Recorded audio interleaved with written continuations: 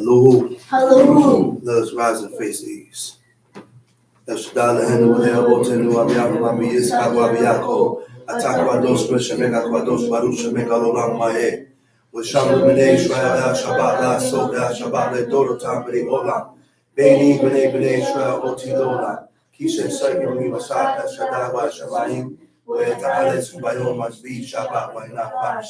Baruch Shemeka, Baruch Yemeneka, Baruch Tulateka, Baruch Kudushateka. El Shaddai Melech, El Shaddai Malach, El Shaddai Himlok L'Olam Ma'eh. Baruch Shem Kabo Makuto L'Olam Ma'eh.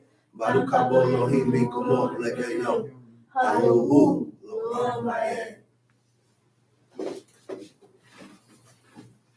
First of all, I'd like to give all honor and praise to the God of Abraham, the God of Isaac, the God of Jacob, the great, mighty, revered God, the Most High God, who bestows his loving kindness, possesses all things, who remembers the pious deeds of the patriarchs, the Most High, slow of anger, great in kindness, forgiving iniquity and transgressions, but who by no means clear the guilty, visiting iniquities of fathers upon the children to the third and fourth generation. The Most High, his work is perfect, for all his ways of justice, the God of faithfulness and without iniquity, just and right is he. Giving due respect and honor to a head in Israel, chief of chief Eleazar, to the chief men, princes, brothers and sisters, I say unto the tongue of my forefathers, Shabbat Shalom. Shabbat Shalom. Back again to another holy convocation, a holy assembly, a holy convocation. What makes the convocation holy is what we speak about. What we speak about, the things that we speak about. That's why God was against having our own conversations, having conversations about things that had nothing to do with God, having conversations about the government and what's going on in society, and Toussaint Dubuller and Martin Luther King, calling these people, we have Israelites calling these people great men. What is so great about Dr. Martin Luther King if he didn't serve the true and living God? What is so great about Toussaint Dubuller if he ain't served the true and living God? What is so great about these people if they ain't served God? But you have Israelites that know of the Creator come up on the pulpit and give dedication and big props to people that denounced your God. To people that serve the devil. To people that serve, that dedicated themselves to devilism. And people come up here and give props to these people. I read in the book where it says in Ecclesiasticus, right? You know what it says in Ecclesiasticus? In like the 40-something chapter? Let me show you something. He said, let us now praise famous men. I'm going to show you who God said is famous. Who God said who is his elect. Who's his chosen ones. And I don't see Martin Luther King in here. I don't see Toussaint Dubuller in here. I don't see Bill Cosby in here. I don't see who else? Malcolm X. I don't see Thomas Edison. I don't see none of these dudes in here. Guys are just civil rights activists. I don't see civil rights activists in here. Because this ain't no civil rights movement. Israelites look at this as a civil rights movement. Oh, our black people. What black people? What black people? I heard a brother told another brother that. He said, well, my people. God was choosy with that. I said, God was choosy with that. You know what he said? He said, hey. He said, my people shall hear my voice. He said, a stranger will not follow. That's what God said, man. So stop looking at every black people as God's people. Stop looking at Michael Jordan as God's people. Stop looking at these people like that. All of them wasn't racist. What's the name of that dude? They stuck a plunger, Diallo. Diallo, up his rectum. Yeah, the cops was racist, but it was supposed to happen to him. Sorry to say, but according to what I read, that's what his hands warrant. That's what his hands want. Your hands warrant what happens to you in the world. God allowed it to happen. The little black kid went to the store. What's his name? To buy Trayvon Martin. You know why that happened to him? Because God had curses, and he drew the sword after us. Because we denounced his laws, commandments, and statutes. I'm not saying they right, but we got to go back and say, why did these things happen to us? Because we denounce God. Where these people hate come from. We denounce God. And the same very people hate your God, and we look at these people as our people. They're not my people. They're not my people. My people serve God.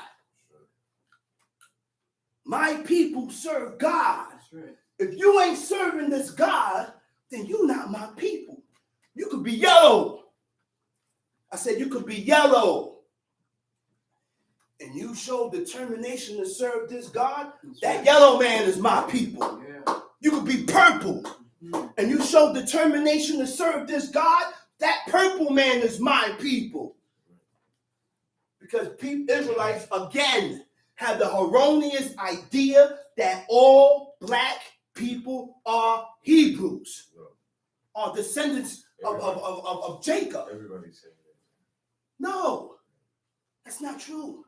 Again, the first world was black. There was a certain time when the color change happened. There's millions of black nations. There was a certain time when the color change started to come in. Okay? Adam and Eve were black. All these men, the first world was black. After God flooded the earth, again, which was shown proof because seashells was found on the highest mountain. What in the world is seashells doing on top of that mountain? It just substantiates the word of God. So now, in replenishing the earth, Noah had 3 sons: Shem, Ham, and Japheth. Again, Shem inhabited the region of Asia, and that's where life began.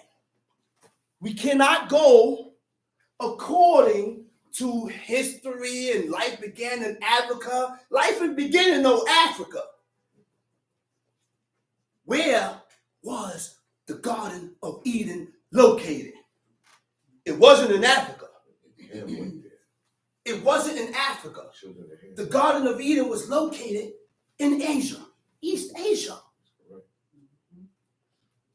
People say Jerusalem is located in Northeast Africa. No, Jerusalem is in Asia. All those spots that we read about is in Asia.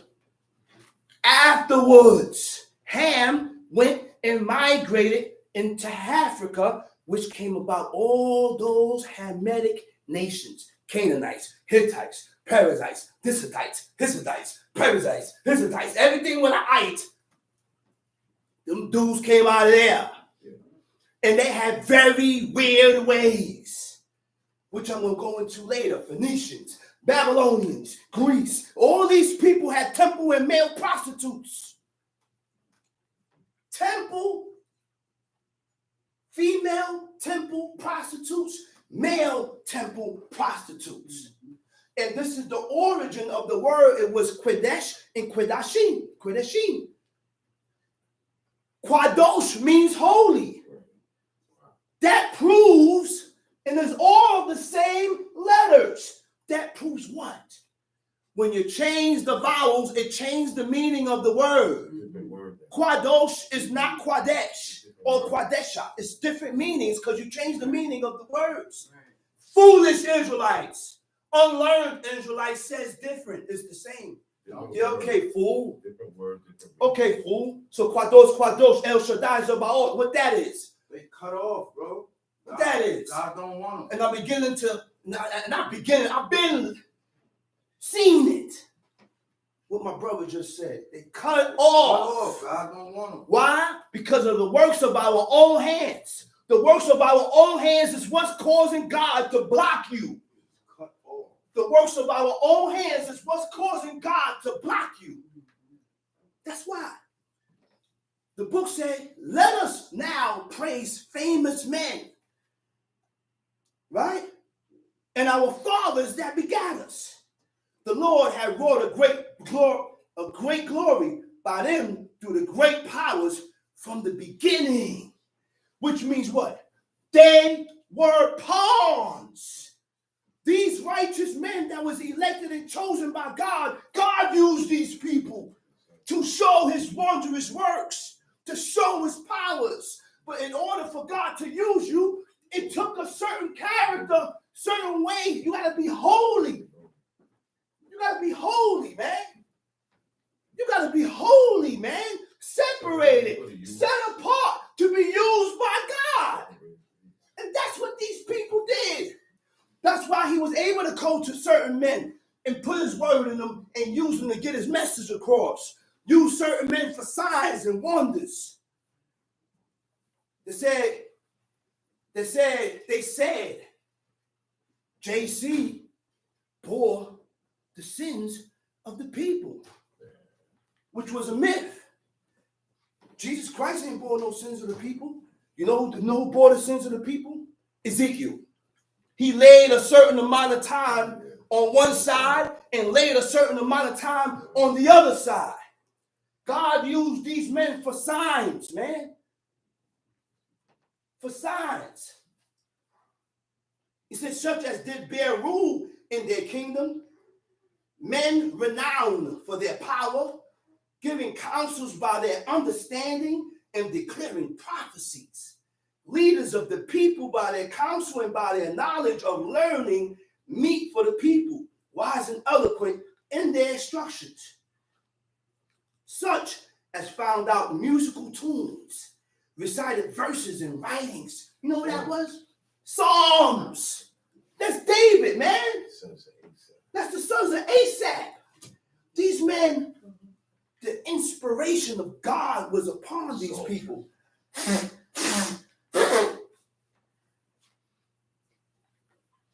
He said, rich man furnished with ability. We're going to get to the point. Let's get to the... Now, it said, the people will tell of their wisdom, then the congregation will show forth their praise. Enoch was one. He was the first one that was chosen of God to where the man changed his ways, cleaned his act up with God, and God looked at him and said, see, once you change your ways with God and you start God start to elevate you and you start to pick up and pick up and pick up, you get to a certain height and elevation where you cannot be around humans because we're not thinking the same. Well, look at Ezra. The things that man did, he transcended. The things that Enoch did, right? Enoch pleased the Lord and was translated being an example of repentance to all generations. Which means Enoch wasn't always like that. It came upon a time when, number one, in order for repentance to exist in a person, he has to think on himself. He has to acknowledge. He has to come to the acknowledgement that I am sinful before God. I have transgressed before God. People don't have that mindset. That's why they argue and debate back and forth with you. Because you have a hard time acknowledging your transgressions and your sins before God. You have a hard time acknowledging that what I was taught before, it's not what it is right now. So you have a hard time sucking in accepting it. Right? He said, Noah was found perfect and righteous. In the book, in Genesis, he said Noah was a just man, was just in his generation. It's not hard to be just in this generation. It's not hard. It's not hard because I don't see nobody pushing up on God. I don't see nobody changing their ways to correlate with God's ways. I don't see nobody changing their mindset to correlate with God's mindset. When a person want to change and be better, these are the things that that man or that woman would voice out of their mouth. My mindset got to correlate with God. So when your mindset correlates with God, you begin to accept everything that you read. When your ways and your character start to correlate with God, you begin to accept everything that you read. Then you start to denounce and down certain things because God down it. Then you start to accept certain things because God accepted.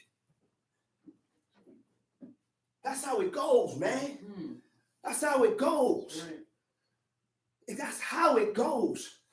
There is certain levels in righteousness. There's levels in righteousness, man. And guess what? There's levels in wickedness. The Most High said, I read in the book where he said, man, this guy did wickedly, but not like unto his father, so-and-so. Yeah.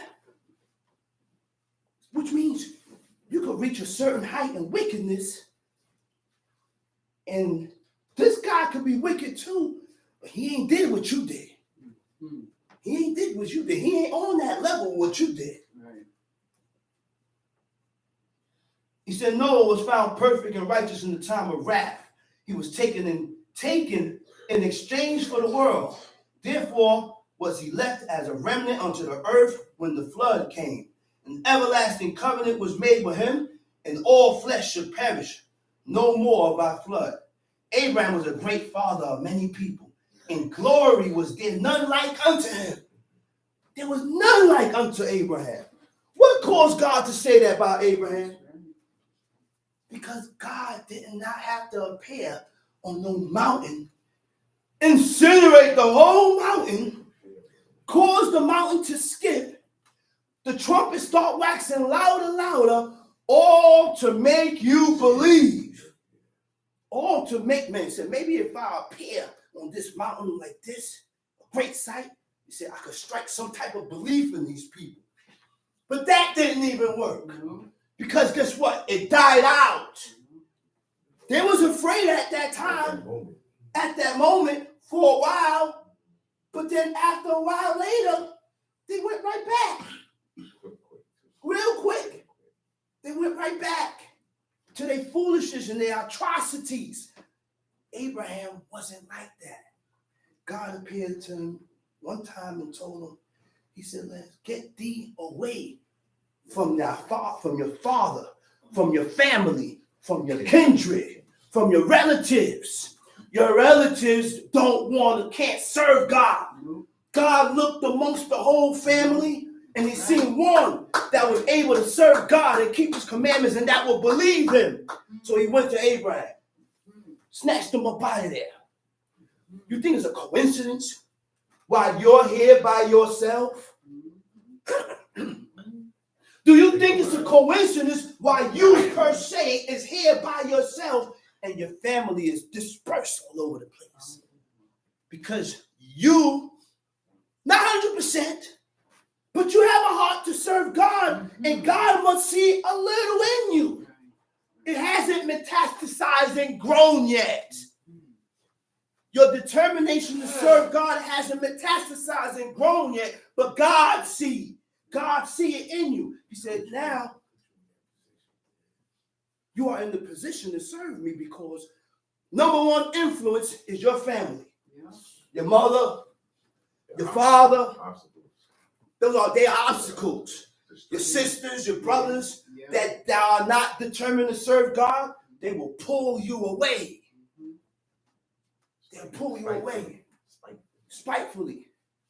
They'll pull you away. So God told Abraham, he said, listen, get up away from your family. That's proof right there. Anytime a person can choose God over family, yeah, that person want to serve God. That person want to do these laws. And that's what God told him. And it didn't take no wondrous thing for him to believe God. He believed them right away. That's what made Abraham different. That's what made Abraham different, man, from the rest. He said, who kept the laws of the Most High and was in covenant with him. He established the covenant in his flesh, which was what? The circumcision. 8 days. Once you have a child, the law said on the 8th day, the child must be circumcised. That was one of the covenant and the agreement between the nation and God, between Abraham and God. Right? He said when he was proved, he was found faithful. We understand this? Do we really understand this? You're faithful. How do God prove us? Where does this proving thing come from? God proved us according to the lifestyle that we chose. Let me do a little more explaining. Let me do a little more explaining. God proved us. He gave us the law. He gave us the law. Now we have to prove ourselves that to God by fulfilling the laws, commandments, and statutes. That's how you prove yourself to God, by fulfilling and keeping the laws, commandments, and statutes. Yeah. Man has to prove themselves to God. Woman, you got to prove yourself to me that you want to do these laws. Because you know certain laws, so it's your obligation to start making certain changes in the house. Start making some separations here between the men's spoons and the women's spoons. Start making some separations between the knives. Start making some separation between the bowls and the plates and the cups. Can we get bed? That's right. Men utensils, woman utensils. That's right. Men chairs, woman chairs. Right. Do this of your own accord. Prove to me that you want to do these laws. Yeah. All right? Start putting your foot down with the rules of the Shabbat. Not being partial. Right. Not being partial. Right. Not putting your father and your mother and your children before God. Because you gotta have strength and courage to do this. Because most people is ashamed. Well, mama, I live different. That's right. Mama, what you say, Ma? Merry Christmas, baby. Well, mama, wait a minute, Ma. Ma, I live different, Ma. Well, what you mean, baby? What you mean? Ma, I don't celebrate Christmas no more. Ma, I live different, Ma. I don't celebrate Thanksgiving no more. Ma, I live different, Ma. I don't celebrate New Year's no more. You got to start making that declaration. Why you got to do it? Why the man got to always step in and do it? Which means you're not 100% here. You're not 100% here. And then I start looking at you with the side eye. Maybe this ain't the right one. That's right. Maybe I need to leave this woman alone. Because she ain't proving to me that she wants to live. Before you prove yourself to God, you got to prove yourself to me. You don't know who God is. I'm the one showing you who God is. Me, I showing you that. So now you got to prove yourself to me first. You proving yourself to your man never stops. That never stops. My father always looked towards my mom to push. Yeah, that ain't stopping. They've been together over 50 years. And when you see certain actions, when you get mad, you say, hey, man, you know what he say to her? To boost her morale, he said, you my wife. You my wife. Like what Tobit's wife told him. Because Tobit was blind, his wife went to do woman's work, sold it, and she got a sheep or a lamb or a kid or a goat for her wages. So he said, hey, woman. He said, where you get this thing from, man? Did you steal it? She said, no. She said, no, she said to him, he said, your acts and your righteousness is known. They know how you get down, so how can I be anything less than you? How can I be any less than you? And that's the order. That's the standards that we need to start following, man. Look, man, you don't know when you're going to go. We don't know the time of our death. Why I say that? Because Friday, I left work early. You know why? The dude fell from one floor to the next. 50, had to be like 40-something, 50 floors. Young dude. He's working on the lift or a scaffold. Leaned a little too in that way and dropped. Died instantly. That could have happened to anybody.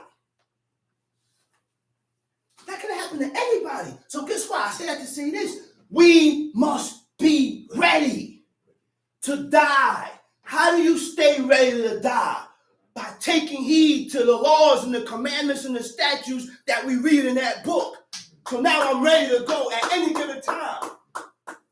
Now I'm ready to go at any given time because I stay ready. I ain't got to brush up and get ready. I'm ready already. I'm ready right now. Because I'm doing these laws, commandments, and statutes by God that we read in this book. So you stay ready. There's no time. There's no time limit. Well, I got time. You ain't got no time. You ain't got no time.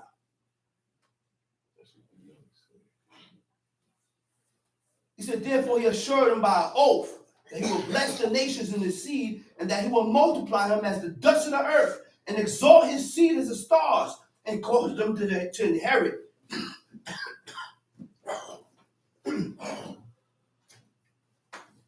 And cause them to inherit from sea to sea, from the rivers unto the utmost part of the land. Right?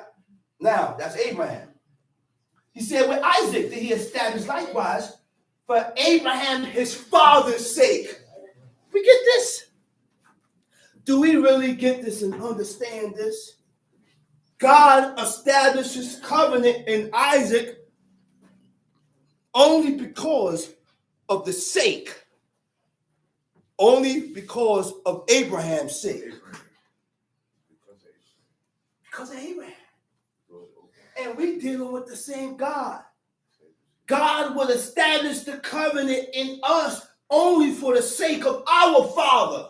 Because how our Father walked before God.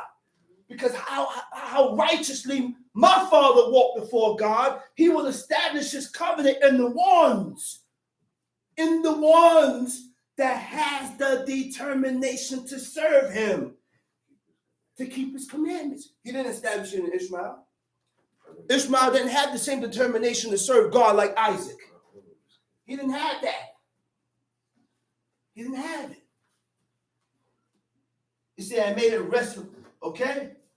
Now, nowhere in the book that I read where it said anything about Martin Luther King. Too soft. I didn't read that nowhere in there. Those are not my famous men. They ain't God's famous men, and they ain't my famous men that I look up to. I don't look up to none of these dudes. All right? He said, I have not spoken in secret in a dark place of the earth. I said unto the seed of Jacob, seek ye me in vain. I, the Lord, speak righteousness. He said, I declare things that are right. We understand that right there? He said, I declare things that are right. Which means what? Which means what? God is the one that tells us and reveals to us what is right, what is wrong. And guess what? We have to follow God's footsteps. How many of us can say that? I declare things only that is right. You got to watch what you say out your mouth. You got to watch the things that you say out your mouth, man. You got to watch the things that you voice out of your mouth. Because you say certain things and it's not in according to what God says. It's not the same. It's not compatible. So we say things contrary to what the Creator says, and we build a wedge. We build a wedge between you and God. Because God, guess what? I read a part in the book where God said, man, I was angry at his voice. God said that. He said, man, I was angry at his voice. At his voice, man. That's what God said. So we need, we're going to go, let's go to Deuteronomy 23. All right? Let's go to Deuteronomy 23. You hold that spot. All right? Deuteronomy 23. You got that? Okay, you stay right there. I'm gonna go into something else quick fast. I wanna hit something quick fast. Deuteronomy 30, verse 10. Right? It says, if thou shalt hearken unto the voice of God, unto the Lord thy God, to keep his commandments and the statutes which are written in this book of the law, and if thou turn unto the Lord thy God with all thine heart, with all your heart, which means in order to turn to God with all your heart, we must make our mind up. We must make our mind up. You're not going to turn to God 100% if your mind ain't made up to do this. Because when your mind is not made up to do these laws, there goes the opinions, there goes the explanations, there goes the and, ifs, and buts. When you're determined, when you have 100% determined to serve God, all I'm going to do is read and do. That's it. That's it. I'm not going to be looking for no explanation. Mm-hmm. I'm not going to look for no way. Can you explain this? And then next thing you start looking for a chair to pick up the chair and throw it. Sound like my pops. That's what sound like my pops. We all have a little string here because we come from the rock. We come from this, not the rock, but we come from him.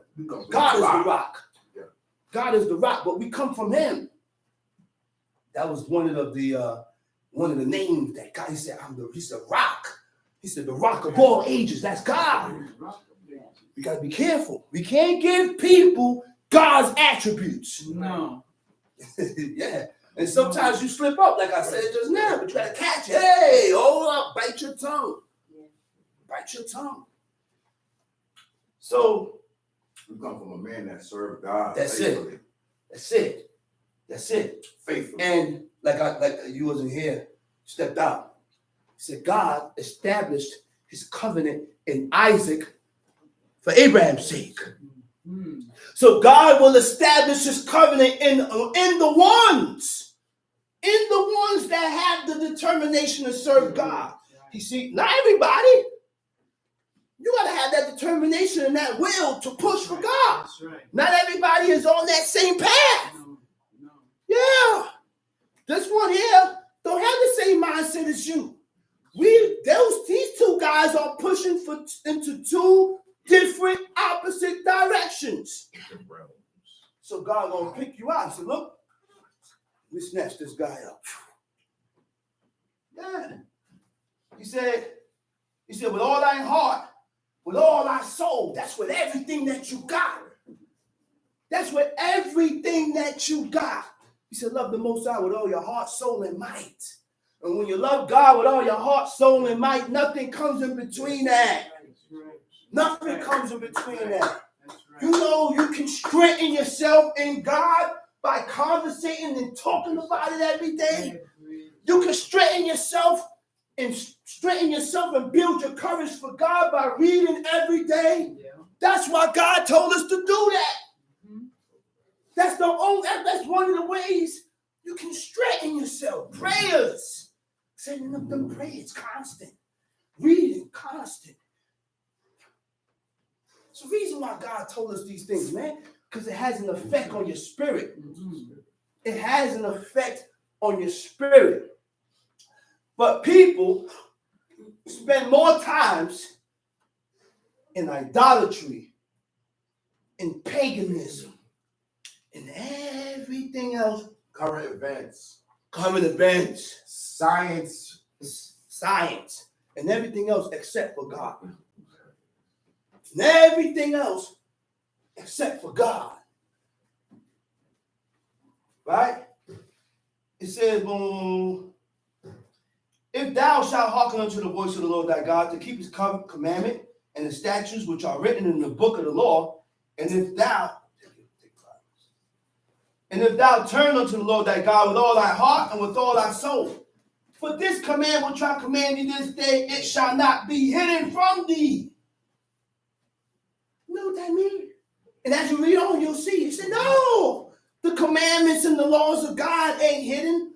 Number one, you know where it's at? Good and evil is in all of us. We just decide to do the opposite of good. You know to do this, it was wrong, but you still do it. You still do it.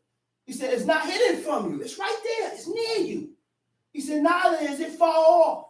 It's not in heaven that thou shouldest say, who shall go up for us to heaven to bring it unto us, that we may hear it and do it. Neither is it beyond the sea that thou shouldest say, who shall go over the sea for us and bring it unto us, that we may hear it and do it. He said, but the word is very nigh unto thee, in thy mouth and in thy heart, that thou mayest do it. In your mouth? When it speaks about the heart, it speaks about the mind. It's here. Because before we violate and do and commit sin, transgression against God, it comes here first. And you know it's wrong. But you still act upon it because you don't have the strength to pull away. You don't have the strength to pull away from iniquity. You don't have the strength to rule iniquity. Because we don't do the things to strengthen ourselves, to rule over this thing called sin. He said, see, I have set before thee this day life and good, death and evil. In that I command thee this day to love the Lord thy God, to walk in his ways, and to keep his commandments and his statutes and his judgments. We get this? God commanded us to love him. But in order to love God, I have to walk in his ways. I have to keep his laws, commandments, and statutes. So you can't say you love God if you're going against his laws. I can't say, and you see the difference? The ways of God and the commandments, laws, the commandments and the statutes and his judgments is different.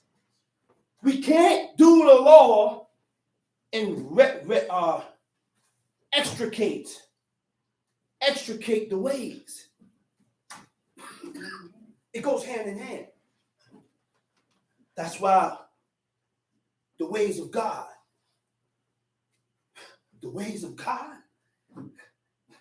it will change your thinking pattern in the way. Listen, Look, man. Yeah. I'm gonna show you the ways. I'm gonna say a certain. I'm gonna quote something in the book. These two guys was the sons of two kings. The two kings made a league, and because of the two kings making a league, their sons considered the league that their fathers had, and they went to each other and said, "Nothing could come between me and you because of the league that our fathers made." That's the ways of God. Right. Yeah. So we have to follow these ways, man, to be accepted of God. But people want to push up on the law, but want to eradicate the ways of God, because the ways of God put a stop to the things that you want to do. I want to do it so bad. I don't like them. But it doesn't correlate with the ways of God. It doesn't correlate with the ways of God. God look at two things. Those are the two things that God look at and recognize. He said that thou mayest live and multiply, and the Lord thy God shall bless thee in the land whither thou goest to possess it. But if thine heart turn away, that's the first thing that goes. Before I start putting it into actions, before I start doing anything, your mind begins to turn away from God. You start having opposite and contrary thinking, contrary and opposite thoughts, opinions. All these contrary thoughts and opinions and thinking patterns is opposite and contrary to what God says. Then you start questioning certain things. Now, guess what? You're on the opposite side. You're on the other side looking in. That's how it starts. But it all starts, everything starts with the mind. Everything begins and starts with the mind. When a person wants to serve God, it begins here. You begin to think about it. That's where you make your mind. You say, man, you know what, man, I need to stop playing around. I need to stop playing around. The person that say these things acknowledges that God is real. You know why people don't start making these type of thoughts? Because they don't believe in God. They don't really think that this creator is real. Because if you really believe thoroughly that this God is real, I will begin to stop doing the things that is unlawful. I'm not going to put time in between. Oh, I got to do this now. I got to accomplish this now. I got to fulfill this now.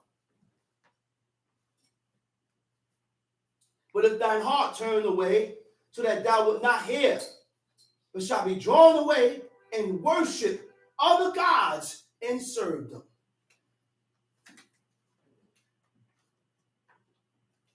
Worship other gods and serve them. To serve means to comply to their commands. And in order to not comply to the commands of these deities and idols, I gotta know the book. I gotta know the book. That's not, so you can be able to determine that's not our custom. It behooves you to go that way. I can't follow this. That's not our custom. I need to pull back from this. That's not our custom. I shouldn't be doing this. That's not our custom. I got to pull away from this. You can tell the difference. I denounce unto you this day that ye shall surely perish, and that ye shall not prolong your days upon the land, whither thou pass it over Jordan to go to possess it. I call heaven and earth to record this day against you. That's God. God called heaven and earth to be a witness. To be a witness against us. Right? That I have set before you life and death, blessings and cursings. Therefore choose life, that both thou and thy seed may live. That's not no metaphor. No. That's not a metaphor. Right. Why would God say choose life so that thou and thy seed may live, but we die? But we die. It's all through the book. Israelites don't want to agree with it and say, oh, that's not there, that's a metaphor, boom, boom, whatever. You know why? It ain't for you to believe it, because now the ones that have chosen to serve God, those are the ones that's going to believe it, because now you have something to look forward to. The ones that cut off don't have nothing to look forward to. So they're not going to believe this because you're cut off already. So you ain't going to believe that. You ain't going to believe this. Not. And by you believing that, it's going to strike some type of, it's going to strike a certain type of mindset and make changes within the person to be better with God, with the Creator. He said, thou mayest love the Lord thy God, and that thou mayest obey his voice, and that thou mayest cleave unto him. For he is thy life and the length of thy days, that thou mayest dwell in the land which the Lord sware unto thy fathers, to Abraham, Isaac, and Jacob. Tamshi, teach me God. Deuteronomy chapter 23. We're in Deuteronomy chapter 23. He that is wounded in the stones, or hath his private member cut off, shall not enter into the congregation of the Lord. Okay, now, he that is wounded in the stones, he that is wounded in the stones, right? Or had his private member cut off, shall not what? Shall not Enter into the congregation of the Lord. The congregation of God. Do we know who these type of people is? His stones is his testicles. His private member is his organ that you use to cohabitate with. All right? Those are called eunuchs. Stay where you at. Those are what you call eunuchs. Most eunuchs didn't have a sexual organ here, and most eunuchs had a tongue. Their tongue was cut out. Right? Now, it says, I'm going to dip in to give you an example. Now, go ahead. Now, what it said? It said, he that is wounded in the stones or had his private member cut off shall not enter into the congregation of God. God said that, which means a eunuch is not accepted. If you don't have your sexual organ, a male sexual organ, and your tongue is cut out, he said those type of people are not accepted into the congregation of the Lord. Now I'm going to go to Isaiah 56 to show you the importance, to show you how important it is to observe the Sabbath day without profaning it. To profane the Sabbath day means to make it common, like the rest of the days. You treat the Shabbat day like the rest of the 6 days. Yeah. Okay? He says, thus saith the Lord, keep ye judgment. What is judgment? Judgment is the penalties for violation of the laws, commandments, and statutes. Right? And do justice. The word justice, it means to be just. It means to be right. Right? Now, when you're just, you're impartial. You're impartial. All right? What is impartial? You don't deal with partiality. That's right. This guy's wrong. Whether he's my son or whether he's my daughter, you're wrong. Right. This is the penalty. This is what has to happen. That's right. The only one, all right? Now, just and right. Now, only God determines what is just and what is right. And you will only learn what is just and what is right according to what God said is just and right by reading the book. Don't tell me that's not just if God didn't say it wasn't just. If God didn't say that wasn't just, then I guess it's just. I can do it. But people channel their definition and their meaning of what is just and right according to what? To their own view. they judge, they look at things as being just and right according to your own view, and that's not right. That's not right. God ain't said it was just. God didn't say this was right, so it ain't right and it ain't just. God said it's just. God said it's right, then it's right and it's just because it's right and just according to what God says. And that's what people need to realize. No matter how you feel, according to this situation, you have to relinquish and remove these forward thoughts and begin to rule your spirit and make yourself agree with God. Agree with God, man. Agree with God. Okay. He said, for my salvation is near to come, and my righteousness to be revealed. Blessed is the man that doeth this, and the Son of Man that lay hold on it, that keepeth the Sabbath from polluting it. From polluting it. Now we're going to go into certain aspects of how do we or do you pollute the Sabbath. Okay?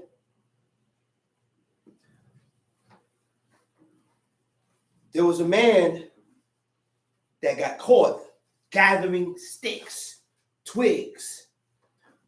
The word for gather is laquat, lamed kuf tet. It means to gather.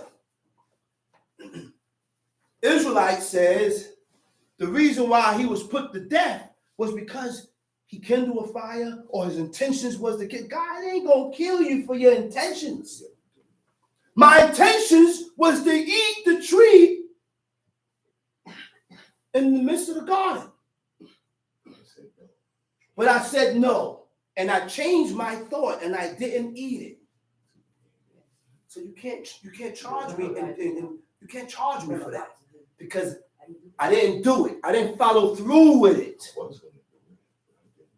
But the thing that he did was gather, and they caught that man gathering, and they took him, put him in jail.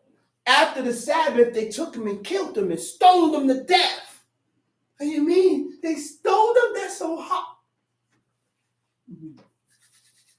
The more and more you start to turn towards God, is the more and more you begin to hate people that talk against God. That's right. That's right. Don't tell me what my God did was cruel. That's right. Because now I'm gonna get angry and this war. Don't do that. Don't do it. Don't tell me what God said is cruel. Don't tell me that God said boom, boom, boom. But how was it? Don't tell me that, and I don't want to hear it. You best to keep it to yourself. That's blasphemy, man. I don't want to hear it. You feel God is cruel? Then I'm cruel because I agree with what God says. Right. Get away from me. That's right. Jump off the roof. Go on, go. Get away from me, man. Because guess what? I don't have ties with no one. My ties is number one with God. Mm-hmm. That's where my ties is at. My personal ties and my link and my connection is with God. One, my bond is with God. No, my next bond is with my parents. Tobit said, Tobit to Tobias, he said, when I'm dead, Lots, he said, don't abandon your mother. Don't despise your mother. That's what he told me. He said, don't despise your mother. And when you abandon your mother, you despise her. He said, don't despise her.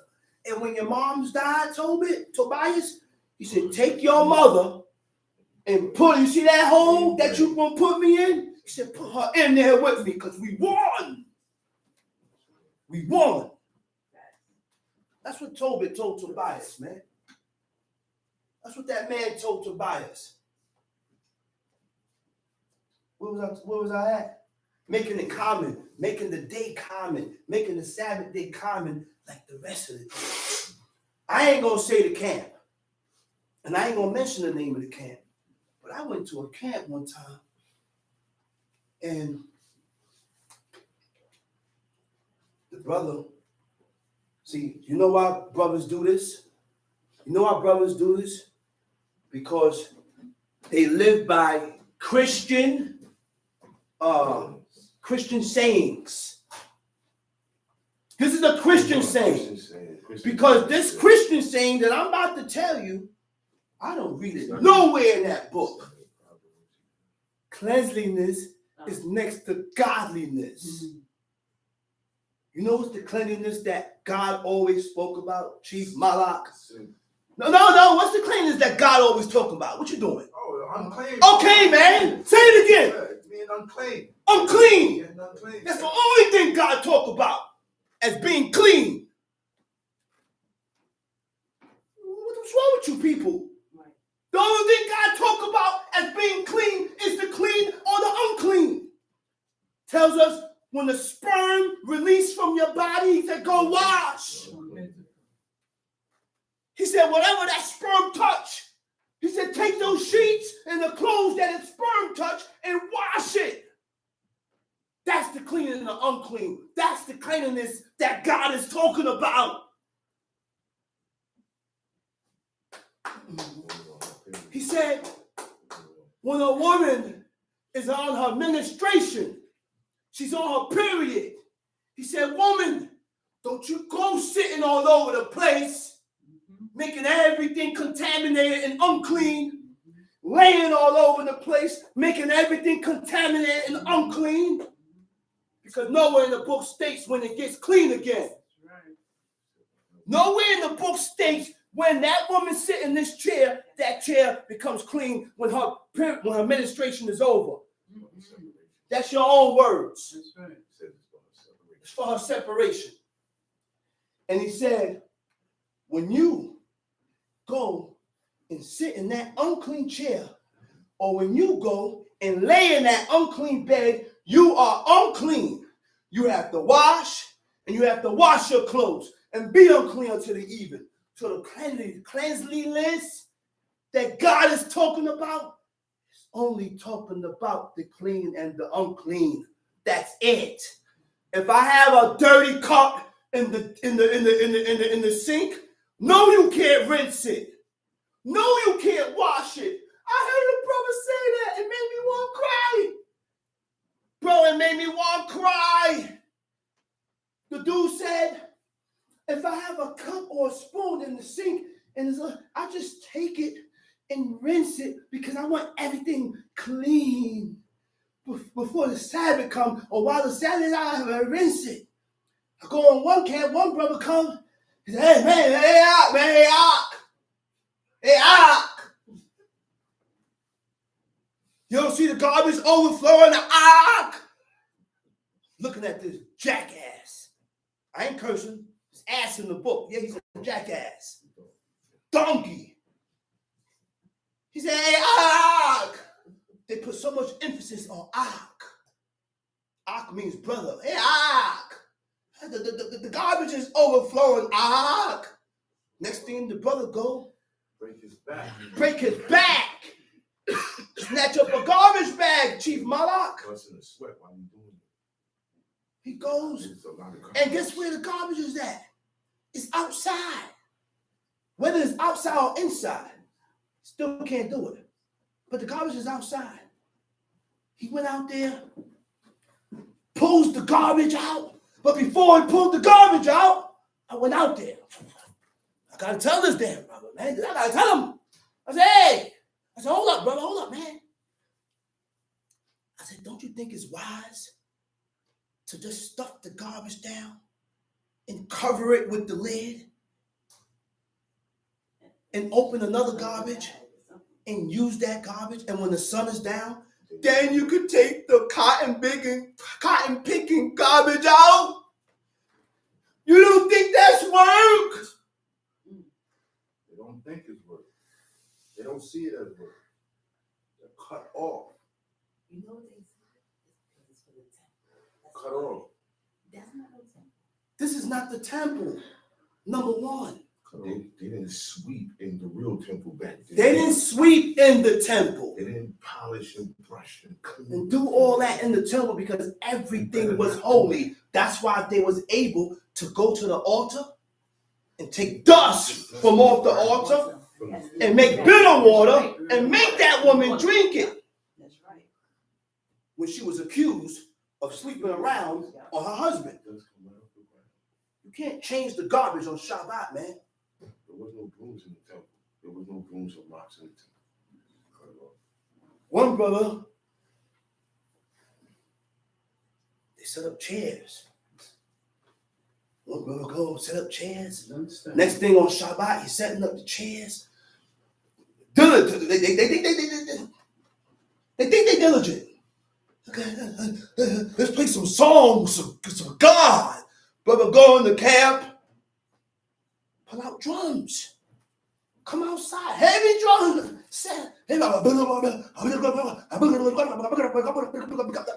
I'm looking at these fools.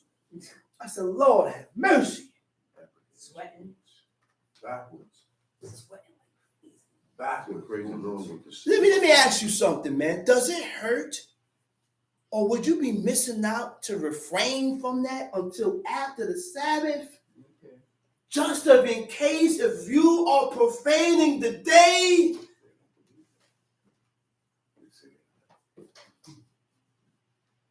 Shabbaton. When you look up the word for Shabbaton, it means to cease from activity. Not just work. People don't study. That's why when the Israelites have events, Unity Shabbat. events called what? Unity Shabbat. Unity Shabbat. Uh-oh.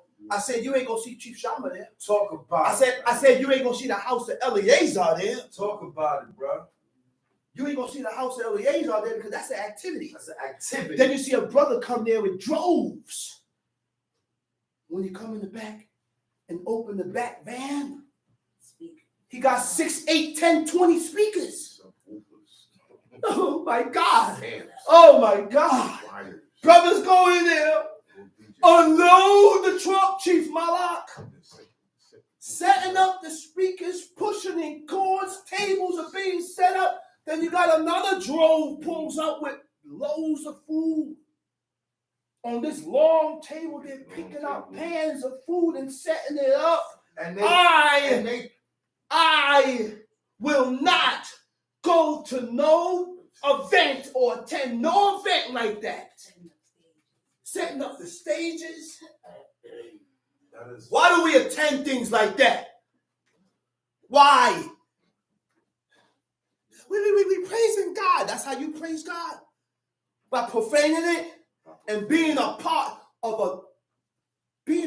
and attending. Look, man, David said, I will not attend. To attend is to participate and to be a part. Well, I don't do it, but you're there.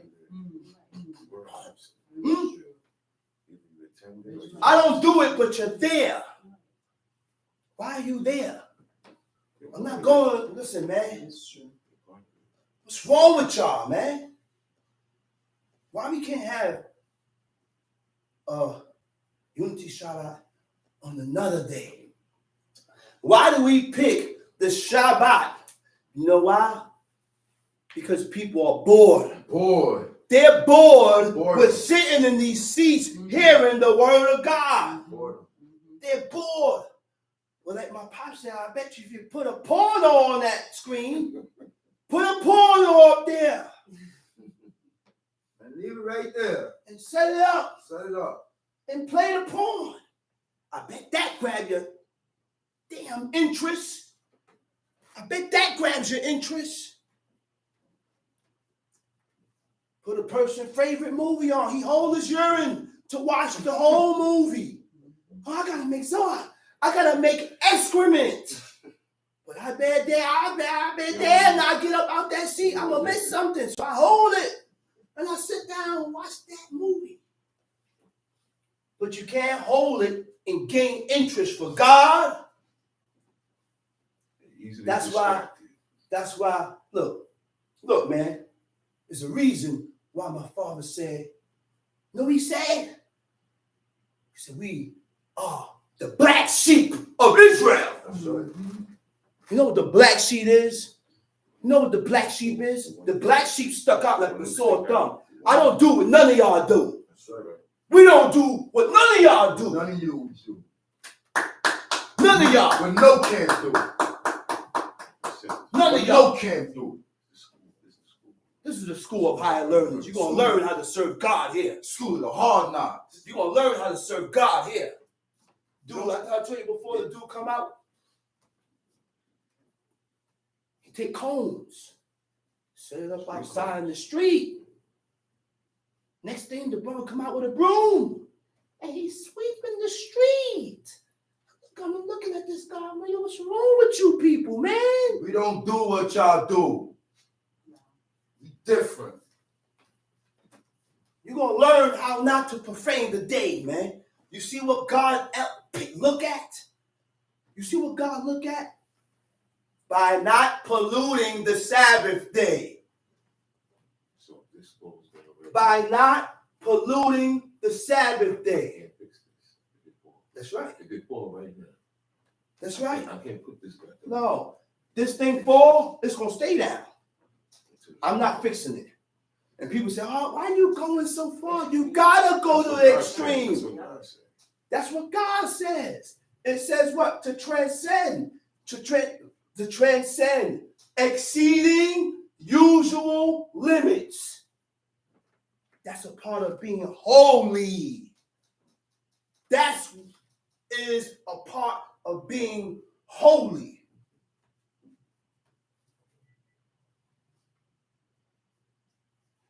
He said, blessed is the man that doeth this, and the son of man that layeth hold on it, that keepeth the Sabbath from polluting it, that keepeth the Sabbath from making it common, and keepeth his hand from doing any evil.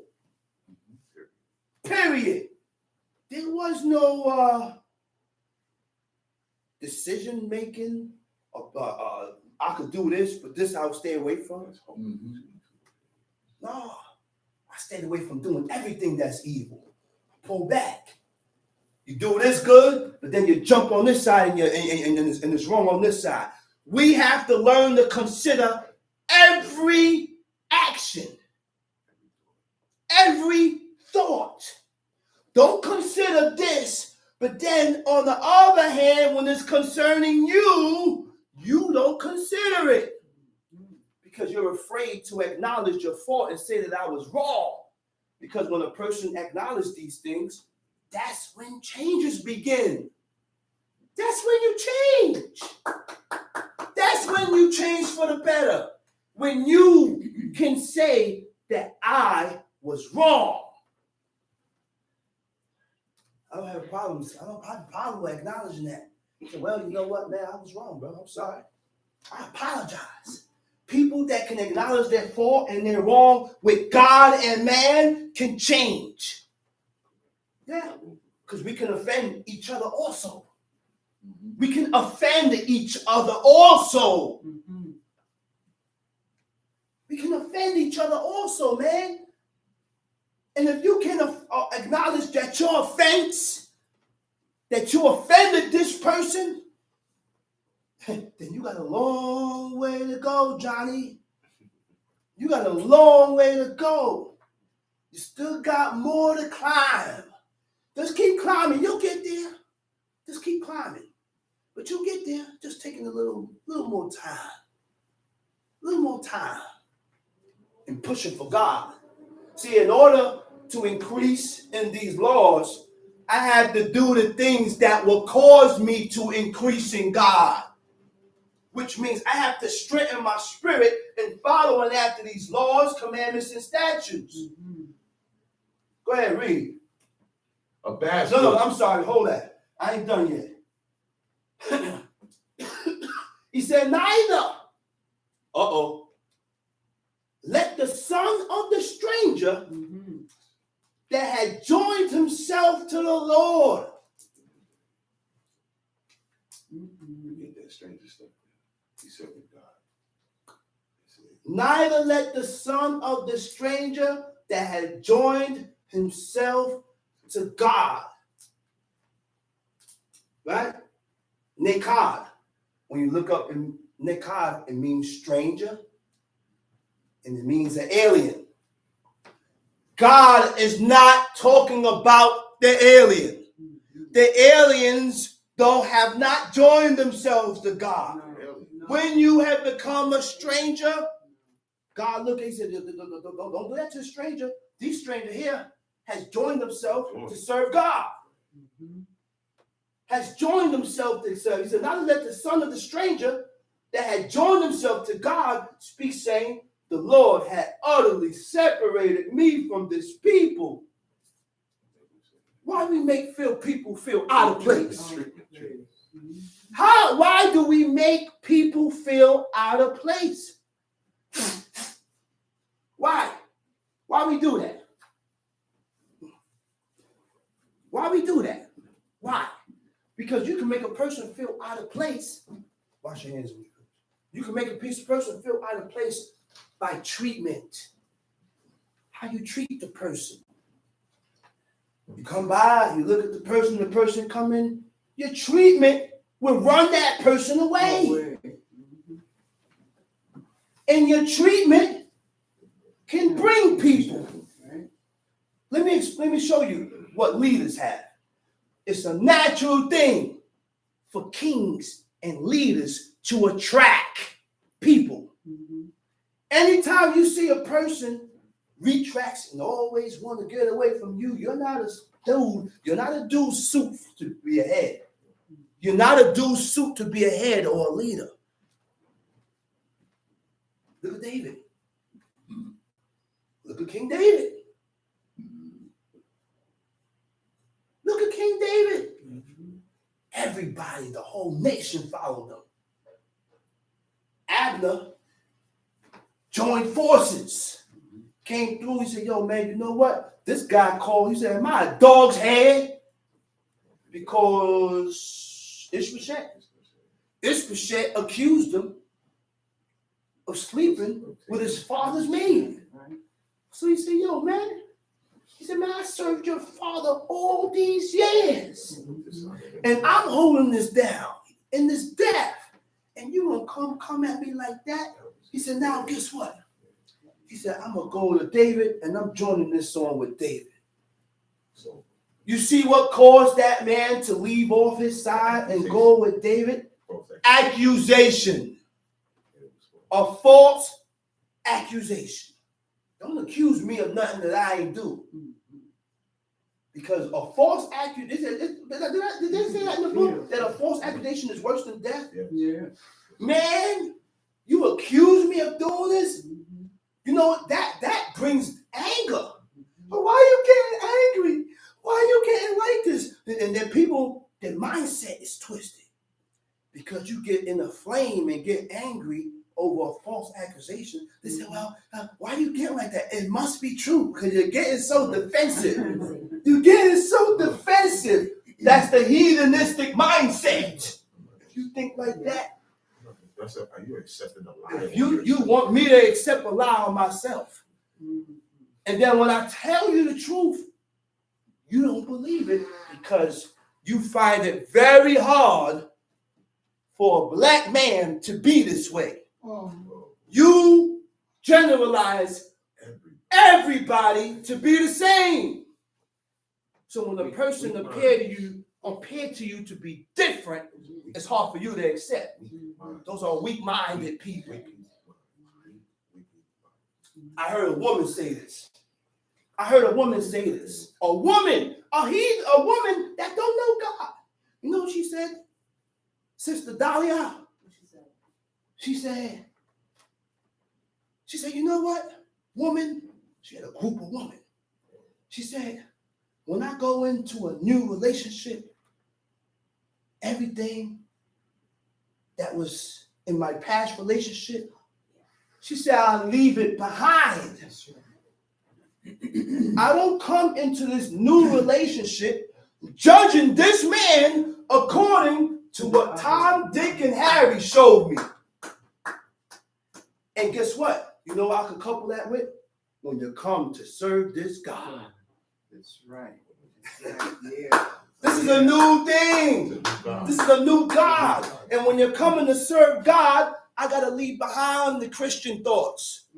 I got to leave behind the Muslim mentality. I got to leave behind the African mentality and all those pagan mentalities, because if you don't leave behind, you're going to start comparing.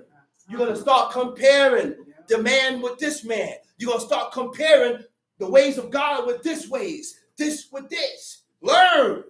That's right. Then you're going to start criticizing God because certain things you accept, and then because of what I was taught before, I don't accept it. Yeah. That's why you had people still come and say that Adam had 2 wives. You was taught that on the other side of the flood. Leave that alone. The book didn't teach us that. There's no such thing. All right? He said, now to let the eunuch say, behold, I am a dry tree. Don't do things to cause the eunuch to say, well, I'm a dry tree. He's a dry tree because he don't have that sexual organ to cohabitate. So now watch, listen now. Certain conversations I shouldn't be having in front of this eunuch. You know why? Because it's the conversation that me and you was having. He can't have it because he's not equipped with it. So we can't have, why do I conversate about having sex and how good it was in front of the eunuch? You like, oh damn, I can't even see that. He said, man, I'm a dry tree, which means your conversation could cause a person to feel a certain way. That's more righteousness, that's things. Look, man. Okay. 2 black men and 1 Chinaman. Certain conversations I can't have in front of that Chinaman. Because I don't want the Chinaman to feel a certain way. So to be offended by what me and you was talking about. That's righteousness. Why are we not aware of these things? Why do we go up on the pulpit and talk about strangers, and we got people in the convocation, and you got these people thinking that they're strangers. So now next thing, the person that you got thinking that he's a stranger, he disappears. He disappears. Because you go up on the pulpit talking about this is a black nation. We are all strangers. Come on, man. Certain things you gotta hold at. You can't be voicing certain things, making people feel out of place. That's not righteousness, man. He said, for thus saith the Lord unto the eunuch that what? That keeps my Sabbath. Right? He's a eunuch. And God said, these type of people are not accepted. But the eunuch keeps the Sabbath. God gave him a pass. He said, thus saith the Lord unto the eunuch that keep my Sabbath, and choose the things that pleases me, and take hold of my covenant, even unto them. See? And this is why God was able to choose and accept people from other nations, because they chose God. They made themselves an exceptions, and they chose to serve God. Tamshi, go back to Deuteronomy 23. Deuteronomy chapter 23, verse 2. Uh-huh. A bastard shall not enter into the congregation of the Lord. A bastard. Now, the American definition of bastard is when the father is not around. Father's dead. Oh, he's a bastard. I'm a bastard now. My father here. That's not a bastard. When the child father is gone or he's dead, you are fatherless. You are fatherless.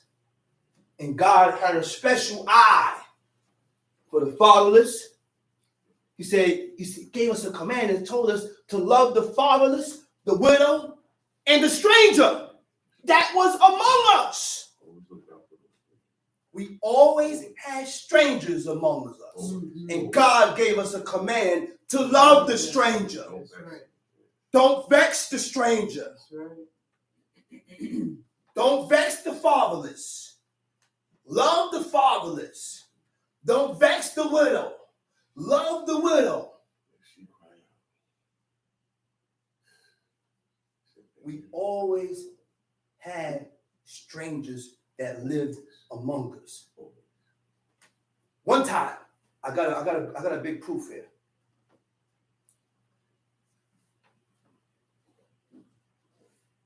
During the Shabbat, during the appointed times, Chief Malak, when those times comes up, you know what happens? The gates shut. The gates are shut. Everything is shut. There's no coming in and out. There's no traveling through. The only thing that's beyond these gates is the nativity and the strangers. During the time of Exodus, God said, the stranger cannot eat of the sacrifice, of the Passover. The stranger cannot eat of the Passover. Now, all right, bastard, right? Mamzer. A mamzer is an illegitimate child. What is illegitimate? Not sanctioned by law. Let me explain that. Why is it not sanctioned by law? Because God, it was God-given right that a man was able to give his daughter to any man he decided to, whether he was an Israelite or not. But, right? Whether he was an Israelite or not. Yeah. And God didn't charge him. No. Even though the law said, don't marry your sons and don't marry your daughters into these people, there were certain things that our fathers can do, and God won't charge them for it. That's right.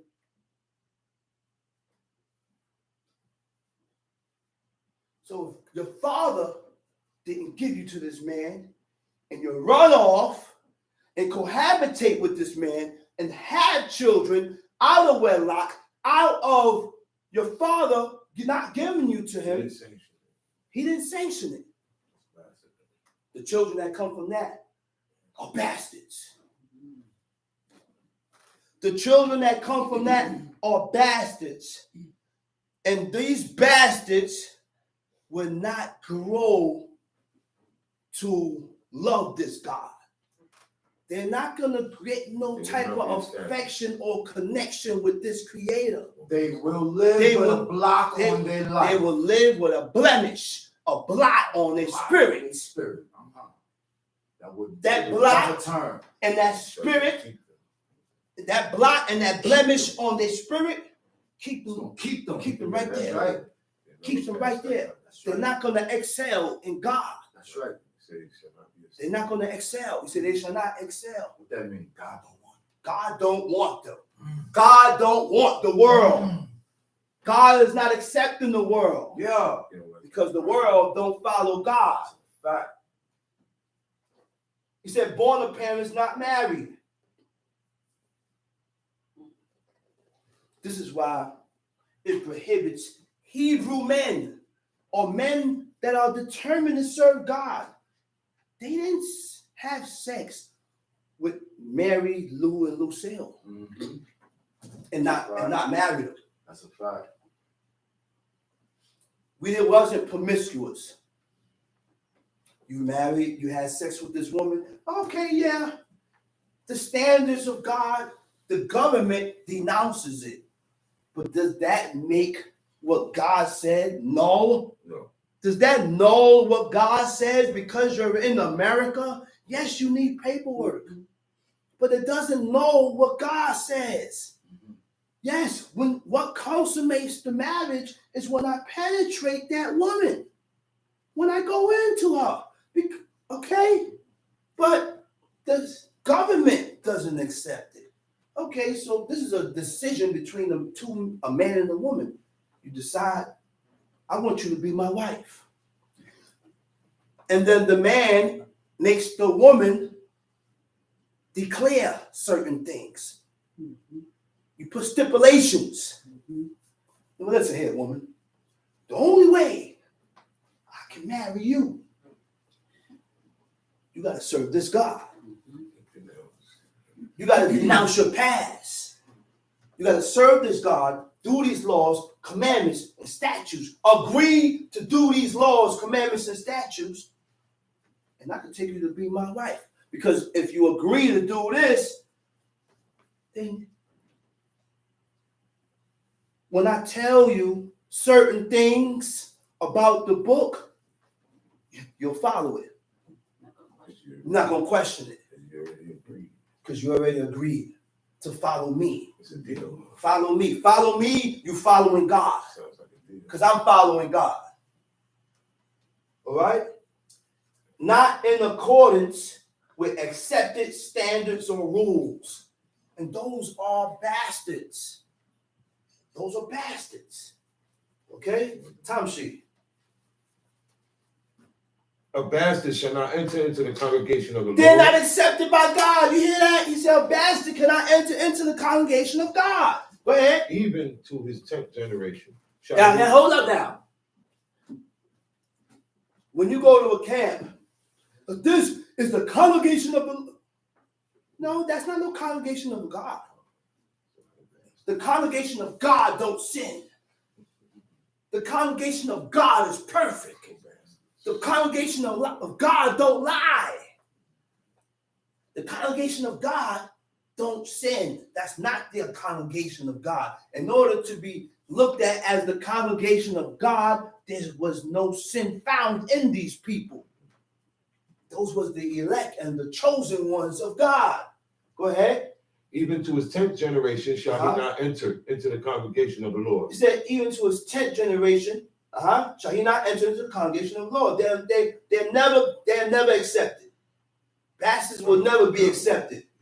Come, see. An Ammonite or Moabite shall not enter into the congregation of the Lord. Even to their 10th generation shall they not enter into the congregation of the Lord forever. Why was Moab and Ammon not accepted? Moab and Ammon, these two guys, were the sons of Lot. Okay? There came a time when a place named Sodom and Gomorrah. The word Sodom come from the word sodomite, come from the word Sodom. And they did a lot of atrocious acts. They did a lot of things in that place that God was against, which caused God to destroy that whole spot.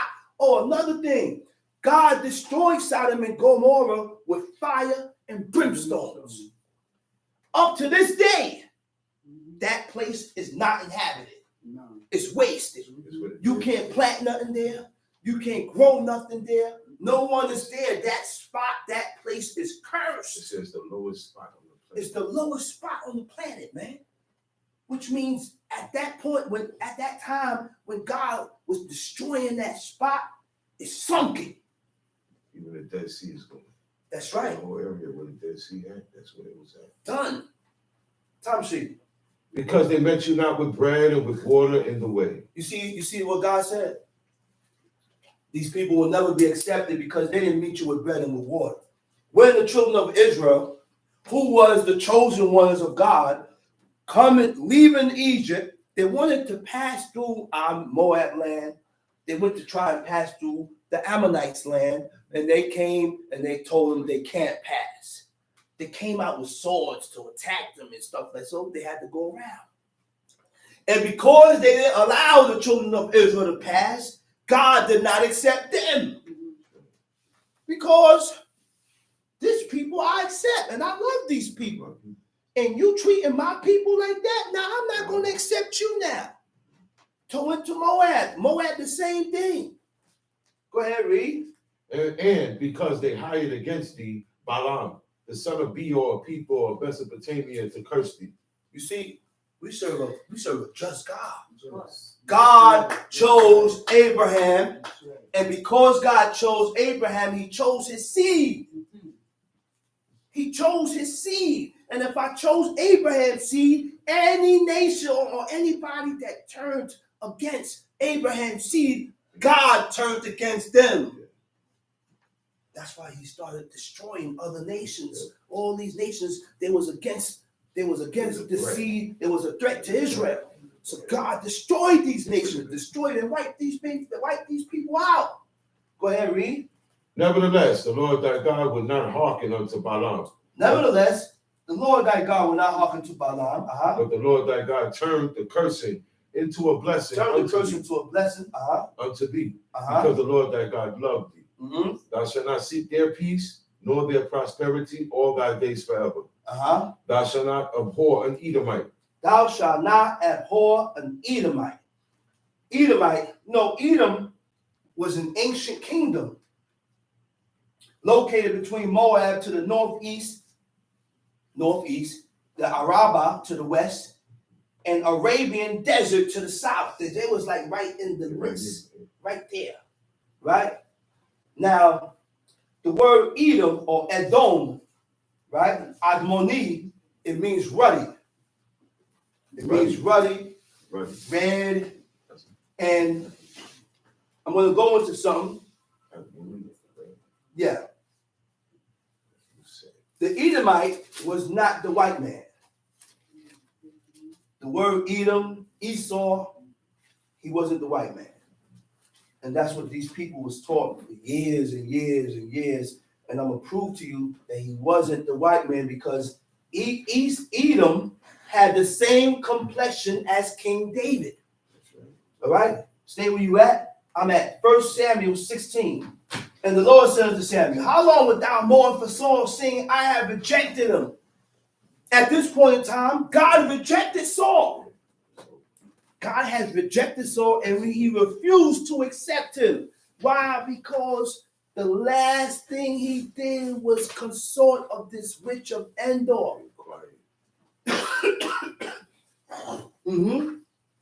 He inquired of the witch of Endor for an answer because God wasn't answering him. God has rejected him and he was cut off from conversation. Okay? So he got desperate and he went to the witch of Endor for an answer. Sounds like Cain. Cain didn't have no connection with God. Why? Because he didn't do good. He didn't take deep. He didn't improve. And because he didn't improve or improve with God, there was no connection between him and God. Next thing, how did it show that there was no connection between him and God? Because Cain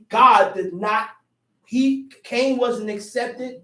And in return, because Cain wasn't accepted, his offering wasn't accepted. Okay? Now, how do you know that Abel's offering was accepted? It was accepted the same way Solomon's offering was accepted. After he finished saying that prayer, fire came down and sucked up that offering.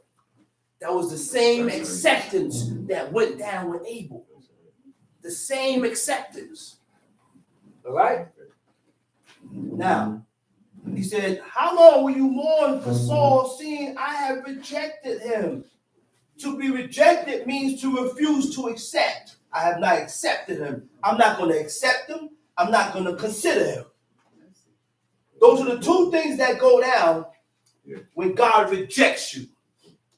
When God rejects you, you're not accepted. You're not chosen. You're not the elect, right? And you're not considered. Okay? He said, Samuel said, how can I go? Now, God told Samuel to go and choose to go. Samuel said, how can I go? If Saul hear it, he's going to go to Jesse so God could show him who's going to be the next king. So he said, now how am I going to go? He said, if I go and Saul hear it, he's going to kill me. The Most High, look what God told him. He said, take a heifer with thee and say, I am come to sacrifice to the Lord. Don't tell him you're going to choose this guy to be king. He's going to do a sacrifice, but leave that out. Right? Samuel did that with the okay? So now I'm gonna go to the let me go to the direct part. I'm at 1 Samuel chapter 16. Okay, I'm going to verse 12. And he sent and brought him in. Now he was ruddy and withal of a beautiful countenance, goodly to look to. And the Lord said, arise, anoint him, and this is he. The word for ruddy is admoni. Admoni is the same complexion of Esau. So that tell you right there that Esau and King David had the same complexion. He was red. He was ruddy. He wasn't the white man. That color change started and began at a certain time period where they migrated into the cold region and they started to lose pigmentation and their hair generations. This happened generations. This happened before. Okay. The pigmentation of their hair started to get lighter. All right. Go back to what you where you was at. Deuteronomy chapter 23, verse 7. Thou shalt not abhor an Edomite. Thou shalt not abhor an Edomite. For he is thy brother. But he is thy brother. Read. Thou shalt not abhor an Egyptian, because he said, don't abhor, don't hate the Edomite, because he's your brother. He's your brother. Which means what? God is against two brothers hating each other. You hear that? Esau stopped him too. What he said. You hear that? God is against that. Yeah. Me and you as brothers, I cannot develop hatred for you because we come from the same father. He did this. He said this. Which means whatever that brother did, I should be able to look past it and forget about it. That's what God said. God said, I don't care what this guy did or what took place. He said, don't hate your brother in your heart. So even if they say the white man is Esau, don't hate him. Go ahead. Because it said, thou shalt not abhor an Egyptian, because thou wast a stranger in his land. He said, don't hate the Egyptians because you, Israel, was a stranger in the land of Egypt. Which means what? I live in the region or in the land of Egypt. So because I lived in Egypt, I cannot hate the Egyptians. I live in this man's house. I can't despise him because I lived in his house. This is the ways of God, man. You had people that will live with you and hate you and despise you. Got so much to say with you, but I must be not that bad because I allowed you in my place. Go ahead. The children that are begotten of them shall enter into the congregation of the Lord in their third generation. You see that? Because we lived in the land of Egypt for 430 years, God said these people will be accepted in their third generation. Read. When the host goeth forth against thine enemies, then keep thee from every wicked thing. Okay.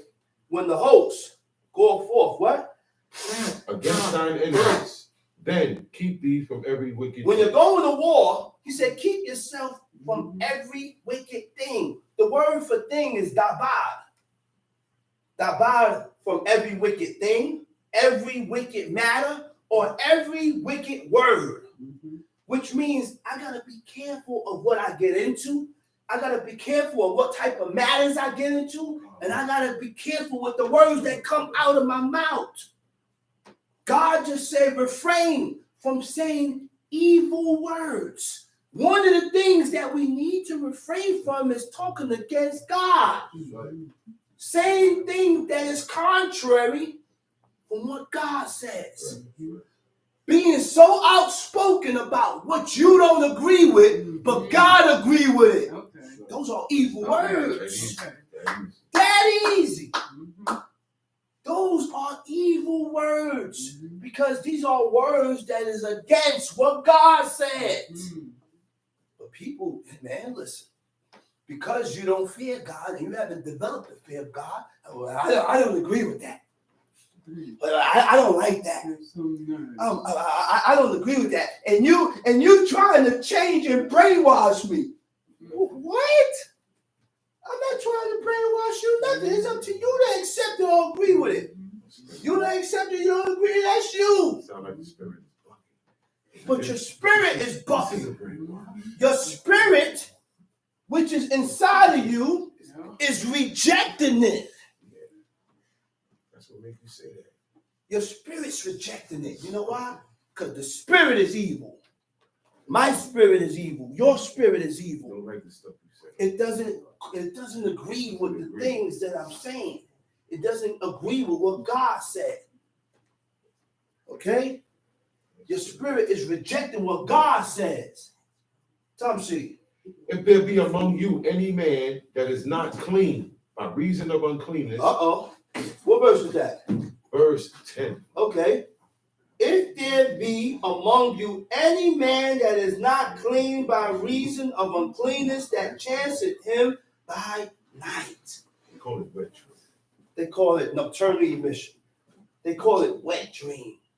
This is what God is doing. Cleanliness is not next to godliness. The only cleanliness that God is talking about is the clean and the unclean. This is what God is against. But a dude will worry about cleaning his kitchen and washing his dishes, but he just cohabitated with his wife and he refused to wash before sunset. This is all backwards.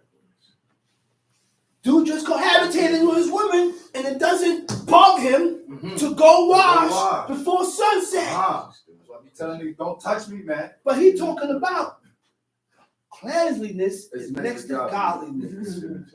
Yeah. So make sure you wash the dishes. God ain't talking about no dishes. And you unclean. And you unclean.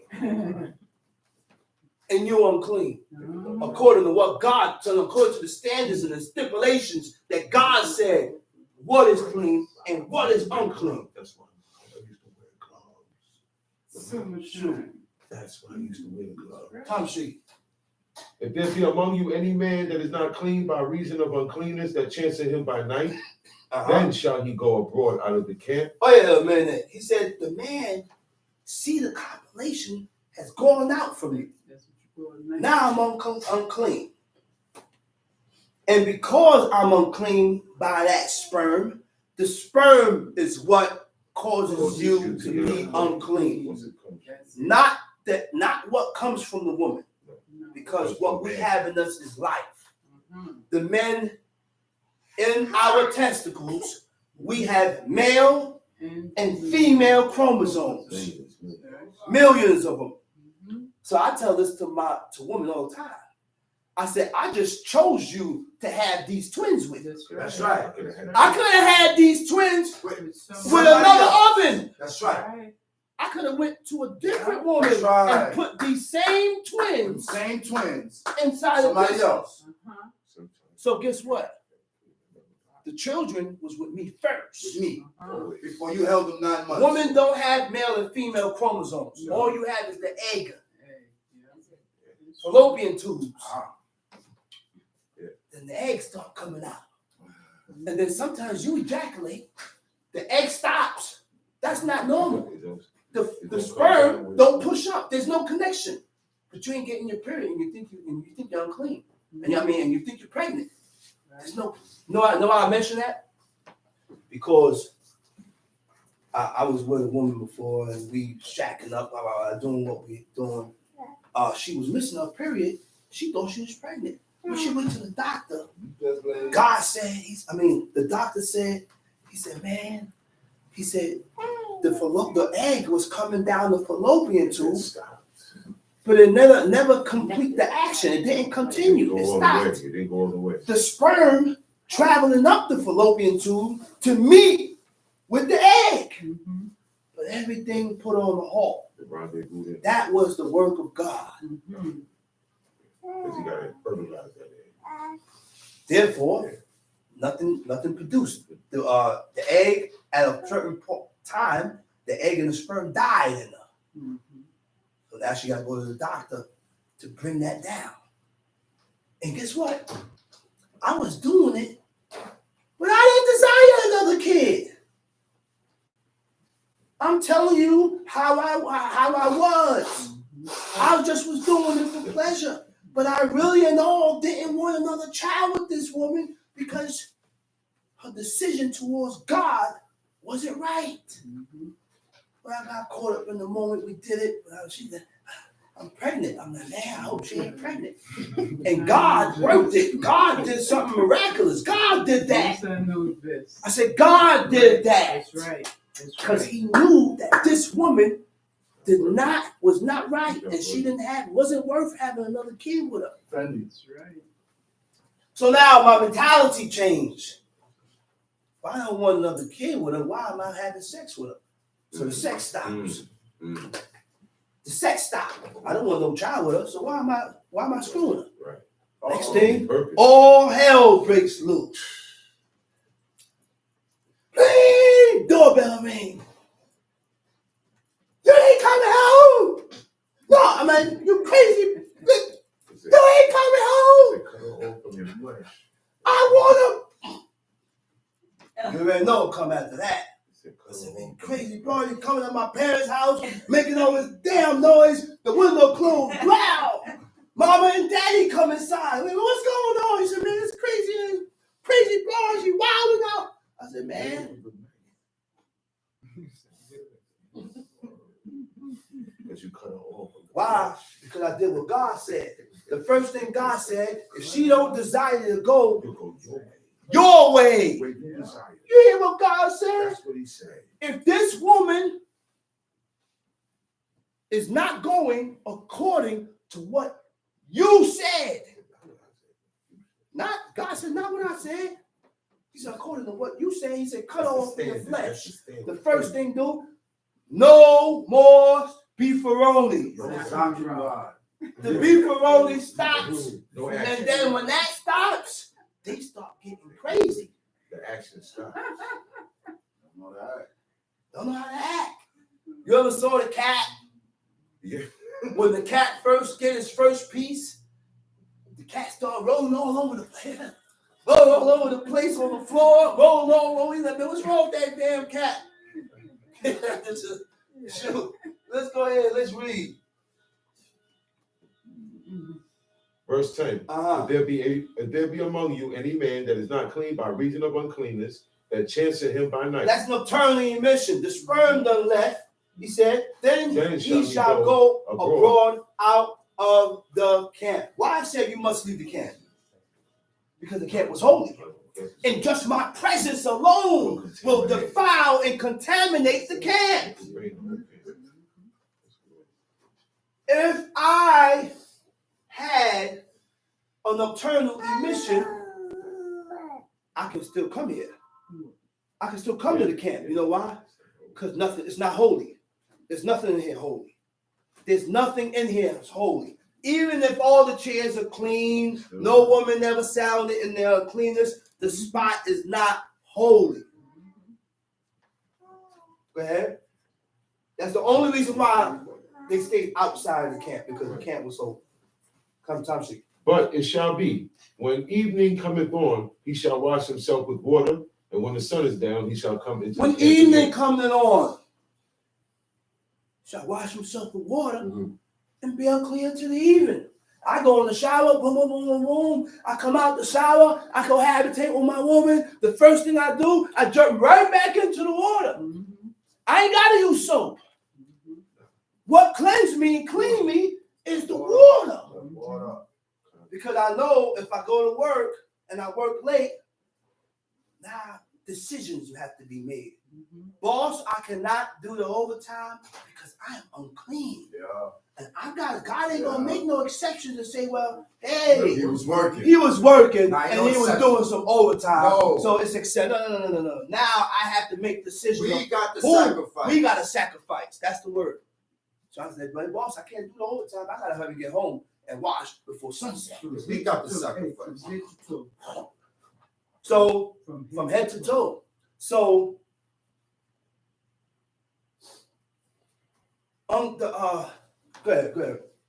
Where we at? He said, uncleanness to chance him by night. Then shall he go abroad out of the camp. He shall not come within the camp. But it shall be when evening cometh on, he shall wash himself He with shall water. wash himself with When water. the sun is down, And when the sun is down, he shall come into the camp again. you come into the camp again. Thou shalt have a place also without the camp, whither thou shalt go forth abroad. You should have a place also outside of the camp, whither thou shalt go forth abroad. And thou shalt have a paddle upon thy weapons. And it shall be when thou wilt ease thyself abroad, thou shalt dig therewith. We didn't have bathroom facilities. Right. Why? It was a designated area where they went to ease themselves. So when we about to pray and everybody is kneeling down about to pray, please stop blowing off silencers. Yeah. The silencers are the worst ones. Yeah. You don't hear them. It's true. You know what the silencers But you is? smell them. The silencers one is one that you don't hear. Sound You don't hear brrr. You just, it's just a little slight little sound. A Silent. silent sound comes out nice and easy. And this thing's out of this world. But I'm about to pray to God and I just smell that. I gotta put my hand down and stop. See, our forefathers wasn't gassy like that, No, they because wasn't. gassy comes between the mixture of different foods. There's a lot of variety of foods, but then I look at these foods, I said, man, there's too much stuff here. I said, let me get this rice here, put a little olive oil, sprinkle a little salt and pepper. Then I look over here, let me get some potato salad, and a piece of fish, a little salad, a potato salad, piece of fish, and some kale salad. That's it. I don't want the sweet potatoes and the candy and all. It's too much stuff. I don't need all that. You imagine what goes on in your stomach, all those variety of things inside your stomach. You can hear it sometimes. And people think, oh, I'm fat. No, you ain't fat, you're bloated. Because of all the combination of food, it's bloated. You're constipated. And you're constipated. Go ahead, let's read. Thou shalt have a paddle upon thy weapon. Have a and it paddle shall be upon that when thou weapon. wilt ease thyself When you abroad, ease- thou shalt dig therewith, and shalt turn back and cover that which cometh from thee. Okay then. So when you go in and pray, the bathroom gotta close, because the bathroom is the house of excrement. That's the place where you go and ease yourself. Right. You urinate, you defecate. Don't change your menstruation pad and have it in the bag laying around the house. That's right. They got that in the bathroom or outside the house. Don't have your underwears with your streaks. Because when you don't wipe yourself, you have Zoac streaks. Oh yeah, you got Zoac streaks in there. You got that laying all over the place. I'm just, you know what I mean? No. Then you want to pray before That's God, what God don't want. and you got Zoac streaks inside your underwear. That's what God don't want. That's true. Pampers with Your stooling. Pampers. We gotta separate all that and get that Mhm. out of your vicinity so you can pray to God. Because let's hear what God said. Go ahead.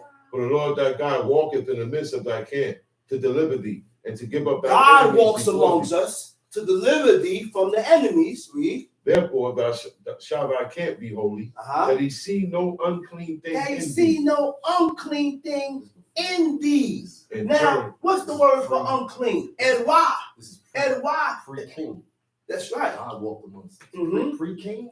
Edwa means the unclean thing or shameful thing in us. By That's these excrement and this waste being out here that God see this, he said he will, that's going to cause us to see an unclean thing in us. Read. That he see no unclean thing in thee and turn away from thee. Thou shalt not deliver unto his master the servant which is escaped from his master unto Thou thee. shalt not deliver from his master the servant that is escaped from his master. Because there's going to come a time when the servant has to escape from his master because the servant is not being treated right. So, because the servant wasn't being treated right, he has to run. He has to run. There was a certain law. See, we got to realize something, and we look at the things that we read in the book and say it's harsh. We didn't have much of job description.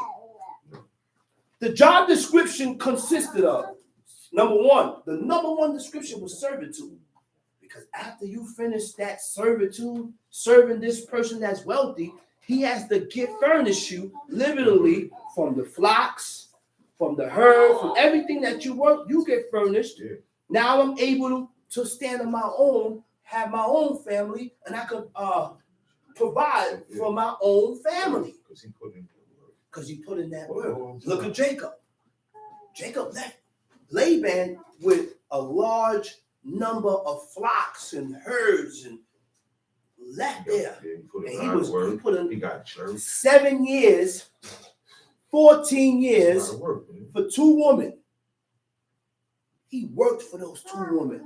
He was tricked with the first one. He gave him Leah. So then he worked for another 7 years because his heart wasn't with Leah. His heart was with Raquel. And being that he got tricked, he said, well, I already went into Leah. I can't give her away. I gotta keep her. Raquel came. Worked 7 years for Raquel. That's my woman. So now you got 2 wives. Leah and Raquel. And we can't go against what God accepts. And I'm going to be more specific. Yeah. We cannot go against what God accepts. Why haven't I heard you realize what God said? Yet. You have not realized what God said, and I have not heard a woman say, well, you know what? I accept. No, not I accept. I have a hard time accepting a man, my man, with another woman. I have a hard time accepting that. And guess what, Abraham, I have a hard time accepting you with another woman, and I accept my fault, Abraham. I accept my fault. But I do accept and acknowledge that God said it's okay. So now, Abraham, I have to work on myself. She realizes I feel like taking this chair and piercing the ceiling with it. You know why I feel like taking the chair and piercing the ceiling with it? Because a person that has the determination to serve God, that's what the man want to see. That's what I want to see.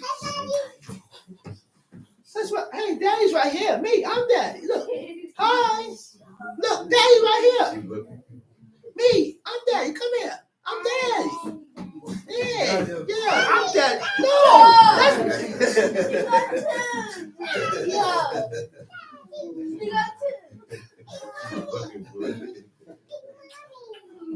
So that's what.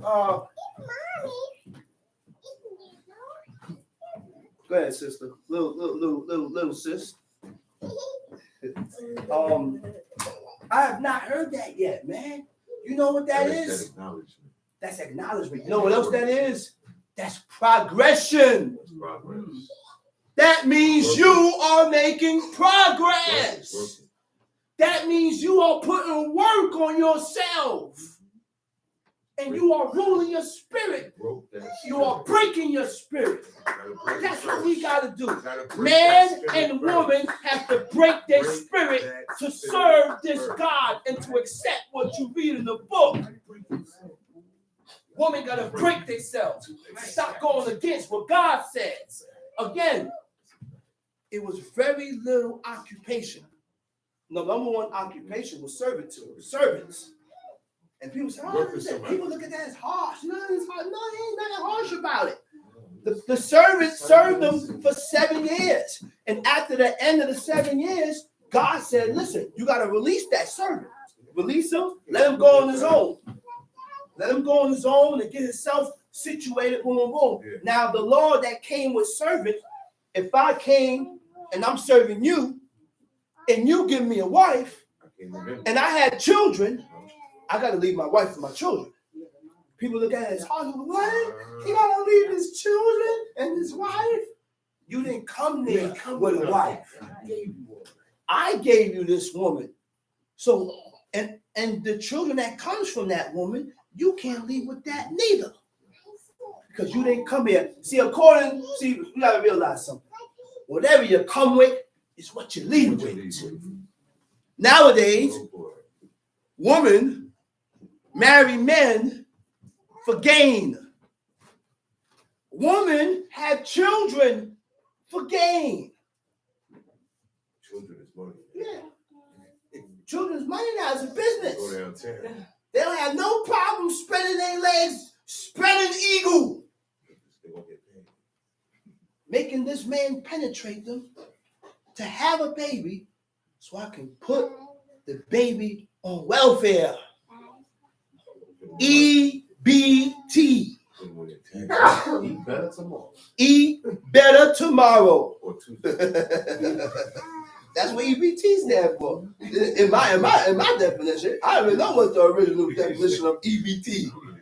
Eat better tomorrow. Because after they send that bread to that car, oh, you gonna be eating good.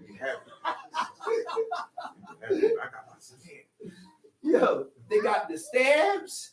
They go food shopping. Next thing they go to Poncho. Yo, Poncho, your Ponch. I got about $100 in stamps. You get crab legs. Get some crab legs. Or maybe they go to Ark. And your Ark. Get some crab legs. Right? I got $100 in some stamps. Yeah. Change this $100 in stamps and give me 75. I'm getting a piece.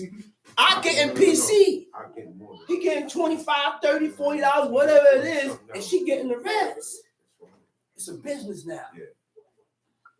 Women marry men, and the next thing, they want to file for divorce. I didn't come in with nothing. You, like Kobe said, you wasn't out there in the gym shooting that ball. He said you wasn't out there with Kobe shooting that ball. How you want half for everything? You came here with nothing. Now she want alimony. She want child support. She want the house. You know how many times I seen dudes on the job cry?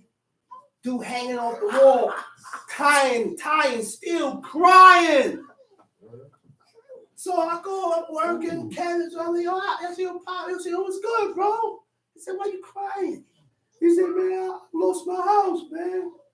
I lost my house. My ex-wife took my house. She got my children there and another man living in my house. And I still gotta pay the mortgage. He still gotta pay that mortgage. You better pay that mortgage or you're going to jail. Guess what? I choose jail. Send me to jail. That's why they made Additional charges. I'm bailing out. T-Mac said I'm bailing out. I'm bailing out. Exactly. Listen here. I'm not paying a mortgage that another man is in living in. And that's the system. That's why I said the best thing to do is a silent prenup. If you want to leave something for the woman, then put it in the will. I could always change the will. Yeah. Will, it's amendable. Yeah, it's amendable. Will, leave such and such for this one. Prenup stops. Leave this such for this one. And leave this and this for this. You start messing around and acting all shady, I go back to my my life insurance person, my insurance people, and I change that will. Oh, you want to act up? I'll get you out the will now. Get you out the will. That's it. That's it. I'm sweet. And he shall dwell with thee, even among you, in that place which he shall choose in one of thy gates, where it liketh him best. What verse you at? Verse 16. But read that over. He shall dwell with thee, even among you, in that place. He shall dwell with thee, even among you, In that place. in that place, Which he shall choose. which in he one of shall thy days. choose. Where it liketh him best, thou shalt not oppress him. He said, don't oppress him. The word for oppress is yana. Yod, nun, hey. It means to treat violently, and it means to oppress. Unjust exercise of authority. When you exercise your authority unjustly, right? When injustice, right, does not target and may not direct, afflict everyone, but targets a specific group, an individual. That's also a form of oppression. I'm throwing things in the air, but only one person is only target to this person. And because you targeted to this guy here, that's what caused the person to run. That's oppression. Come see. There shall be no whore of the daughters of Israel. There shall be no whore of the daughters of Israel. The word for whore is quedeshim. The word for whore is quedeshim, right? Quedeshim, no, quedesha. Quedesha and quadesh, which is what? Female prostitutes, female temple prostitutes, and harlots. Quadesh is male prostitutes. Yeah, you got male prostitutes too, right? And these things was known in various other countries: India, Babylon, Egypt, Phoenicians, right? In Babylonia, the woman dedicated to a goddess. Whenever a man came, she was obligated to please him. Those was the temple prostitutes. And when she pleased the man, that was her dedication, showed her dedication to the deity, to a goddess, right? He said they were known for temple prostitutes dedicated to an idol named Adonis. The temple prostitutes was dedicated to an idol named Adonis, who was the sexual partner of Aphrodite. You heard of Aphrodite? So Adonis and Aphrodite, they linked these two Greek gods, Greek deity, right? That was his woman, right? In Africa, the temple prostitutes were dedicated to a serpent god. Does that ring a bell? Egypt is in Africa. That serpent god came from Egypt. When Israel left Egypt, they didn't let go of their past. They brought some of the culture of Egypt with them. Kemoaksha, just like now. People come talking about they're coming to serve God, but you bring in pagan customs from your past, from heathenistic customs in. We're gonna change. It's And gonna link. Not happy birthday, Tov Memorial. Get out of here with that. Gonna link pagan customs out of here with that crap. with the customs of God. Okay? Man, we don't do birthdays over here. That's right. Now, he said in Africa, the temple prostitutes was dedicated to a serpent god. When being dedicated to this goddess figure, it then passes them and it enacts through them in sexual acts, promiscuous acts. That's the bullshit. Okay? Now, all these things, this male serpent or this male deity derived from Africa, desired this male serpent deity desired young women and boys. We're going to see what's the origin of these things. In worshiping this male deity, you will see homosexuality and transgenderism. That started from back then. That's where it came from. Okay? It was considered androgynous. Androgynous. You know what androgynous is? Androgynous partly means what? Partly male and partly female. That's transgender. A male, but then he walk around like he's a female.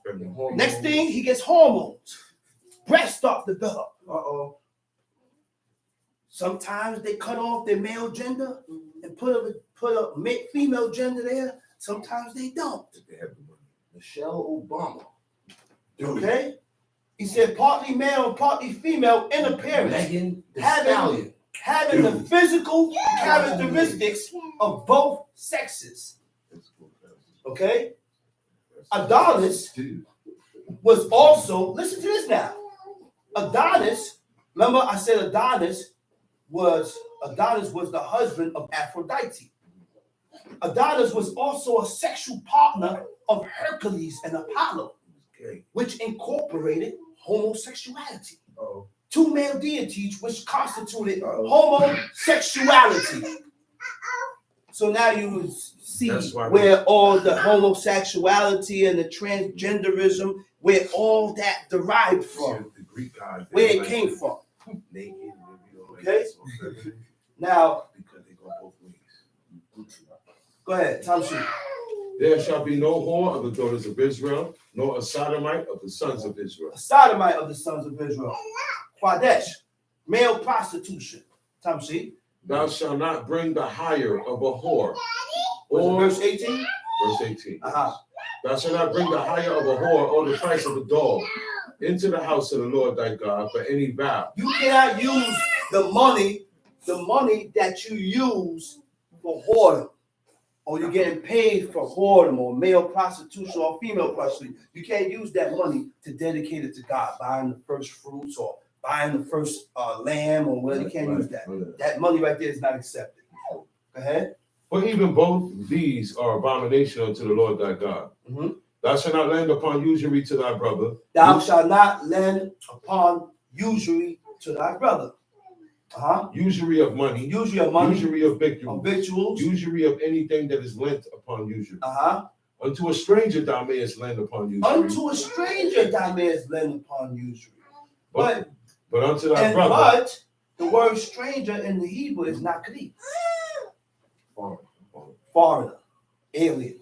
It said unto an alien thou mayest lend upon usury. They didn't do that to the strangers. Not the strangers. The strangers that came amongst us to do God's law and you don't treat them the same way. That's right.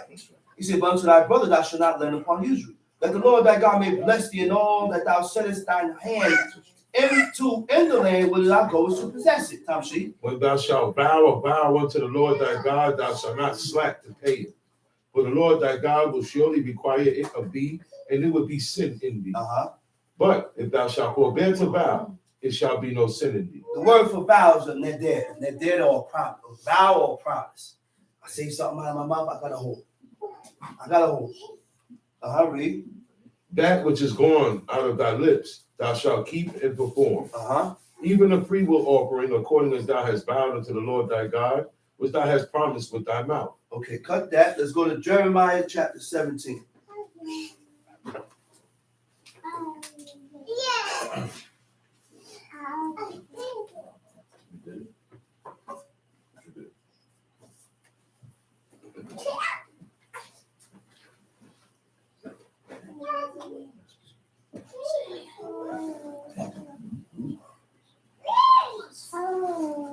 Got it? Jeremiah chapter 17. The sin of Judah is written with a pen of iron. It says the sin of Judah is written with a pen of iron. And with the point of a diamond. And with the point of a diamond. It's hard. You know what I came up with? You know what I realized? I want to go back on one of my conversations and just stroke a thought. I'm feeling like Kevin Samuels right now. Okay. I said most women want the authority of men. Majority of the woman wants men's authority. The advantage of a woman. They want men's authority and they still want you to treat them and look at them and be treated as a woman. Right? And the accountability of a child. No accountability. Yeah, you don't want to be responsible for nothing. You don't want to be responsible for nothing. You don't want to be accountable for nothing. And that's not good. That's correct. There's always an excuse. That's 100% correct. There's always something that There's always a reason. You Except can't look at yourself. I'm say, wrong. well, I'm wrong. I messed up. I messed up. I violated. When you see yourself going in that pattern, it's not good. Now we can read Jeremiah chapter 17. The sin of Judah is written with a pen of iron and with the point of a diamond. He said, It is graven upon the table of their heart and upon the horns of your altars. You hear this? He said, the sin of Judah is written with a pen of iron and with the point of a diamond. It is graven upon the tables of their heart. You know when something is graven, it's engraved. It's in you. What is that? It ain't leaving. No, man. Halls. I heard halls over here. Forget it, bring damage. Forget about it.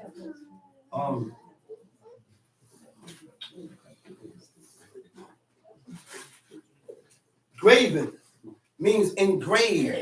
Engraved means, you know what it is when you engrave something? You get a chisel and you engraving a word inside the wall. You can't take that out. No. You can't take that out. It's there already. It can only be destroyed. It can only be destroyed. You can only destroy it. Erased. And that's the mentality. That's the sin. That was the sin of Judah. And guess what? That's also Everybody. according to us. If we don't have the will to change towards God, your iniquities, your ways, and your ways and your customs that you have learned before, you refuse to change from that. It's gonna stay. You refuse to change from that. You refuse to change. So these ways and these pagan customs is engraved upon the tables of your heart. When it speaks about the heart, it tells you about your mind. Your mind. Tamshi. Whilst their children remember their altars and their groves by the green trees upon the high While hills. their children remember what? Remember their altars and Their their altars groves and their groves on the green trees on the green trees. upon the high hills. You hear this? When you come to serve God, I gotta let go of my past. I gotta let go of everything that I was taught. Those good memories. Those memories of Memories. the Xmas That make you trees feel good. and the Thanksgivings Yeah. and this and the others and the Halloween. Yeah. Those little personal. People know that Halloween is a devil's day. Yeah. Everybody knows that. Witch's day. They look at it and say, well, you know what? Kids. It's for the kids. There's nothing wrong. I said, and the people refuse to tell the children history about these things and take them to Halloween And parties dress them up like witches. and dress them up, talking about trick or treating and getting candy. Grown-ups. They dress They up ain't more even the kids now. no more. They do Why? it now. Grown-ups. Yeah. Why are you so ashamed to show or tell your child, your son or your daughter, the truth and the essence of certain things? Why? Time sheet. Oh, I got it. On my mountain, in the field, I will give thy substance and all thy trees to the spoil, and thy high places for sin throughout all thy borders. Everything you got, Israel, I'm gonna give it up. I'm gonna give it away. And thou, even thyself, shalt discontinue from thy heritage that I I gave said, thee. thou, even thyself, shall discontinue from thine heritage that I gave you. Don't stop. You know what that sound like? God didn't discontinue you. You released and discontinued yourself. He said, you won't leave off from this. To discontinue means to release, Stop. to stop. You will stop serving this God. You're going to stop serving this God because you refuse to let go of your past life, which does not correlate with what God says. Right. So now I'm going to have a hard time doing this. That's right. Tom, see? And thou, even thyself, shalt discontinue from thine heritage that I gave thee, and I will cause thee to serve thine enemies in the land which thou knowest not. For ye have kindled a fire in mine anger, which shall burn Kindle a fire in forever. my anger. Which shall burn forever. Thus saith the Lord, cursed be the man that trusted in man, and maketh flesh his arm, and whose heart departed from the Lord. For he shall Cursed be. be the man that trusted in man. Now, the beginning of a person or a man trusting in man is because his heart already left off from God. So because I left off from God, I'm going to begin to put my trust in other avenues. I'm going to put my trust in other things. Go ahead, read. That's right. For he shall be like the heath in the desert, and A shall heath not, is a wasteland. and shall not see when good cometh, but shall You're going to inhabit. see when good coming. God is going to block you. He's going to blind you to be able to acknowledge when good is coming because you ain't good. You ain't doing the things to be accepted of God. So He's going to block you from certain things. Go ahead, read. But shall inhabit the parched places in the wilderness, in a salt land and not inhabited. Blessed is the man that trusted in the Lord, in whose hope the Lord Whose hope, has. whose trust, whose confidence is in God. Tamshi. For he shall be as a tree planted by the water, and that spreadeth out her roots by the river. And shall not see when heat cometh, for her leaf shall be green, and shall not be careful in the year of drought. The tree is that stock. The leaf is what comes from that stock. Because you're trusting in God, you will hold yourself towards God, and not every leaf going with them. Some of those leaves going to hold. Some of those leaves going to hold. Why? Because of the strength of the Father. The tree. Of this tree, of that tree. The tree is the Father. That's right. So you're going to have, not everybody, some go with them, but you're going to have some to hold. You're going to have some to hold. One of them. The heart is deceitful above all things, and desperately wicked. The heart is deceitful above all things. And the heart is something else. The heart is something else. The heart deceived his own self. You deceive your own self. Tell yourself certain things and you believe it. And you will believe it. The heart is the mind. Okay? Go ahead and read. And desperately wicked. And desperately wicked. You know what the word, it said, and desperately wicked. Desperately wicked. Incurable. Incurable. Frail. Weak. You know what incurable is? No cure. Cannot be healed. There's no changes that's going to come within you. You cannot be corrected. It's beyond repair. It's beyond repair. Go ahead, read. Who can know it? I, the Lord, search the heart. Wait a minute. He said, I, the Lord, search the heart. He said, I, the Lord, search the heart. When God searched the heart, he said, he observed. He observed you. He put you on the watch. When God is observing you, he's watching you. Surveillance, right? By choosing certain things to examine you by and test you by certain things. To see what happened. Let me put this before him. Let me see if he gonna break and follow through, or he gonna hold strong for the sake of my laws. Those are the trials and tribulations that God put before man and woman. Before man. And he put certain things before women to see what you're going to choose. You're going to choose emotionally your kids because your kids don't agree with it. Because your family don't agree with it. So I denounce God for the peace and the sake of my family. My woman don't agree with me. Or you're going to denounce your family for the sake of God. Go ahead, read. I try to reign. He said, I try to reign. Even to give every man according to his ways. Every man according to his ways. He's just. His ways. You learn the ways of God by reading the book. You learn the ways of God by reading the book.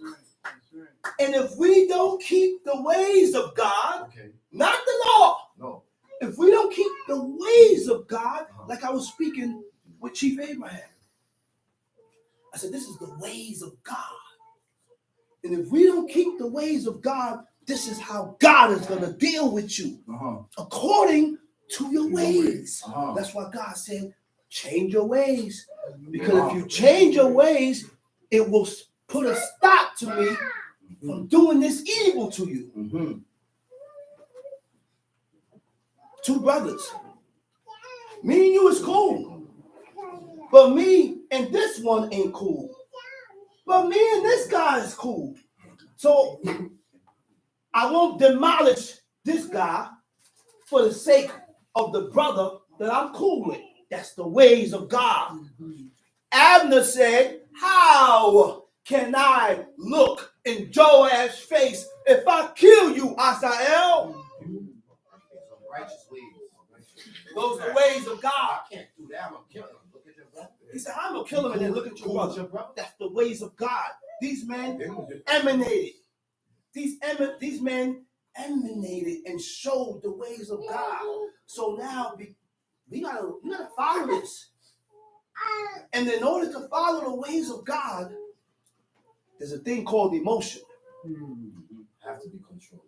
It has to be controlled. It has to be. Your emotions has to be controlled Talking to me, bro. in order to follow the ways of God. Mm-hmm. In order for God, because now I have put aside me. The personal feeling. Mm-hmm. When you can't put yourself aside, that's pride. Mm-hmm. I gotta be able to put myself aside for the sake of what God said. Get rid of pride. Pride gets in the way of you serving God. Yeah. And because I won't relinquish pride, my emotions comes into play, and I act according to my emotions, putting the laws and the laws of God and the ways of God to the back burner, and I go through with it. Now God is looking at you with the crooked eye. Right? Now God is looking at you with the crooked eye. Because he's looking at you and saying, hey, this guy got a lot more to go. Got a long way to go, bro. And now you're gonna look into it. Mm-hmm. Yeah, you're right. So knowledge. what is the reins? The reins are a man, right? It means to control or direct with a restraining influence. That's how you govern yourself. We get influenced with evil and we get influenced with good. I have to control what influences me, whether it's good or evil. This is an evil thing. And I like it. And this influence, I want to get into it. But I have to check myself and say, this is not of God. This is not the way God wants me to be. So I have to pull back. That's right. I got to pull back. Right? It's also control or guiding power. Right? Now, the Most High is going to see how much control you have on yourself. Right. Are you able to refrain and pull yourself back from doing this? We'll see. Everybody got a weakness. Everybody got a weakness. Mm-hmm. So when you decide not to be promiscuous, now guess what? Everybody in the world calls you. Bing, bing, bing, bing. Hey, what you doing? Hey, the kids is gone. Yo, you want to come over? I got some licks. I got some licks. You know what licks is? I got smoke. What comes after the licks and smoke? Play. Action. Mm-hmm. But now you have decided not to be promiscuous and not sleep around if this woman is not my wife. That's where I'm at, John. This is not my wife. That's where I'm at. What am I doing in the bed with this woman? That's where I'm at. So guess what? These are actions of a person that have decided to serve God and pull away. So I'm going now I'm going through contacts. What's that? Contacts, delete, Delete. delete, Delete. delete, Delete. delete, Delete. delete, Delete. delete, Delete. delete, Facts. delete, Delete. delete, Delete. delete, Delete. delete. You keep deleting Yeah. until they're all gone. Yeah. Then you have some that's determined And stalking. and keep stalking you. They You know what comes after Pull that? up. I check the number, I put the name on it, and then I go to block. But then they pull up though. Block. Block. When they pull up, well, that's I gotta hide. that's between you and They pull up on your social media. They inbox you. Yeah, so. that's when a person is determined to serve God. That's right, man. Talk about Guess it. what? I sat down and I told the sister, I said, hey, sister, you think I'm doing this because of you? I am not doing this because of you. Number one, Getting twisted. let's put it in order. Let's put it in order. I'm doing this, number one, because God. Because of God. Number two, I do it because I don't want to hurt you. And I love you. And I have a little heart for you. I don't have to. You don't. It's your choice. You don't have to. That's what some people say, man, forget her feelings. I don't care. Well, that's him. He ain't sinning either. No, he not. He ain't sinning either. Well, if you don't accept it, you don't accept it. That's your decision. But that's this man's decision. Well, I'll consider your Personal feelings. decision. Right, personal decisions. And that don't make me or break me. That don't make me a punk. It don't make me soft. And God ain't gonna look at me and say I'm soft. That's right. That's right. That's just that person's decision. And then you have a person with a different mindset that say, oh, you don't accept it with tough titty. God said I'm good. And I go and find me another wife. And you don't want to accept it, then you can go long go. Sayonara. We had a brother like that in the camp. He had a wife. He went, got him another wife, a wife, 2 houses, taking care of both of them, putting food on both tables. But the first wife rose up.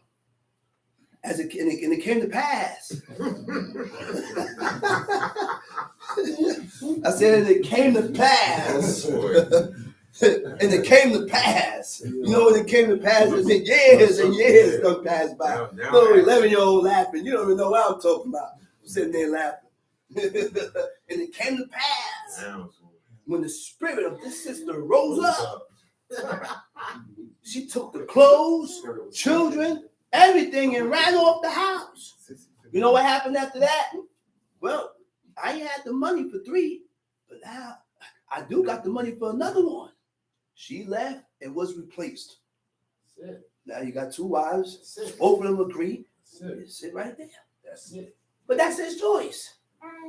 Some men consider the heart of their woman, how they feel, because she's still in that mentality, that American way of thinking, that American way of thinking. So they still hold on to that. I ain't sharing my man. I can't take this. That's American, man. That's American thoughts, American ways. Share me. That's it. So where we at? Where we at, John? Verse 10. I, the Lord, search the heart. I try the reins, even to give every man according to his ways. According to his ways. And according to the fruit of his doings. You know what's the fruit of his doings? The fruit of his doings is the effect and consequences of one's actions. That's the fruit of your doings. Reap what you sow. You're gonna reap what you sow. Whatever you did, this is what's gonna happen because of what you did. It'll come back. So say right, pull that curtain back. Right It's back. gonna spin back. Top sheet. As the partridge sitteth on eggs and hatchet them not. The partridge is a bully. Yeah. The partridge is a bully. The partridge comes, peck you, get you off of your eggs, and he sit on it like his heads. But sometimes you leave. That's right. They wait till you leave. And take over. Now, the why it says the eggs don't hatch is because every egg was designed for a certain type of heat. Every hen, every partridge didn't have the same heat. No. When that bird hatched those eggs, her heat is for those eggs. Right. If you jump on those eggs, it's not gonna hatch. That's why I said the partridge sit upon the eggs and it hatched the knots. It don't hatch. Eggs, and it hatchet them not. Our forefathers didn't eat eggs. Our forefathers did not eat eggs. The eggs is the embryo. The yolk is the hen. The white inside the egg is like the water inside. You see the baby inside the womb is surrounded by what you call that water? The amniotic fluid. Some babies get greedy and start drinking the amniotic fluid. And then you gotta hurry up and get them out of there. They get sick. That's what the egg is. We didn't eat eggs. That was the embryo.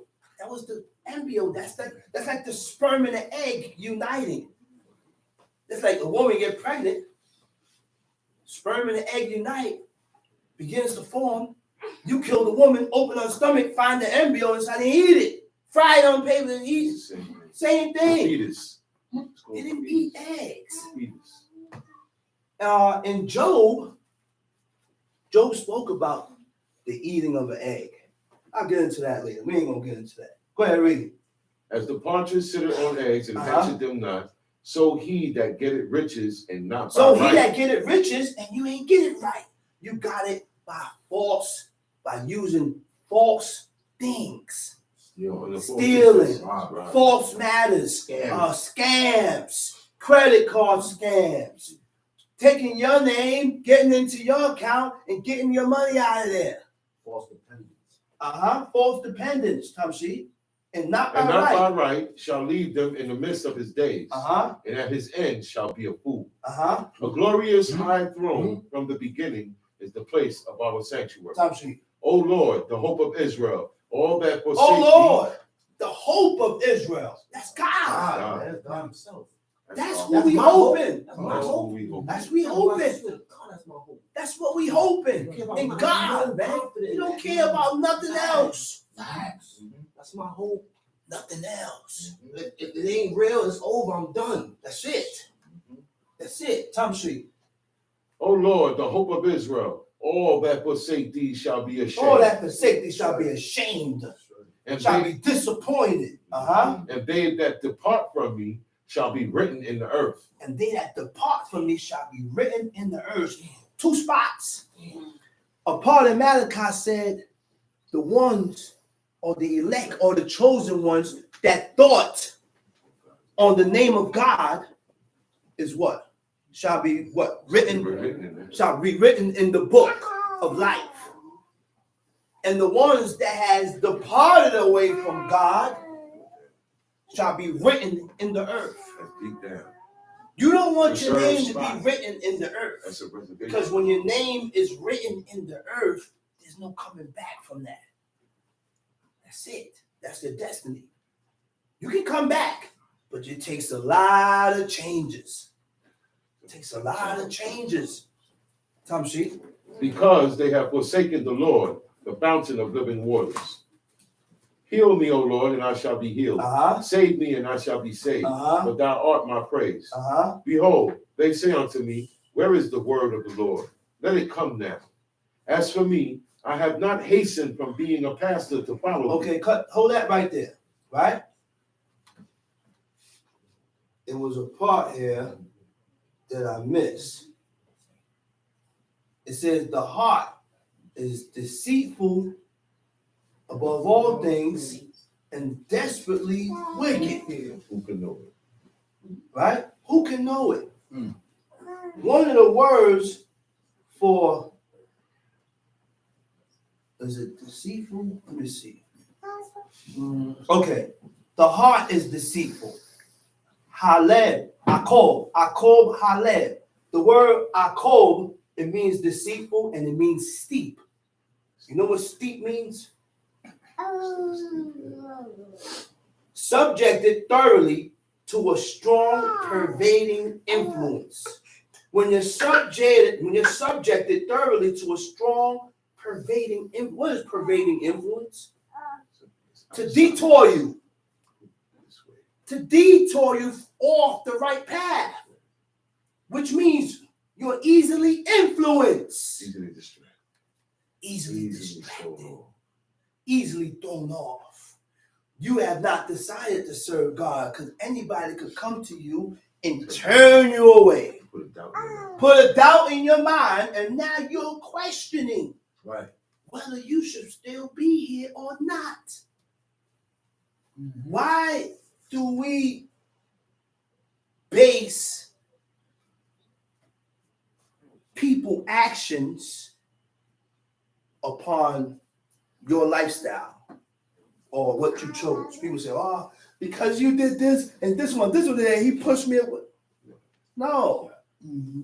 You're still obligated to serve God and push towards the Most High. That's an It's excuse. just an That's an excuse. Excuse. It's just an excuse to turn away from God. Go ahead, read. O Lord, the hope of Israel, all that forsake thee shall be ashamed, and they that depart from me shall be written in the earth, Written in the earth. because they have forsaken the Lord, the fountain of living waters. Heal me, O Lord, and I shall be healed, and I shall be saved, for thou art my praise. Behold, they say unto me, where is the word of the Lord? Let it come now. As for me, I have not hastened from being a pastor to follow thee, neither have I desired the woeful day. Thou knowest, that which come out of my lips was right before thee. Be not a terror unto me. Thou That art which came out of my lips was right. was right before me. That's another thing we need to be circumspect with. Be circumspect with what you speak or say out of your mouth, because God charged you according to that. Right. Sometimes people say certain things and you look at the person and you be like, yo, don't say that. How can you say such a thing? These things that you're saying is against what God says. You're not afraid to say that. And God, I'm afraid for you, man. Go ahead, read. Be not a terror unto me. Thou art my hope in the day of evil. Let them be confounded that persecute me. Let them be confounded that persecute me. But let not me be confounded. Let them be dismayed. But let not me be dismayed. Bring upon them the day of evil and destroy them with double destruction. Thus saith the Lord unto me, go and stand in the gate of the children of Go and stand in the gate of the children of the people, whereby the kings of Judah come whereby the kings of Judah come in, and by the which they go out, and by the which they go out. and in all the gates of Jerusalem. Uh-huh. And say unto them, hear ye the word of the Lord, ye kings of Judah, and all Judah, and all inhabitants of Jerusalem that enter in by these gates. Thus saith the Lord, take heed to yourselves, and bear no burden on Take the heed Sabbath to day. yourselves and bear no burden on the Sabbath day. Okay. What is a burden? Anything carried. The definition of burden is anything that is carried. It doesn't depict the load or how heavy. Nowhere in the book said, all right? It doesn't depict the load or how heavy. That's right. So therefore, for me, everybody got a choice. Me, I'm not carrying nothing in my hand. It could be raining cats and dogs. You ain't gonna see me with an umbrella. Tie a bag It's on your where head. Tie a bag on your head. you're not gonna see me with an umbrella. I get a garbage bag. Or poncho. I get a garbage bag, punch a hole in the top, put my head through it. My head wrapped in a garbage bag or plastic, and I'm walking. If I really have to go somewhere and I can't, the rain can't, that's what I'll do. Instead of carrying an umbrella. You know why? Because I'm not putting myself before God. I'm not putting myself before his I don't want laws. to get wet, so I'm gonna carry. I'm not putting myself before his laws. I'm not going to cross that threshold and carry nothing in my hands. I'm not going to cross that threshold and my phone ring and I'm going to answer it. That's right. I'm not doing that.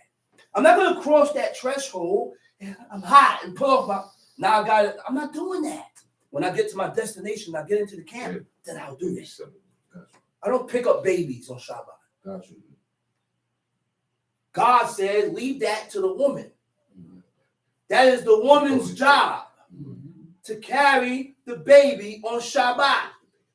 That is a burden. He didn't say what. He said, don't carry nothing. Anything. That's right. That's right. So you ain't gonna see me carrying no babies. Because that's the woman's job. to carry that baby. At this point in time, everything must be put in this perspective. The only one that wasn't mentioned in that law. Was the wife.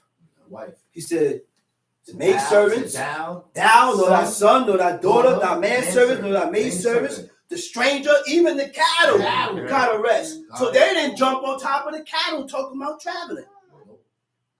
They didn't travel on the cattle. It was a distance between the tabernacle and the tents where they stayed at. And that was the distance, the walking distance that they did. That was the walking distance. They didn't walk no further. Go ahead. Thus saith the Lord, take heed to yourselves and bear no burden Take on the heed Sabbath to yourselves and bear no burden on the Sabbath day. Read. day, nor bring it in by the gates of Jerusalem. Nor bring it into the gates of Jerusalem. Read. Neither carry forth a burden out of your houses on the Neither Sabbath day. carry forth a burden. The word for carry is topzi'u. It means to exit or to go out of your house with a burden. Mhm. When you leave that house, when you leave your house, my hands got to be free. That's I right. can't be carrying nothing in my hands. Go ahead. Neither do ye any work, but hallow ye the Sabbath day as I commanded your Hallow fathers. ye the Sabbath day as I commanded your fathers. But they obeyed not, They obeyed not. neither inclined their They didn't ear, incline their but ear. made their neck stiff, Made their next that step they might not that hear, they might not nor hear, receive nor instruction. received instruction. Let's cut that. Let's go to Psalms 119.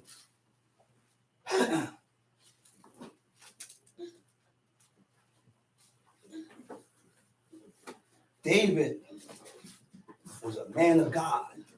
David was a man that had the same heart like God.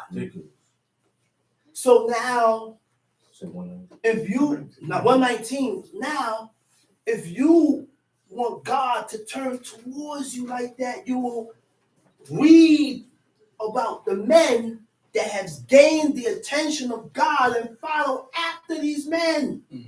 Like David, very merciful, compassion like God, merciful like God. Very merciful. Very merciful. Go ahead. Blessed are the undefiled in the way. Blessed are the undefiled. You know what's the undefiled? And the word for undefiled is temime. Temime means innocent. Tamim, innocent, complete, faultless, Blameless. blameless. Okay? Joshua and Caleb followed the Most High holy, 100%, which means everything was covered. They covered all aspects. You can't cover this and leave that open. You can't cover that and leave this open. You can't. It ain't going to work. You're not going to succeed. I got to cover everything. Go ahead. It said, now listen, now hold up right there. It says, bless. What is the definition of bless? It means to speak gratefully of, to grant prosperity and happiness upon. So once the father is speaking good about a son, he's automatically blessed. And when the father talks evil against you or talk bad, you're cursed. Same with the mother. Same with the mother. Blessed. So now, in Isaiah 66, verse 3, it said, he that burneth incense, the word for incense was lebona. It means frankincense. He that burneth frankincense is as if he blessed an idol. It's as if he had blessed injustice. Now, when you bless injustice, you speak good about things that God hates. You speak good about unjust things that God hates, which means I gotta watch what I speak good about. Because whatever I speak good about, I done blessed it. I done blessed it. That's right. Go ahead. Who walk in the law of the Lord. Blessed are they that keep his testimonies and that keep him. Blessed are what? Are they that keep his testimonies. Blessed are they that keep his testimonies. And if you ain't keeping the testimonies of God, you ain't blessed. That's blessed. Hey, what's up, brother? Blessed. but he ain't keeping nothing that God Keeping said. no law. You don't keep no law, but you're blessed. You ain't blessed. You ain't blessed. He said, blessed are they that keep his testimonies. And that seek him with the whole We heart. gotta seek God wholeheartedly, Uh-oh. not halfway, which means every aspect must be covered. Every 360 gotta be covered. And when 360 is covered, everything that come after me, you gotta follow suit. Right. I'm gonna be on you. I'm gonna be on you. Mm-hmm. Go ahead. They also do no iniquity. A person that follows God wholeheartedly not gonna transgress Ain't presumptuously. sin. Ain't sin. They're not gonna sin. He said they walk in his ways. Tom She. Thou hast commanded us to keep thy precepts diligently. Thou has commanded us to keep thy precepts diligently. Read. So, oh, that my ways were directed to keep thy statutes. Then shall I not be ashamed when I have respect unto all thy commandments. Wait a minute. So my ways be direct. Wait a minute. Keep my statutes. Wait a minute. Gotta have He the right said, ways, man. he said, oh, that my ways Got to. It'll was pass that. directed Hit to that. keep the statutes of Yeah. God. Hit that. You ain't gonna be able to do no law if you don't correct your ways, man. What's your ways? Your ways is what God respect. Read the book, and the book teaches That's how you you know. the ways of God. Front. Like I told you again, one of the ways of God was when these two guys had a league, had an agreement. What was the agreement? It wasn't mentioned, but because of these two guys had an agreement, their children followed suit and said, yo, because my father and your father had an agreement, there can never be no beef between me and you. That's the ways of God. When you relinquish that and push that away and go and approach this person, that's not the ways of God. That's right. You can't serve God. That's You right. can't keep his statutes. Okay. Read the book, and the book will show you his Okay. ways. Okay. That's why when you mention certain, you say, yo, man, hold up, man. I don't think you should do this right here. That's not the way. That's not the way that Right. God shows Right. us. Right. You call me this one. Don't do this right You call me here. this- That's you not told the me that. right. You say, yo, the part with Abner. He said, how you gonna look at his brother That's right. if I do? If you do this to him, that's one of the ways. And there's so many. There's so many. It's so many many examples. in here Okay. that shows us how to clean our ways with God. If your ways are not clean with God, you can't do his laws. That's right. You can't do his laws. Got you. See, there's so many things that has to be intact and corrected before the accomplishments of the laws of God come in. Your ways got to be clean. Got you. It said, then shall I not be ashamed when I have respect unto all thy commandments. The word for respect is habiti, right? Come from the word nabat, nun bet tet. It means to look to direct one's attention to be mindful of, okay? To regard, to consider, like how God regarded Abel. God regarded Abel. God considered Abel. And because God regarded and considered Abel, he considered his offering. He accepted his offering because he was accepted. So in order for God to accept your prayers, I have to be accepted of God. And if I'm not accepted of God, if I'm not regarded by God, then my prayers ain't going to be accepted. So you don't want everybody praying for you. Because these prayers is coming from people that is not accepted of God. What do I care if this wicked, evil dude, I don't want you praying for me. Please don't pray for me. Please. Because you ain't regarded and considered by God. So what I want you praying for me for? Like I told you before, I had not Anaya, but another girl that looked at me as a father figure. And I was going through something, and she said, blessed be Lulu. Lulu is Allah. She said, I'll pray for you. I said, oh. I said, hey. I said, don't pray for me. She said, well, why? I said, because you praying to me in the name of an idol. She said, but you mean to tell me that if I say or pray for you, she want me to accept it. I said, no, do not pray for me. I don't want you praying for me. You don't want any and anybody praying. No. That's why they were circumspect with who they went to for prayers Who they pray with. or who they pray with. Saul said, hey, listen, man, I need you to worship with me. Samuel said, listen, man, I'm not going to worship with you because God rejected you from being king, which means I'm rejecting you and I'm about to spin on you. And he spun and left, and they grabbed him by his robe. He prophesied right there. He said, you rent my robe? God has rented the kingdom and gave it to a neighbor that's better than you. But he said, honor me in the sight of the people. These were two heads. Don't do this, man. They didn't want the people to see the separation between the king and the prophet. So he went back and he prayed with him, but that was the last time he seen him. The next time he seen him was at the day of his death. Say he ain't go pull up. He didn't. I'm gonna do that. I'm out. After that, I'm leaving. I'm on God's side. I can't be. That's right. That's right. You saw so good, though. He said, go ahead, read. I will praise thee with uprightness of heart, when I shall have learned thy righteous judgment. I will keep thy statutes. Oh, forsake me not utterly. Wherewithal shall a young man cleanse his way? Wherewithal shall a young man cleanse his ways? How will a young man clean his ways up? In the Hebrew, the word for clean is yezacheh. Yezacheh means to attain, to acquire. How can I attain or acquire the ways of God? See, there's a certain thing. It's a science to this. Yep.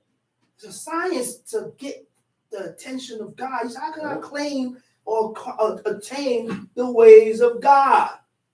By doing what? By taking heed thereto according to thy word. By taking heed to his word.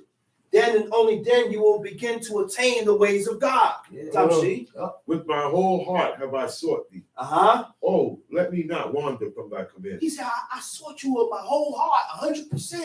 He said, don't allow me to wander or stray away from your laws, from your commandments, Thy word have I hid in mine heart. And when you begin to stray away, there's something that caused me to stray. I made an error. I made an error in my life. I made an error in my life.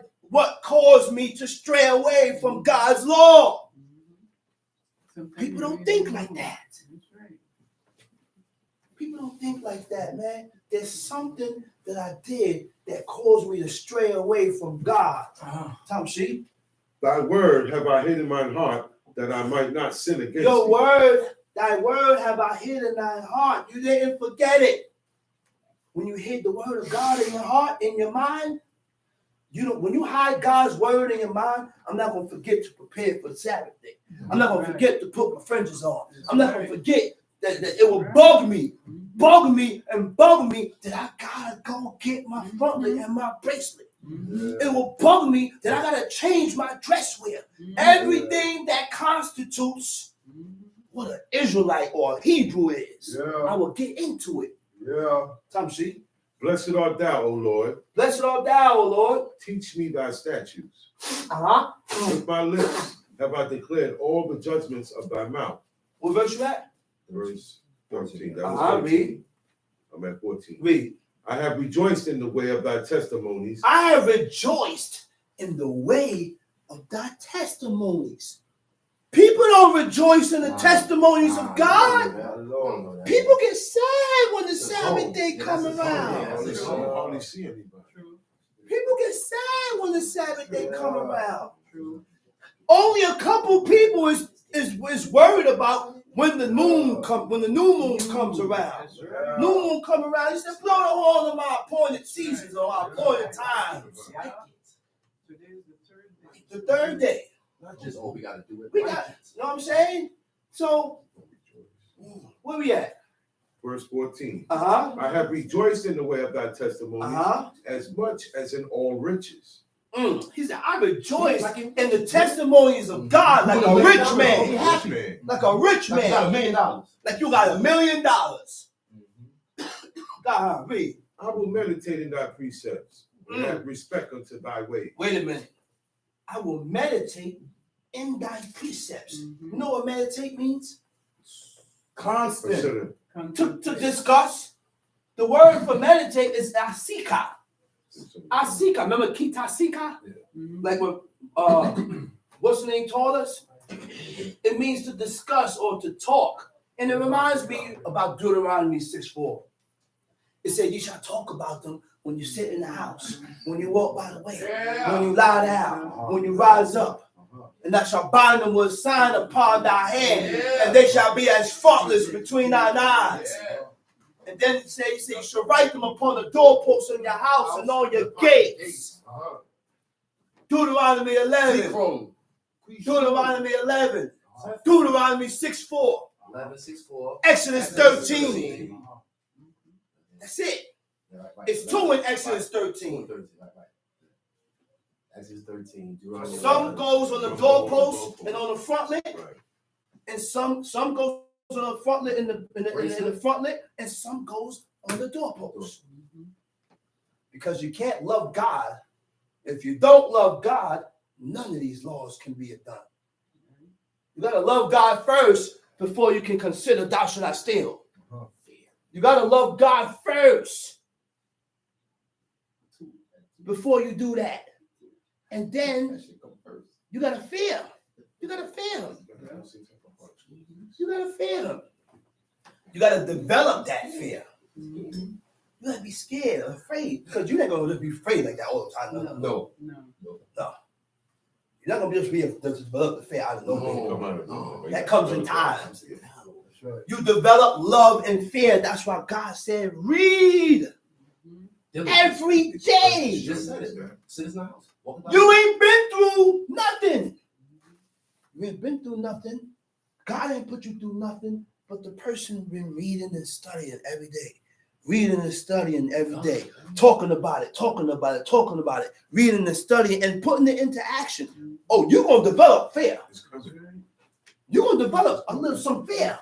You're going to develop some type of love for God just by doing that. And you strengthen your belief. It's going to make an effect. Just by doing that. It's going to affect your spirit, man. That's a fact. Go ahead, read. I will delight myself in thy statutes. I will delight myself in thy statutes. I will not forget thy word. I will not forget thy word. Deal bountifully with thy servant. Deal bountifully with thy servant. That I may live and keep thy word. It don't say bountifully in the Hebrew. It said, deal with thy servant that I may live and keep thy word. Which means if God ain't dealing with me, I'm not going to be able to keep the word of God. I'm not going to be able to keep his laws. I need God I need his help. I need him to guide me so that I can keep these laws in perfection. I need God to guide me. And you need me to guide you. It's steps and stages, like I said, priorities. God number one. God is number one. After God, my priorities is my parents. That's it. I don't have to say my wife, because God already gave me commands. Commands to take care of my wife. He said, don't diminish the onata. Onata is the food. I got to continue to feed my woman. I can't starve my woman to death. I got to take care of her. Right. I got to provide food. She be hungry over there. I got to clothe her.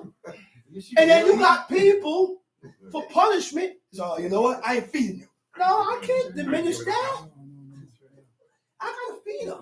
I got to clothe her. And I got to have a roof over that woman's head. And if she don't feel like working, she ain't got to work. Stop beating the woman in the head to go down to the welfare line. You get your rump up and go to work and provide for that woman, for crying out loud. You know why? Because you want her to respect you and honor you, right? You want respect and honor from the woman. You want her to follow you, the guide, right? Follow you and do all this. So the least you could do, you got to take care of your goddamn part. You got to take care of your part. How you want this woman to follow you, do what it said? Don't disrespect me, woman, man. Shut up. Peon. Don't disrespect me, woman, but you ain't taking care of your You business ain't in the no house. man. The woman hungry, You're a the child need things, you can't take care of it. You gotta go Man, back. go ahead, man. They You gotta gotta go send the back. woman down to welfare. That's not what God Yeah. said. You know, What's wrong man. with these You a people, mouse. man? You a mouse. You ain't no man. Go ahead, read. Open thou mine eyes that I may behold wondrous things out of the Lord. Uh-oh. You see what God asked?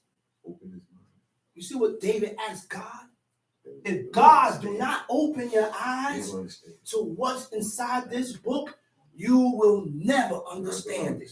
You're never gonna see it. What verse you at? 19. Read. Time sheet. I am a stranger in the earth. Hide not thy commandments from me. He said, I'm a stranger in the earth. He said, hide not my thy David. command. David, that's David, man. Man, David was something else. He called himself. She said, man, I'm a stranger in the earth, man. You know what you mean by that? He said, I'm different from every one of these dudes. He said, I don't belong here. I'm different from every one of these dudes. And you know what, man? He sound like Pop too. She said, man, ain't nobody like me. He said, I'm different, man. I'm different. I'm different. And the pious ones and the elect gonna look at themselves as different. And they gonna carry it that way. You know how many times he told it, he fed his spirit that I'm different. He said, man, I don't belong here. He said, I'm different. He said, I don't belong here. He said, I'm different. I don't belong here. To where it start emanating in his actions. He fed his spirit that to where he made himself believe that. And that's what's going to cause you to move differently. Teach. Go ahead. My soul breaketh for the longing that it hath unto thy judgments at all times. My soul what? Read that. What verse you? Oh, I see it. My soul what? Breaketh. My soul breaketh. It's broken. My spirit is. Look, in the Hebrew, it also means spirit. Wait a minute, listen. He said in the Hebrew, it said, my spirit is broken. Which means that man broke his spirit to accept what God said. You think it's a problem? You think it's a joke, man?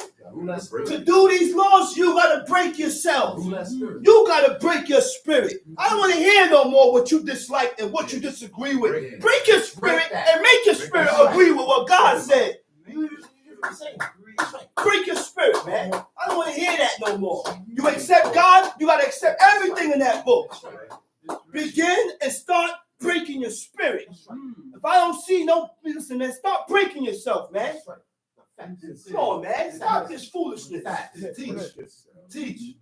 Time sheet. My soul breaketh for the longing that it hath unto thy judgments at all times. Thou hast rebuked the proud that are cursed, which do err from thy commandments. Thou has rebuked the proud.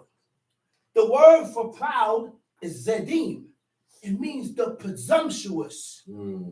Thou has rebuked the presumptuous. What is the presumptuous? You know when you're wrong. You know when you're wrong. Well, let's get deeper now. You overstep your boundaries. What are the boundaries?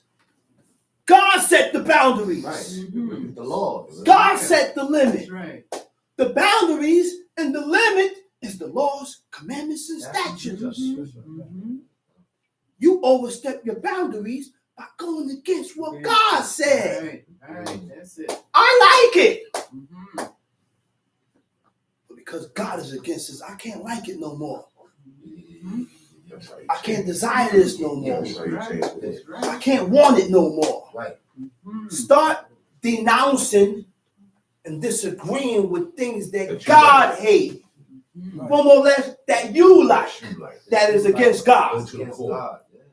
That you like, that God don't like, and God don't accept it. But I like it. I can't accept it. Can't do it. That's right. You don't want to do it. Go ahead, read. Remove from me. Now, hold up. It says you overstep your boundaries.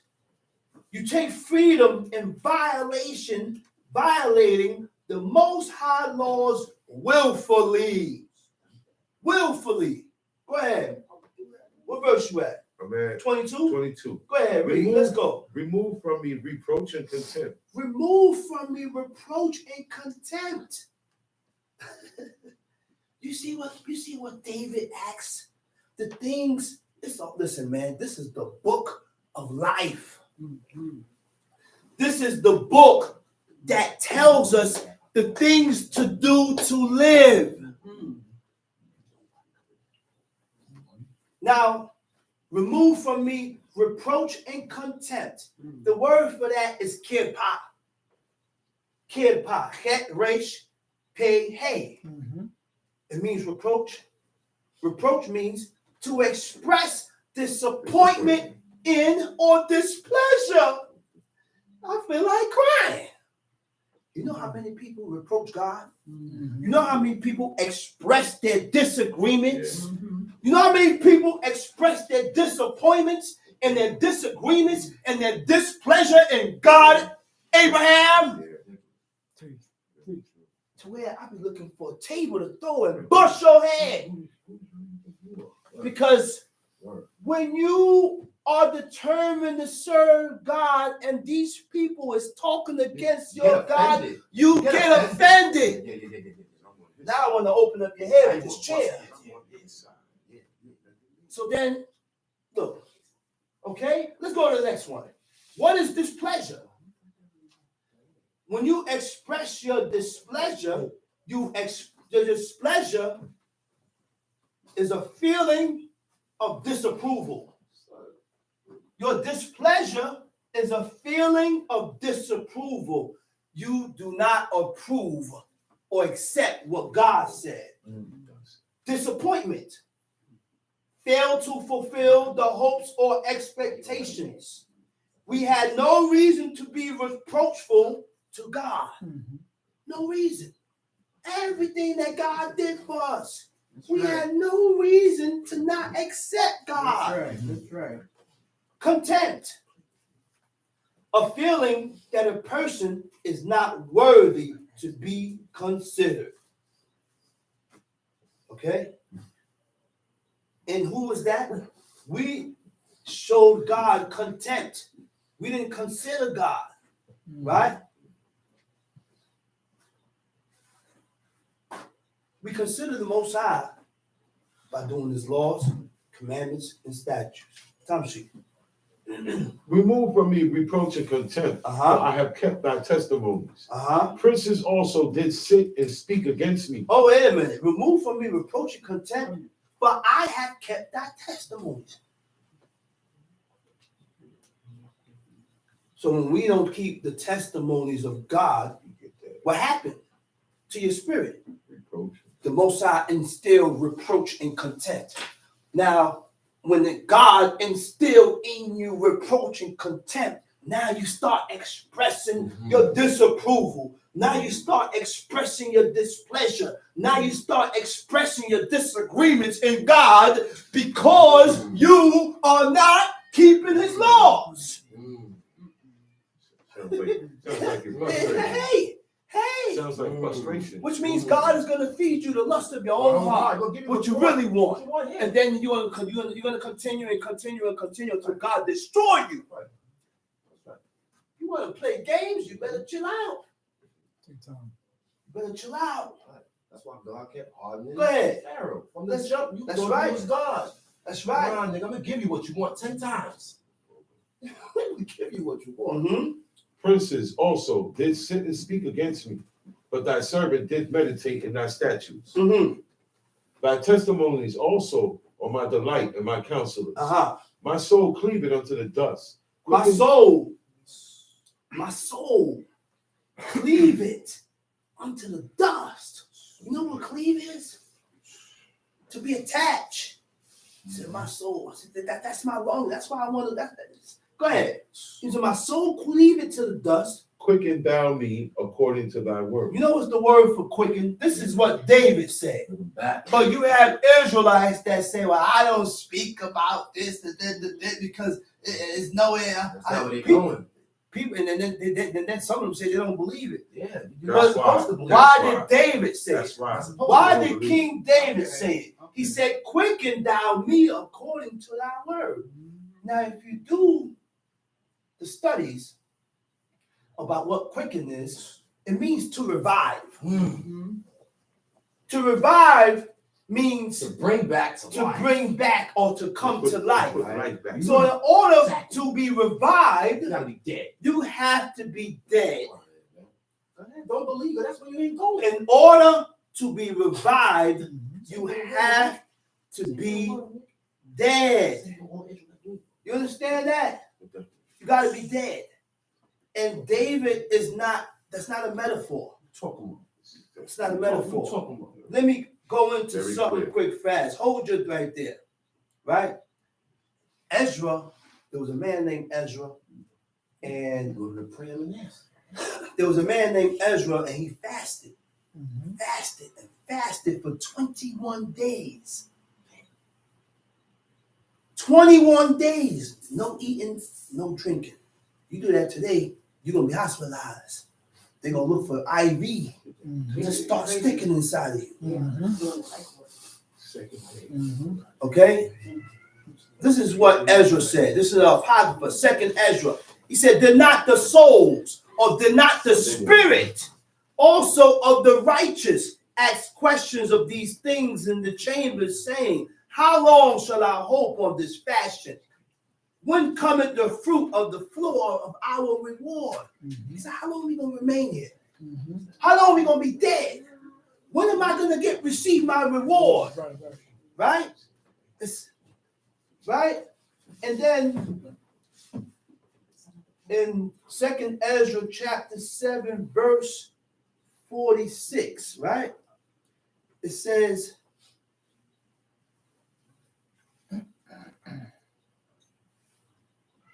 I answered then and said, this is my first and last saying, right? That it had been better not to have given the earth unto Adam. Ezra said that. Now he was going in. He went in. He was going in. He said, oh Lord, he said, it's been better if you didn't give the earth to Adam. He was going in. Why you think God Right. took him up? He said, transcended. or else when it was given him to have restrained him from sinning. He said it'd been better. He said it would have been better if you didn't give the earth to Adam. But if you did give it to Adam, he said, stop him from transgression. Right? But if we know how God works, God gives you the command and he leaves it up to you to choose whether you're going to follow in his laws or you're going to follow your own wanting ways. Just like a mother and a child. Then that's the proving grounds to see, well, okay, now this guy has chosen me. He has chosen God above his feelings of how he feels. So I'll choose him. He can do my laws. Okay? Now, it said, for what profit is it for men now in this present life? What is the profit for us, men, now, in this present life that we live in? Heaviness and after death. After you die, look for punishment. Because when we don't live according to what God said, and you die in your iniquity, you're going to get punished For eternity. forever. Because the only thing that dies is the corpse. The spirit don't die. The spirit lives God on. didn't create the spirit to die. God didn't create the spirit to die. He created the spirit to live on. But because we die is because of sin. But the spirit lives on. Right? He said, oh, thou Adam, what hast thou done? For though it was thou that sinned, thou art not fallen alone, but we all that come of thee. Okay? Go ahead, man. Continue reading. What verse you at? Verse 26. Go ahead, read. I have declared my ways, and thou heardest me. Teach me thy statutes. Make me to understand the way of thy precepts. So shall I talk of thy wondrous works. My soul melted for heaviness. My soul melted for heaviness, for grief, for sorrow. Tom, see? Strengthen thou me according unto thy word. Remove from me the way of lying. Remove from me the ways of lying. It's lying There are many ways to lying, right? One of the examples that I always speak about is the situation between Solomon, King Solomon, and Shimei. King Solomon went to Shimei and told him, do not leave here. Don't leave Jerusalem. In the day that you leave Jerusalem, he said, thou shalt surely die. He said, okay. He agreed. He said, so be it. He went there with every his belongings. And it came to pass that one of his servants left. And it was told Shimei. Shimei left, Go get him. went to go get them. Get his servant and come back. Word got back to Solomon. Solomon called Shimei. He said, something about, I don't know the exact term, but basically, Solomon said, you broke your oath. Foul. You broke your vow. Broke his oath. You Yeah, broke your that's oath. it. You broke your Yeah. vow. Yeah. How do you break your vow? When you agree. I said, and you agree, that's a vow. And that's why when sometimes people come, oh, what time you coming? I have to say, I can't say a designated time. Because if I don't come at that designated time that I voiced that I said, then I broke my vow. So I'll say, to keep myself in the clear, I don't know what time I'm coming, but I'm coming. So I don't put no stipulations. Go ahead, read. Remove from me the way of lying, and grant me thy law graciously. I have chosen the way of truth. Thy judgments have I laid before me. Where we at? 31. Go ahead. I have stuck unto thy testimonies. O Lord, put me not to Put me shame. not to shame. I will run the way of thy commandments. I will run the way of thy commandments. You know what it means by run? It don't actually means run. To run means to move in a particular direction. I will move in the way. I will move in the direction or in the way of thy laws. When thou shalt enlarge my heart. When to enlarge my heart means to give greater scope to. Right? A scope, space, or opportunity for unhampered motion. You have very little space to mess up. You don't have a long rope. No. God shortened the rope. Once Narrow. you mess up, Narrow. yeah, Narrow. that's it. Not too much room for error. Narrow. Okay? And with that, I hope everybody has gotten what was bought. And I'm going to say Shabbat Shalom. And I'm going to call up the next speaker, teacher indeed, Chief Mikhail Ben Lil.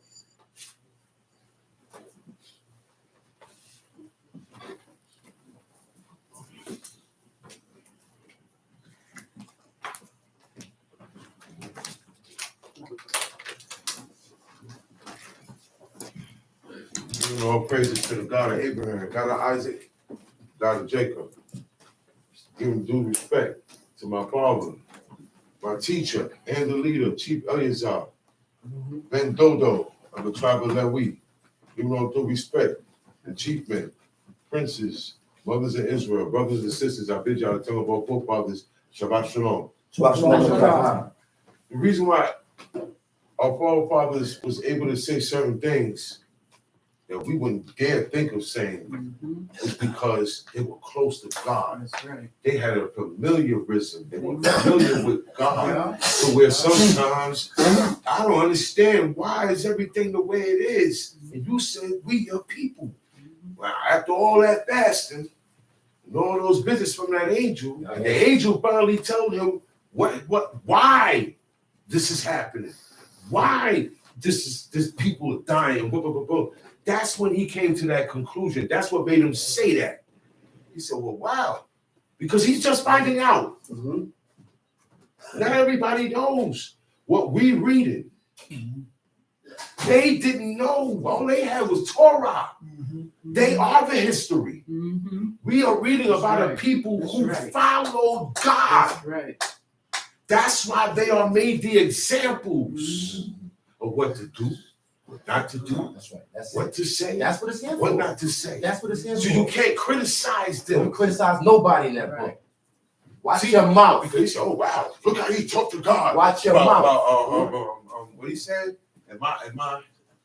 What Cain told him? Right. Am I my brother's keeper? Right. Mhm. Watch your mouth. Leave that alone. Wait to explain it. Do you hear what God? God ain't Explain saying, well, your insolence. God answered him. No, He God answered answered him. him. Right. Facts. There's a way to He answered him. He answered him. He's waiting right now. Facts. Okay? Watch yourself. So be careful. Mhm. These are people who are close. Saints. These are saints of God. Mhm. Direct contact. Cain was the firstborn in the world. Rebecca didn't need a priest, That's right. okay, Playing around. to inquire of God. That's right. She didn't need to go to somebody who had the ephod on That's right. to inquire of God. Rebecca, she said, man, this is no normal pregnancy. Mhm. Oh, no, man, to God, why am I thus? You know what that means? Why is this pregnancy bugging out? Why is this thing different? And he said, because you got two different nations in you, and they're going to always do the immediate answer. She didn't have to burn nothing. She didn't have to go to no temple. She didn't have to go nowhere. But all these things are added on because of wickedness. Forgetting God on purpose. When you forget God, you really don't forget him. You forgot him on purpose. You forget what you want to forget. You remember what you want to remember. That's right. And after doing, if you're doing it, you made your mind up to do this, you're going to forget certain things. But God will cause you to remember.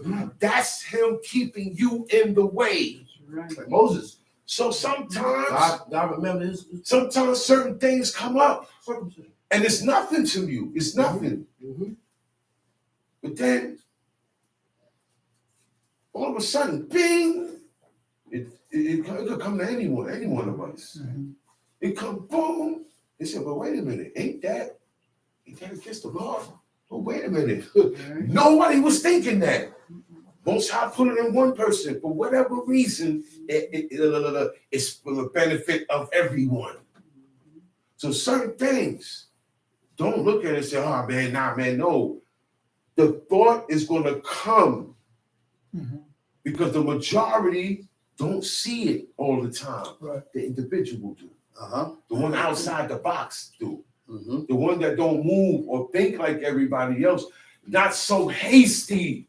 Don't be so hasty to do anything Yeah. That's right. but serve the Lord. That's it. That's it. Can't be hasty to pop.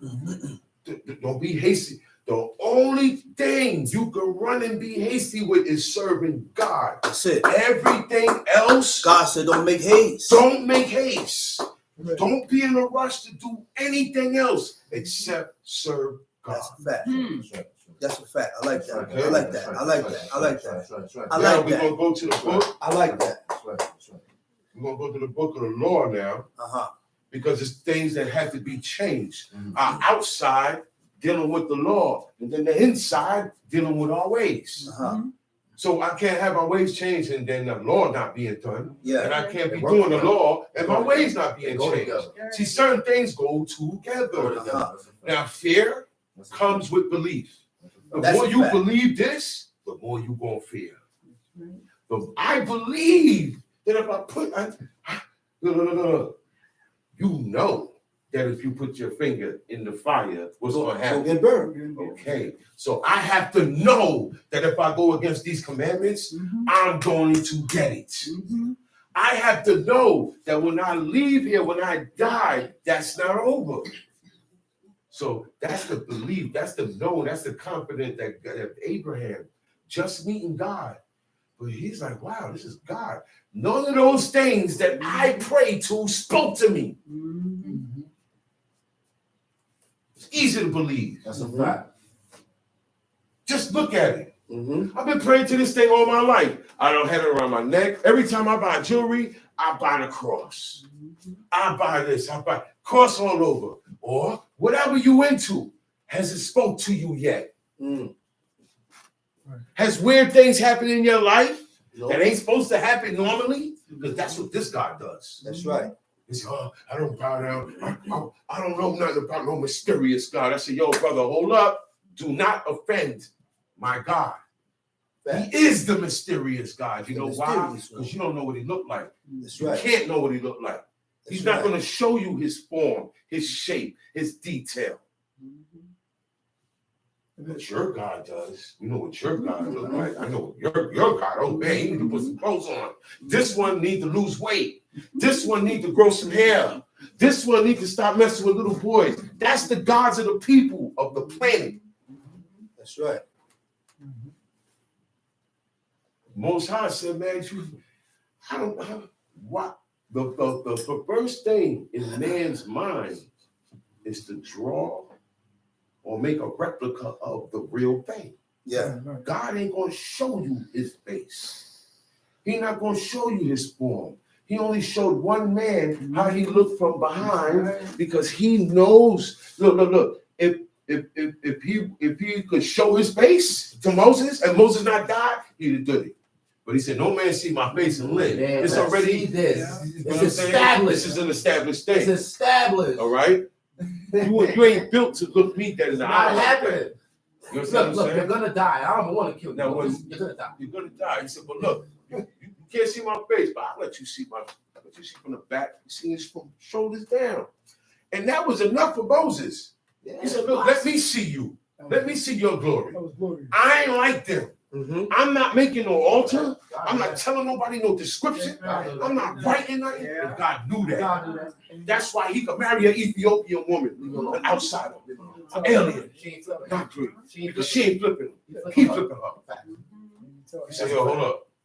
I ain't got this dude running stuff for nothing. Okay? The stuff he's built for, y'all ain't built for. And he ain't even want to do it." I speak to But him. I had to tell him, "Look, man, you the man for the job." Did Moses want that job? No. He tried to He get out of it so much. all the way to the part. God got upset at him. He said, "Look, man, listen, no, you gonna do this. I already chose you.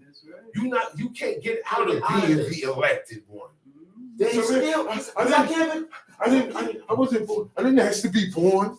What are you talking about? You ain't At asked. the end, he said, "Yo, man, my speech." He said, "Yo, man." God said, "Man, Aaron will meet you." I knew you was gonna say that. I knew he was gonna say that. Aaron on his way right now. He gonna be happy. And when he see you, he gonna be happy to see you. What's up? What else? What else you got? He gonna be happy to see you. What else you got? And he gonna hold you down. What else? This one here, Stop he trying to gonna get hold out. you down. Stop trying to get You can't get out of it. It's your You job. can't run away from him. Okay, come on.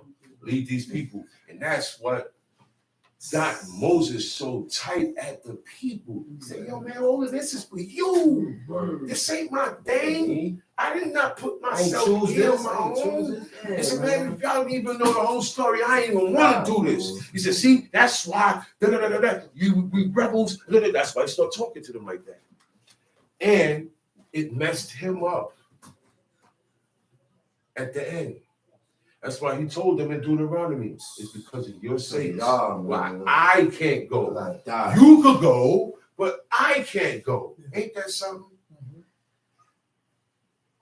You know, mess with me till I messed up with the king now. Now I can't go. That's all good. God, It's okay. You see your children. That's it. It's okay because look. All of those that did that, right here. they died right there. That's right.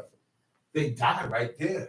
All the ones that got him upset and did all of these things, all the ones that, come on, let's kill Moses and Aaron, they died in the wilderness. The ones you say gonna be. He said, and the children that you say gonna die here, Nah, they going in, going back. right? But guess what? When they went in, God said they going in with the sins, your sins.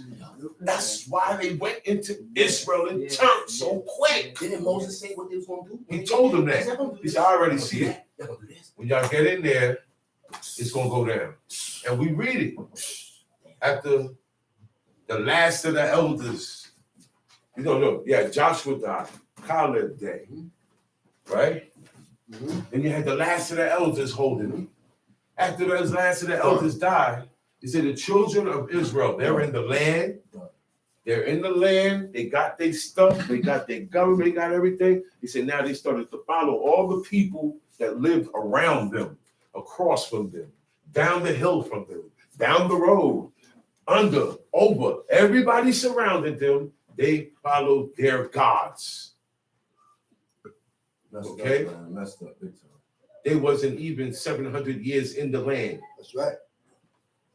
It wasn't even there for a full 1,000 years. Y'all know that? They just crossed the ocean, and 3 days later, they said, let's go back. Let's go back. That's why he said, yo, get down there. They have quickly. 3 days. So it ain't, look, so we have to be aware, because their minds is more powerful than ours. Their will is more powerful than ours. And it still got broke easily. Because I don't care what level you on, right? Yeah. The rules are the same. Everybody on a different level following these rules puts everybody on the same level. Because the rules are the same. This is the guide that everything gets put in government according to. So that's why it happened to them. They were better. They were better than us. They were closer. They were holy. They were holy. And there was a time when they had no iniquity found in them. The whole nation put all these, get all of us, then with all the other camps and everybody that call themselves Israelite today. We're gonna die. He could have got us. Balaam curse would have We went through. dead. It would have went through. It would have went through. It would have went through. Be for real. Yeah. Don't. This is the thing. In order to correct ourselves, you have to admit the truth about yourself. That's right. Don't get mad.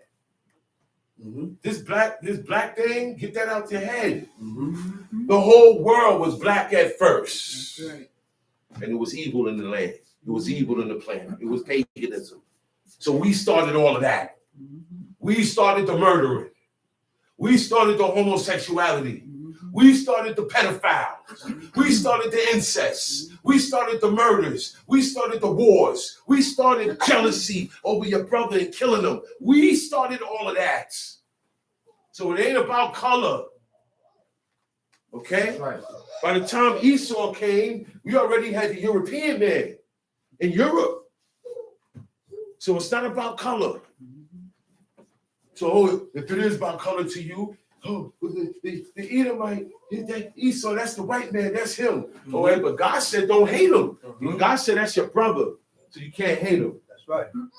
So we'll go right back into controlling your emotions, like the man said. It's real. So I gotta watch my thoughts, my emotions, and what come out my mouth, and what I do with my hands. That's what counts before God. Where my emotions lie, my thoughts, what I do with my hands, the works of my hands, and what come out my mouth. But that's what I'm saying. Look. And what I eat, and what I touch, and what I wear has an effect on your spirit.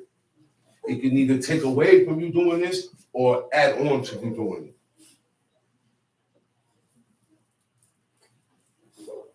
Okay. We're going to go to Deuteronomy. Go ahead now. Go to Deuteronomy 16. Deuteronomy chapter 16. Observe the month of Abib and keep the Passover unto Elohim, thy El. For in the month of Abib, Elohim, thy El, brought thee forth out of Egypt by night. It said, observe the month of Abib. Abib is the beginning of the counting of your months. Okay? I'm not even going to put year. I'm not even going to say the word year. Okay? The first month in our calendar that God gave us is Abib, not January. Right. There is no New Year's. Thank you. Okay? God didn't even say this is the beginning of the new year. Did he say that? No. He said this is the beginning of months. He never mentioned the word year. This is the beginning of months. God knew man was going to switch months around. Take them and switch them around. Add on and take it on. You know what Kodesh is? The head of the month. Rosh Kodesh. Rosh is head. Head of the month.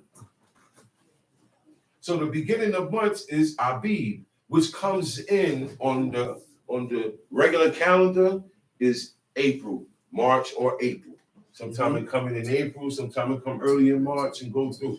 But the month of Abib comes in around that time. And in the month of Abib, on the 14th day at even, is the Lord's Passover. Right? Okay. But we don't have to worry about Passover lamb or none of that. It was We only don't one have to Passover. do that. It was only one. It was only one time. When this time comes in a couple of weeks, no death angel is passing over Egypt. No death angel is passing over here. We don't have to put blood on the doorpost of our house and on the lintel. That was a one-shot deal. That's right. Tell me when they had to do that again. When did they ever have to take the blood? And if look. And if one man ain't got, you get two families who come together. That goat, the blood of that goat can suffice for two families. So tell me, ever since in Exodus, has there been any time? There's only one. Okay then. So it's Passover, but the week is not called Passover. Right. It's called the Feast of Kag Unleavened Bread. That's right. Kag means feast. Means during this time, this 7-day period that comes in on the 14th day of the first month, Aviv, Right. we eat unleavened bread. That's it. Right. Okay. Now, Okay. in the ancient days, I'm gonna ask a question, and this is a child could answer this. Did we have baking soda back then? No. Did we have yeast? No. Did we have any baking agents to add to flour and water? No. Now, if you read the description of what knead is in the dictionary, it says the process of leavening. Okay. Some other meanings say kneading allows the elasticity and leavening. Whatever process you call it, whatever fermentation you want to call it, whatever this and that you want to call it, God said leavening. That is leavening. Well, oh yeah, but when you do it and you stay too long, that's the leavening. Right. Don't let the word take you away. Once you need it. It said that kneading troughs were bound in their stuff, Right. in their luggage, Yeah. okay, upon their shoulders. What they do is you take a sheet, you put all your belongings in the sheet. All those who lived the jail life at one time or another, you've done it. You take all your belongings, put it in the sheet, pat, put it around, and you tie a knot, boom, and you walk and you move with it. That's how you move. They didn't have suitcases back then. All right? They didn't have carry-on cases back then. Yeah. Okay? You either put it in a bag and put it on your back, carry it in your hand, or put it in a sack on a horse or in a wagon. That's how stuff was carried. Now, kneading troughs look like that ironing board that I bought yesterday, Hema. You see that ironing board? That's how big the kneading troughs are. You take it and you put it out just like you do. You're about to iron. And you get that bread, and that's the work you do when you knead it. Now, the more you knead it, the lighter the bread gonna be. All right?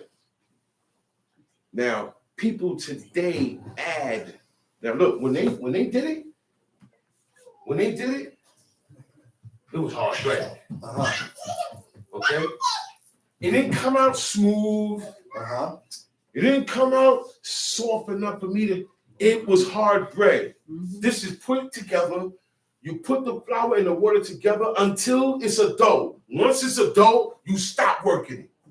You stop mixing it. Because once it becomes a dough and you keep mixing, you're kneading it now. Okay? This is chemicals. Okay? This is dealing with chemistry. Yeah. So all the fancy words that Israelites be saying, yeah, you're right, but that's leavening. And it happens when you knead. I don't need nothing, put nothing in the dough. I don't need to put nothing in there. I can take that dough and put it in a machine, a mixing machine, and leave it there. Hours, hours, and hours, Turns to Wonder Bread. and then I take it out and I flatten it out, put holes in it, and put it in there for no more than 2 minutes and take it out. That's what they call matzah. It's commercialized crackers. That's not bread. It is not bread of affliction. That's right. I didn't make it. So right. it ain't my bread. That's I right. have to eat the bread that God told me to make during this season.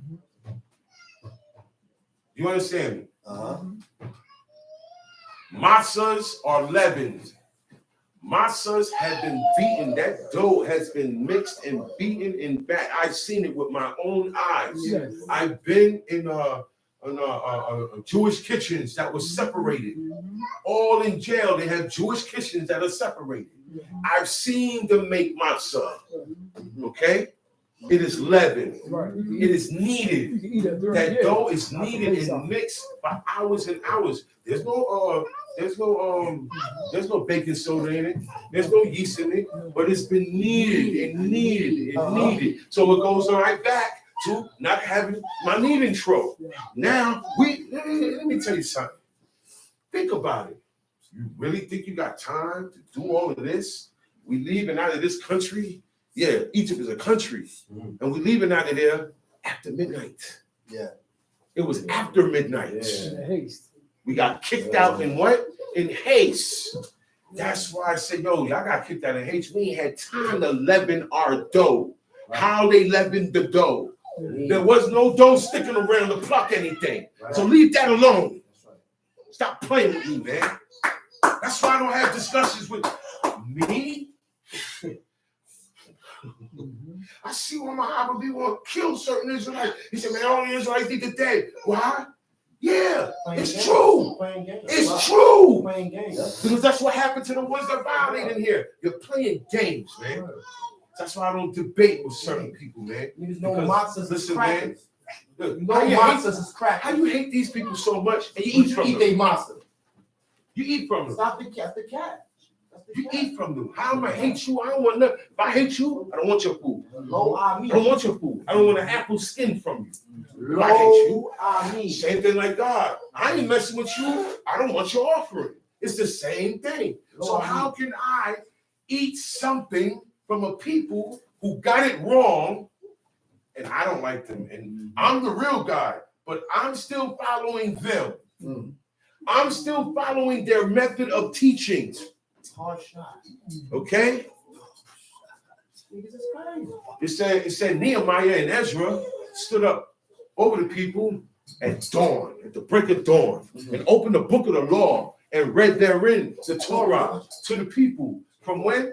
From dawn to the afternoon. To the afternoon. That sound like a pot shot? That sound like a pot shot? That sound like a pot? He read the whole book of the law there. Anytime we say Hilkiah found the book, he found the Torah in the wall.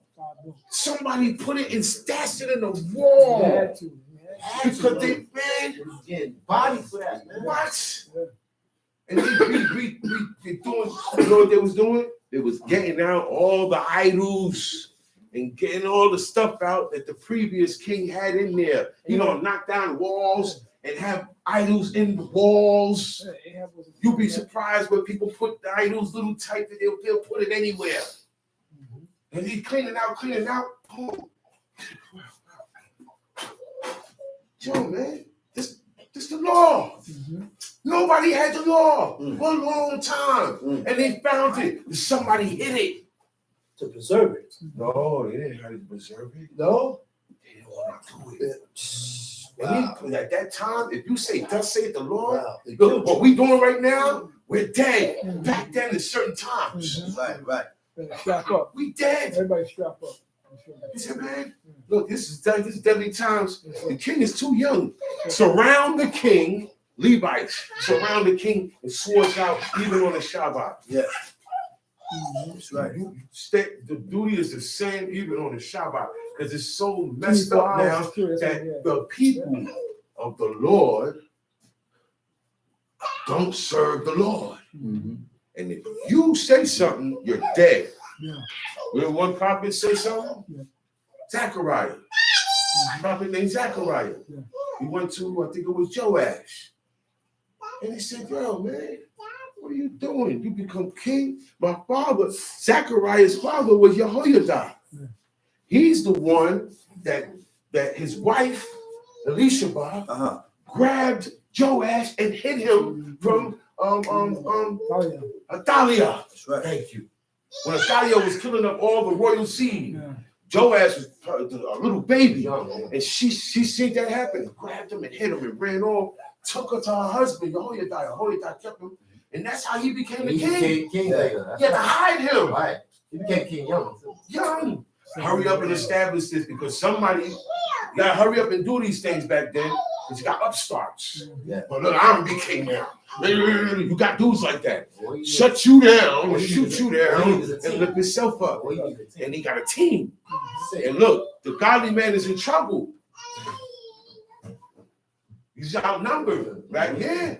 He's outnumbered right now. You're outnumbered. So all these things, you have to hide him. So he said, yo, man. But then this guy grew up and turned against God. So his son, Jehoiada's son, Zechariah, he said, the Spirit of the Lord came upon him to be a prophet. So the first thing he's going to do is prophesy to you. You out of line, brother. My pops held you down for you to be king here. And this is what you do. You know what he did? He got that man killed. He killed him. Yeah. These are the ways that God be talking about. This guy, look out for me. I don't even know that I was saved as a baby from him. He's dead now. And it's because of him, I am where I am who I am and where I'm at. I got to deal right with his son. I got to deal right with whatever he got here that belonged to him that he left here. I got to deal right. Especially if I'm out of line and he checking me. But the pride. Today we call it ego. Who was here to come telling me something? I said, look, man, I'm going to make your face, Jeremiah, as hard as they face. Don't worry. Adam and Stone. You know why? Because I'm sending you to holler at kings, to rebuke government officials. That's like God put the spirit of prophecy on you to go in the precinct right now and go to the desk sergeant and tell him about himself. He gonna like, well, how you know all of this about me? This is what God was doing with these kings. And some of them were ego. Their ego was saying, look, man. You're gonna be like, oh, most I'm gonna get invested. Niggas gonna invest me. But he said, don't worry. Don't worry. Look. And that's the plight of the prophet.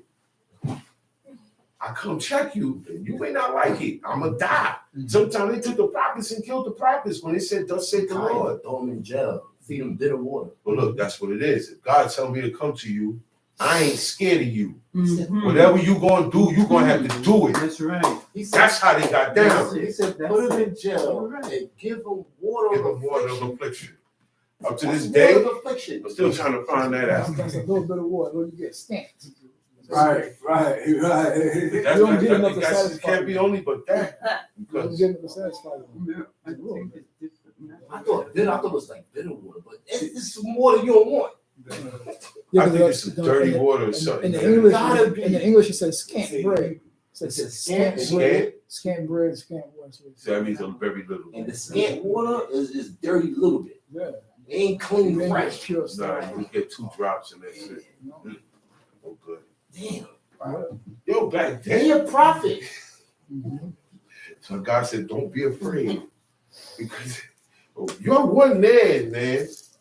You walking past armies and generals, you putting them in check. Yeah. So God said, don't worry, I got that. That's why he said, don't do my prophets no harm. All right? Because they're gonna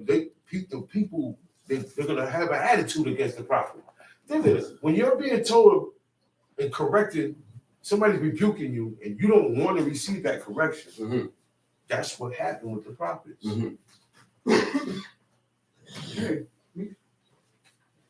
Time sheet. 2. Thou shalt therefore sacrifice the Passover unto Elohim thy El of the flock Do you and know of what the the Passover is? When he says sacrifice the Passover? That's the land. The lamb. Yeah. It's the Passover lamb. That's right. Passover lamb. That's right. We can't do that now. Oh, man. Y'all sacrifice the devils. That's what God the Most High So said. You don't do it at the right spot. If you don't bring it to the door of the of the tabernacle, tabernacle, I chose my name. and the priest got to be there. Did I make that's holy to do this? If that ain't set up there, don't do it. Don't go out there killing deers. When Passover come in, Do it. and think you good Think you good. because you in the middle of nowhere. You just committed murder. Think you good because you in the middle of nowhere sacrificing goats. Yo, listen. You a curse of Listen, God. devil worshippers sacrifice goats You a too. curse of God, man. Let me tell y'all something. You think Devil it's a worshippers king? sacrifice goats and lambs too. A curse So of God, if man. it's not done according to how God said, when, where, and all these details involved, you are sacrificing the devil. They know that. They know they ain't supposed to be sacrificing over here. Want to go in the middle of nowhere and sacrifice animals like y'all retarded. You know they're not supposed to do this. Like y'all retarded, man. God said you sacrifice devils.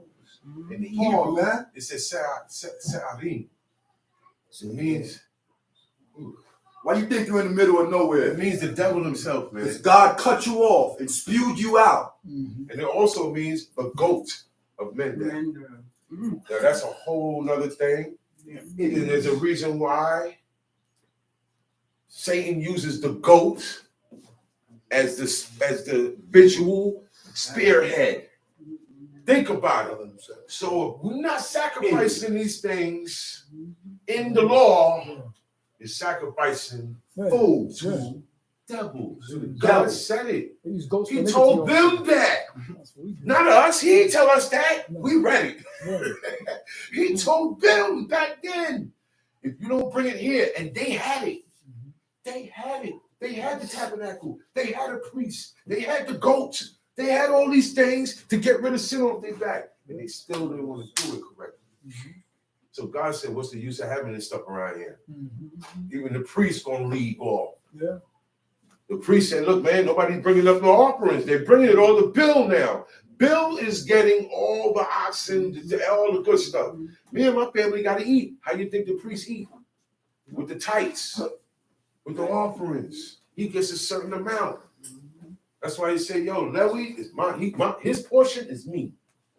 He ain't got to go and work no land. He don't have to do whatever. It's going to get running. When the people bring to me, well, God ain't eating none of that. Right or wrong? No. It's for them.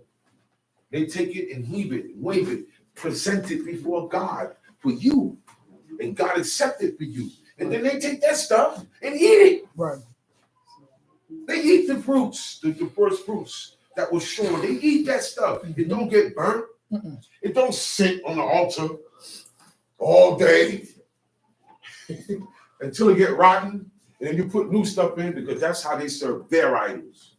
You go to certain people's house, you'll see certain stuff in front of an idol, in front of a statue, and you're going to see food in front of it.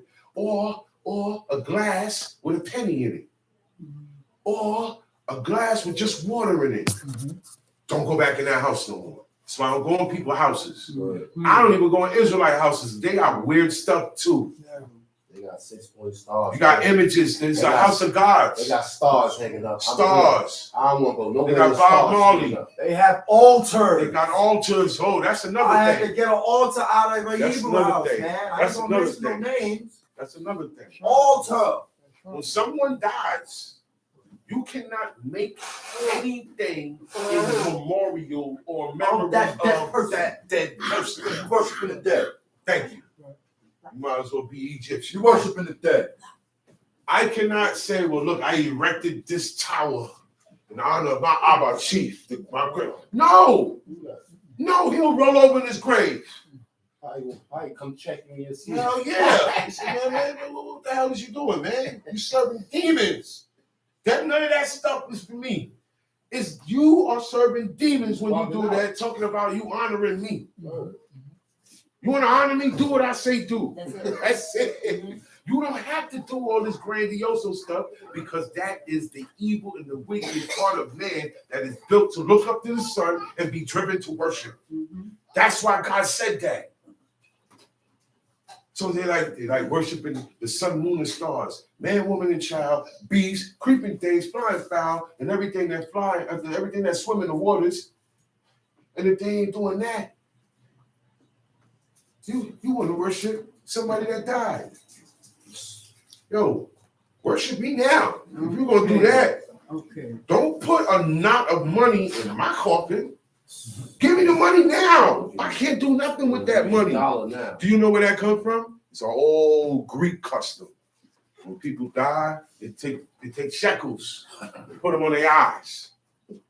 Yeah. Okay? Yup, because they said They're gonna need it They're gonna need it to to pay, pay to get into to hell. pass the lake of fire. The lake of hell, yeah, because that's hell. It's a I heard dude. that. It's a dude. Yeah. That's why. That's why people get put stuff in people's coffins. That's why they do that. That's where it come from. Okay? Yeah, it's a movie that came out like that. Yeah. They put big giant thing in there. And they say his spirit Gonna get to a lake of fire. And in order to get over that fire, there's a little dude with a boat. Okay? That's supposed to be the devil. And you gotta ask the devil. And you gotta You pay gotta him those pay him. shekels. You gotta pay him. Okay? All of it is myths and stories. It's a myth made up by man. Okay? Nobody came back from the dead and said, this is how it go. No. It's all made up by man. Okay? It said, thou shalt therefore sacrifice the Passover unto the Lord thy God of the flock and the herd in the place which the Lord shall choose to place his name there. But like I said before, we don't have to do the sacrificing part. We don't have to do that. We don't have to kill no animals. You kill the animal, you kill it to eat it and wear it. Not the sacrifice.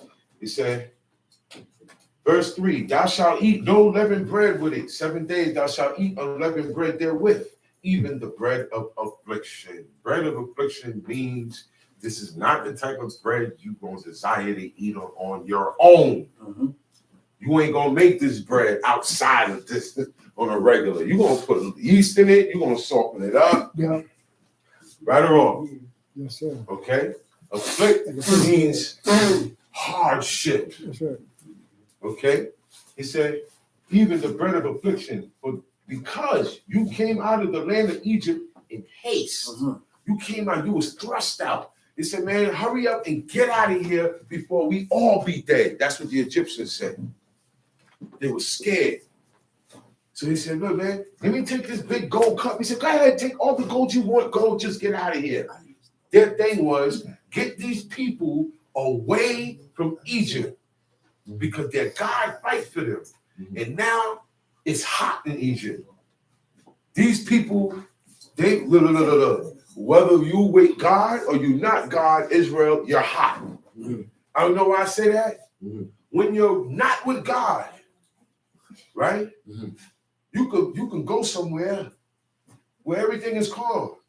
But because you are not with God and God not with you, you make it hot. You bring a certain spirit with you because the breach is all open. Everything is coming around you. You hot. Let's just say, yo, listen, man. You gotta get mad because you hot. Police looking for you all over. Right or wrong? You are hot. Israel said, oh, man, we're going to go down here back to Egypt again, man, because this, and the third. And they went down there and took Jeremiah with them. Jeremiah said, yo, God said, don't go, man. Stay here, he'll work with you. They said, nah, we don't want to do nothing that God said. We're going to go down to Egypt and we're going to be good. He said, all right. As soon as they got to Egypt, Jeremiah started picking up stones, and he made a big heap. He made a big mound of stones. They said, man, what are you doing? What's that for? He said, this is going to be the spot where Nebuchadnezzar of Babylon, the king of Babylon, gonna come all the way down here. This is the spot where he's gonna set up his pavilion, his seat of throne, and watch everything burn. He said, no, why? Because you made it. Egypt was okay now till you came back. You came there and made Egypt hot. Now because you there, Egypt gonna get hit up. And you could be hot in a good way. For your enemies. In the case with Egypt, they said, man, God is with these people and everything working for them, and it's all bad for us. Get them away from us. Before we be all dead men. Take whatever you want. Get out of here, because you're making us hot. So either way, you hot with God. For good or bad, it's best to be for good. That way, at least you know one thing, man. When you follow these commandments and you with God and God see that he with you, the person thinking about doing harm to you, God gonna take care of it. You won't know. He ain't gonna come tell you every time. Right. Did he come tell them right away? No. He later on down the line, he said, yo, and those guys, don't mess with them because they didn't meet you by the way. And now you Popping over the back. they tried to get at you. At the back. Look, they tried to get at you in the spirit world. Yeah. They try to get at you through things you can't Some see. try with to the get at naked us from the eye. back. Some Amalek, they say they hit them up from the back where they weak at. So look, God don't forget those movements. You want no nation? God want no He didn't forget that. That's why he said destroy Amalek. I ain't forget what he did to Forget you. what he did to You, us, man. even though you get me mad, you still look. Boy, you still my son. That's right. You still my son. You You's out of line. You don't listen to me. That's why this is happening. But I'm going to kill them. Ace of who in the back? The old people, Yo, the young, the people, sick. That's why God said beef with Amalek, man. And he didn't want, they don't Forever want, beef. look, they don't like to come straight up to your face. You don't notice that? Forever Big bones beef. and calling police. And then when they call police, they lie. He had a gun. Wow. You had to say something. You making sure I go down, huh? You hate me so bad you can't come do it yourself. That's the wicked. That's what that Moabite king did. He said, man, it's too much, bro. Look what they did to Egypt. You know what? Balaam, pull up. Curse me, these people. Yeah. Balaam was a bad dude. Yeah.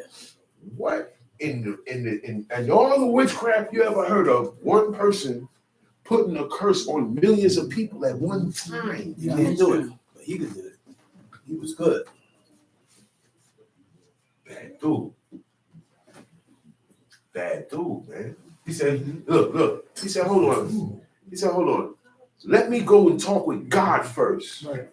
What person that deal with that say, hold up, concerning these people? I can't burn nothing. I gotta go speak to God. What person that you know that's into that will say that today? That dude is a heavy dude. He taught in the college. Do you know that? Yeah. He was the one responsible for teaching all that stuff back then. Yeah. But guess what? At the end, he died too. He got killed too. Because you know what he did? He said, look, man, he knew God already said there's no iniquity found in them. I don't want you. When they come, don't go. Didn't he tell them that? Right. He said, when the princes of Moab come, do not go. They're going to get you to go so you can curse Egypt. And they ain't did nothing wrong. They undermined my protection. So you don't go. They came. God already told them they're coming. But in his eyes, he's looking at the riches. Yeah. They offering some stuff to him. So he said, okay, let me talk to God. I said, all right, go with them. Look. I told you not to go. But you keep bugging me. Go ahead, man, go ahead. You ever did that before? Mm-hmm. You really don't want to do it? You know what? Go ahead, just go ahead. Do what you want. I'm telling you not to do it. You still bugging me about it because you want, so go. See, parents and children, it's the same thing. So understand your God, okay? He said, go ahead, man. He said, but you are only going to say the words I put in your mouth. Go ahead. Now I'm going to work this situation.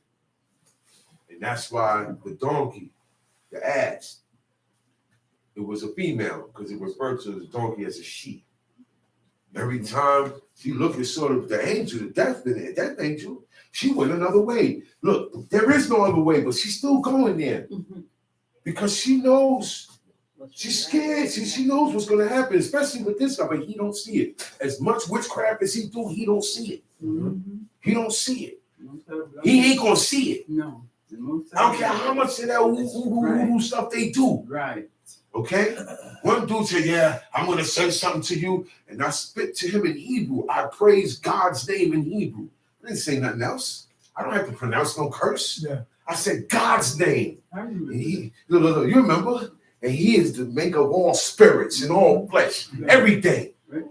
So all that spirit stuff you talking about sending, God, it ain't going to get past God's dimension of God's name. Too, bro. Me too, bro. We talking about you gonna say something. Some chick said she gonna do. I said, man, I just said God's name. And when I said the Most High name, it's like she went something like. She know who it was. No, yeah, she looked at me and went like.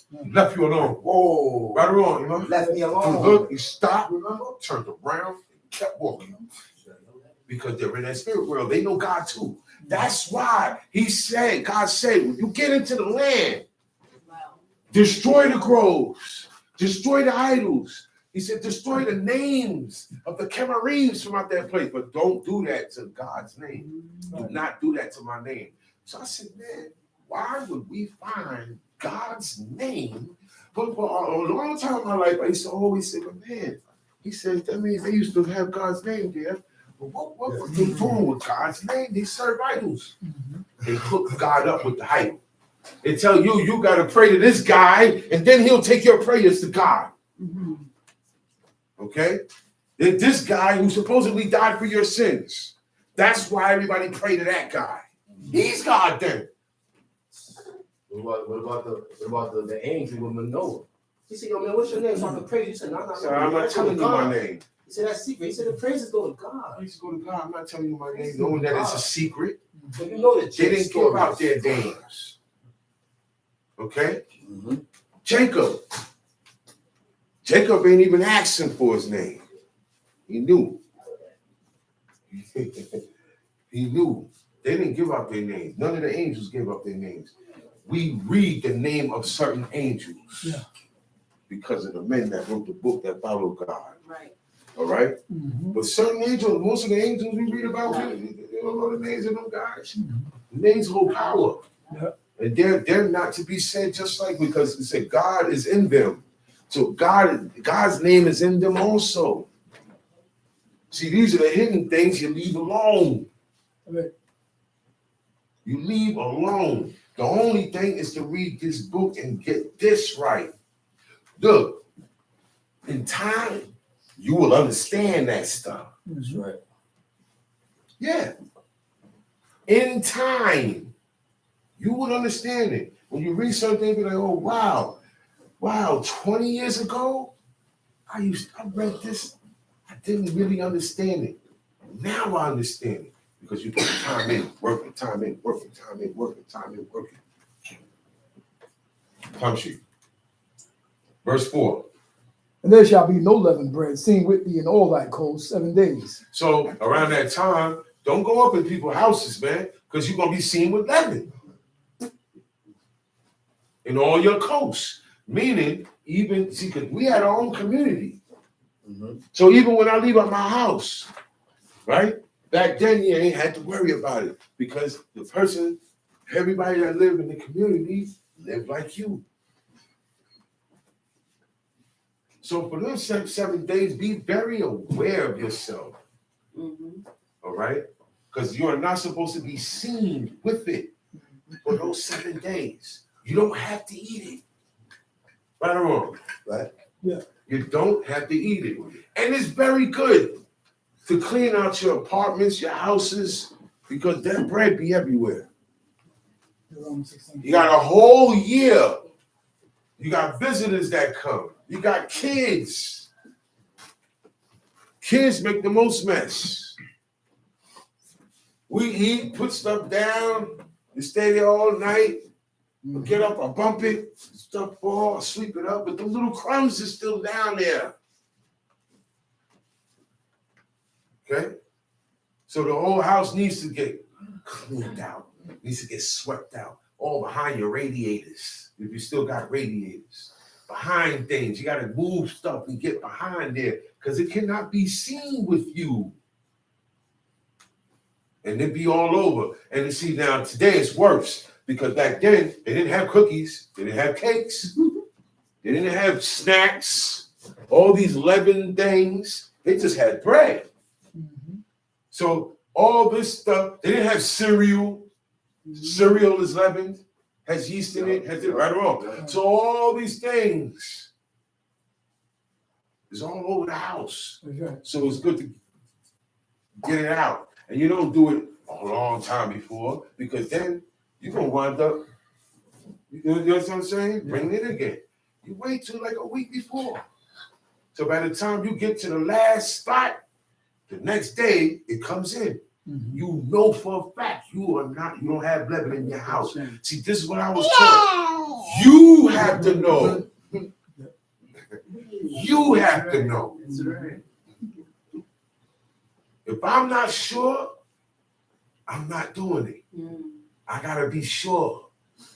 Yo, but I'm sure. This guy's telling me, yo, man, I'm sure. Yeah, but I'm not sure. Right. I have to see. I gotta make sure with this, and then my head is saying, yo, you can go ahead and do it now. I have to do it. That's why when people ask me certain things, I say it's supposed to be that way, but I don't know. I'm not sure. I'm not gonna tell you, yeah. I can't say yes. I can't say no. I don't know. I need your Lord, your day out. And sometimes people get mad when you do that. Yeah. People get mad. People have gotten mad. I said, nah, man, I can't say yes or no. He's like, oh, come on, man. Come on. Whoa, what you mean? Come on. You want me to lie and make you feel good? That's crazy. Yeah. People want you to lie to make them feel good now. They don't want you telling the truth. People don't want to hear the truth because they know that they're on the wrong side. And they have to get it right now. That's why the man said you can't handle the truth because it's too much for you. Because you over here with all the lies. So now I'm giving you that truth. It's going to break you. You can't handle it. You really don't want to know the truth.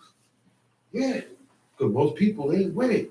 That's why in the book here it said divine to us, tell us lies, tell us jokes, make us laugh. And that's what this whole world is about. Comedians, laugh, take everything, take serious things that are serious and make jokes about it. Yeah. This is why people getting smacked, getting shot. This is why. It's not a good profession to be in, joking all the time. Nah, you can't make fun of me. I'm not trying to make fun of you because I don't like when you try to make fun of me. So I'm not going around putting people on the spot. Don't point me out. Don't put me in this. Don't make me look. You know what I'm saying? Don't make me look like, nah, don't do that. People feel away behind that. You know why I know? Because if I do it to you, you won't like it. So consider a person's feelings. We don't do that with each other. I want you to do it with me, though. Quick, fast. I feel away. But yo, you didn't feel away when you said this to that person the other day. When you did that, you did worse over here. You shouldn't be crying about this. You the main one be doing this, that, and the third. Why are you crying? Because you're proud and wicked. And you want to do things to people who don't want it done to you. That's a bully. That's a bully. That's why all bullies get beat up. Every fight I had in school was a bully. Was somebody that was trying to force themselves. Yo, this is mine. Ah, what are you doing? Get out of here. What are you doing? That's the way of the world. People see stuff that don't belong to them and just want to take it from you. They see your girl, want to take your girl. They want your girl and your son. That's how men are today. Back then, they would kill you and take your woman. Wife or no wife. Wife or no wife. Abraham told his wife, look, we are not married. You're going to tell these people that we are brother and sister. Because I'll live way longer. Because once they find out I'm your husband, the way of this land, they kill the husband and take the wife. And you think that mentality stopped back then? You think that stopped back then? That's why a man has to protect and guard what belongs to him. Because there's another man that's going to be jealous of you and want what you have. He don't want to go get his own. He want what you got because he covet. And coveting is easy. That man worked for that. He put in work to have that wife. He put in work for this. He put in work for that. Why don't you want to do that? You want what this guy got, but you're not seeing what he had to go through to get it. You don't get nothing for free on this planet, man. Mm-hmm. Nothing. You think you got over. You think you got over. But this he say God is a just God, right? Yeah, only the Lord's free. He balances all that out. That's right. Time sheet. There shall be no leavened bread seen with thee in all thy coasts 7 days. Mm-hmm. Neither shall there be anything of the flesh which thou sacrificest the first day at even, remain all night until the morning. Now that's sacrificial. That's the sacrificial lamb. There are no leftovers. Okay. When the day about to break, you gotta take whatever what wasn't eaten. You gotta take that and burn that. It can't go in the garbage. You can't give it to the dog to eat or the cat to eat, or make a sandwich out the rest of it. You have to do exactly what God say to do, and this is the reason why we fail. Mm-hmm. Because when God say do certain things, you do otherwise, and it's a small thing to you, but you don't know what you just did in the spirit world. Right. You triggered off a negative reaction towards yourself, because He says it shall not remain, or He said, neither shall there anything of the flesh which you sacrifice the first day at even remain all night until the morning. So before the morning pop up, whatever's left gets burnt. That's with the sacrifice. But we don't have to worry about doing any of that, okay? You don't have to worry about that part. Some of these laws cannot be activated because it is necessary to be in the land with the acting priest and the door of the tabernacle of congregation. Certain things have to be present and active, and that's not happening. So we have to leave that part alone. Tamshi. Thou mayest not sacrifice the Passover within any of thy gates, which Elohim thy El giveth thee. There we go. There we go. This line right here deads all of that. Thou mayest not, you may not, you will not. You will not cause yourself to sacrifice the Passover, sacrifice the lamb. That lamb is called the Passover. We call that because of the situation, right? At even. Okay? Any of thy gates. He said, thou mayest not sacrifice the Passover within any of thy gates, within any of your cities, any of your habitats. You can't do it in your own city and your own habitat. Okay? This city is here. The tent is over here, this other city. I gotta take my stuff and go to the other city where the tent is at. The tent, the tabernacle of meeting, where the priest is at. And I take my stuff there.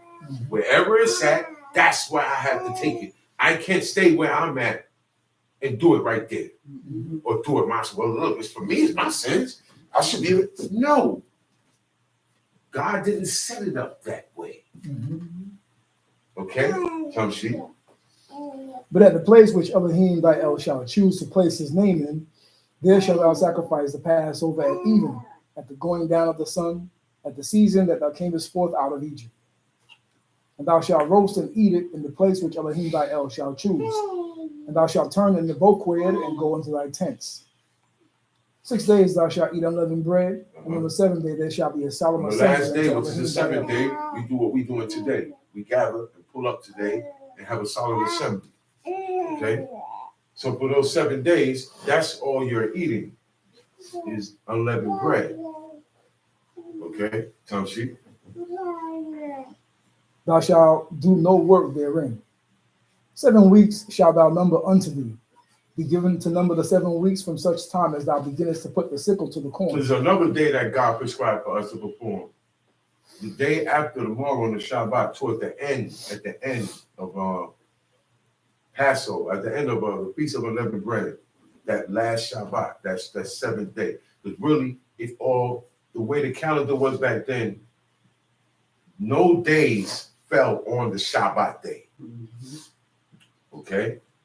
So it wasn't like today's the Shabbat and then Passover come in today too. Or today's Yom Kippur. Right. Because you're not supposed to fast on these days. None of the feast days and the Shabbat we are not supposed to fast on. It always came in the next day. So it said the morrow after the Sabbath. And that's when The Sabbath, what Sabbath? The Sabbath, the last Sabbath in that week of unleavened bread. That day after, it's not unleavened bread. It's not the feast of unleavened bread no more, right? That's when you begin to counter 7 weeks. Every week. No, this is the first week, second week. Second week, third day. Second week, 6th day. Every day. You count to yourself. All you're doing is keeping track. You know, somebody's locked up. It's like, I got 80 days left. X. You got 5 days left now. You see a bunch of X days. Hey, you got those 5 left. Boom. All right. One more to go. Right? That's what we have to do. To count. It's called counting of the Omer. Okay? Be privileged to do these things. Nobody in the world is doing what we're doing. And that's a good thing. Nobody's doing these things. Everybody else is doing something different. They're counting the 12 days of Christmas. That's what they're counting. They're counting down to their birthday. That's what they count. They don't count the Omer. So now, after the last day, which is that Shabbat, you start counting 7 weeks. That's what, 49 days? Yes. And on the 50th day is the Feast of Weeks. That day, everything is shut down, and we all pull up together and have a holy convocation, and then for the rest of the day, we party. Okay? God gives us our party days. God gives us the days when we come together and have mirth and be merry. We don't have no days on our own or days that's not in this book that we observe. Let me make that clear, because no birthdays is in here. And look, that one hurt more than Christmas. It hurts more than Thanksgiving. It hurts more than any of the holidays that the people love. Because these holidays are emotional holidays. All right? They're emotional holidays. That's what they are. Family holidays. That's what they are. What you think we're doing every week when we come in? The family's here every week. What we're doing is greater and better than the holidays and the ways of the heathen. They come together once a year. Talking about family. I hated you all year. Now we eating turkey together. Oh, yeah. And then guess what? Right after that, we back to it again. It's all fake. It's all fake. Okay? These commandments keep the family together. We see each other every week. Nearly every day. Every week. That's how family stays together. Not apart. Not far away. Because then now, I'm so far away, it's easy for me to be mad at you. It's easy. But the Shabbat is every week. So if all parties involved pull up, we got family here every week. What you need that day, that one day to serve a bird. Serve a bird that came from a dinosaur. Y'all don't even know where turkeys come from. Most birds come from dinosaurs, theropods, 3 toes. When you look at their toes, you see scales. You don't see feathers. Okay? I was watching a documentary, and they were showing how they devolved.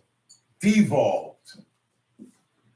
were big, giant reptile creatures that devolved into small little things we call birds.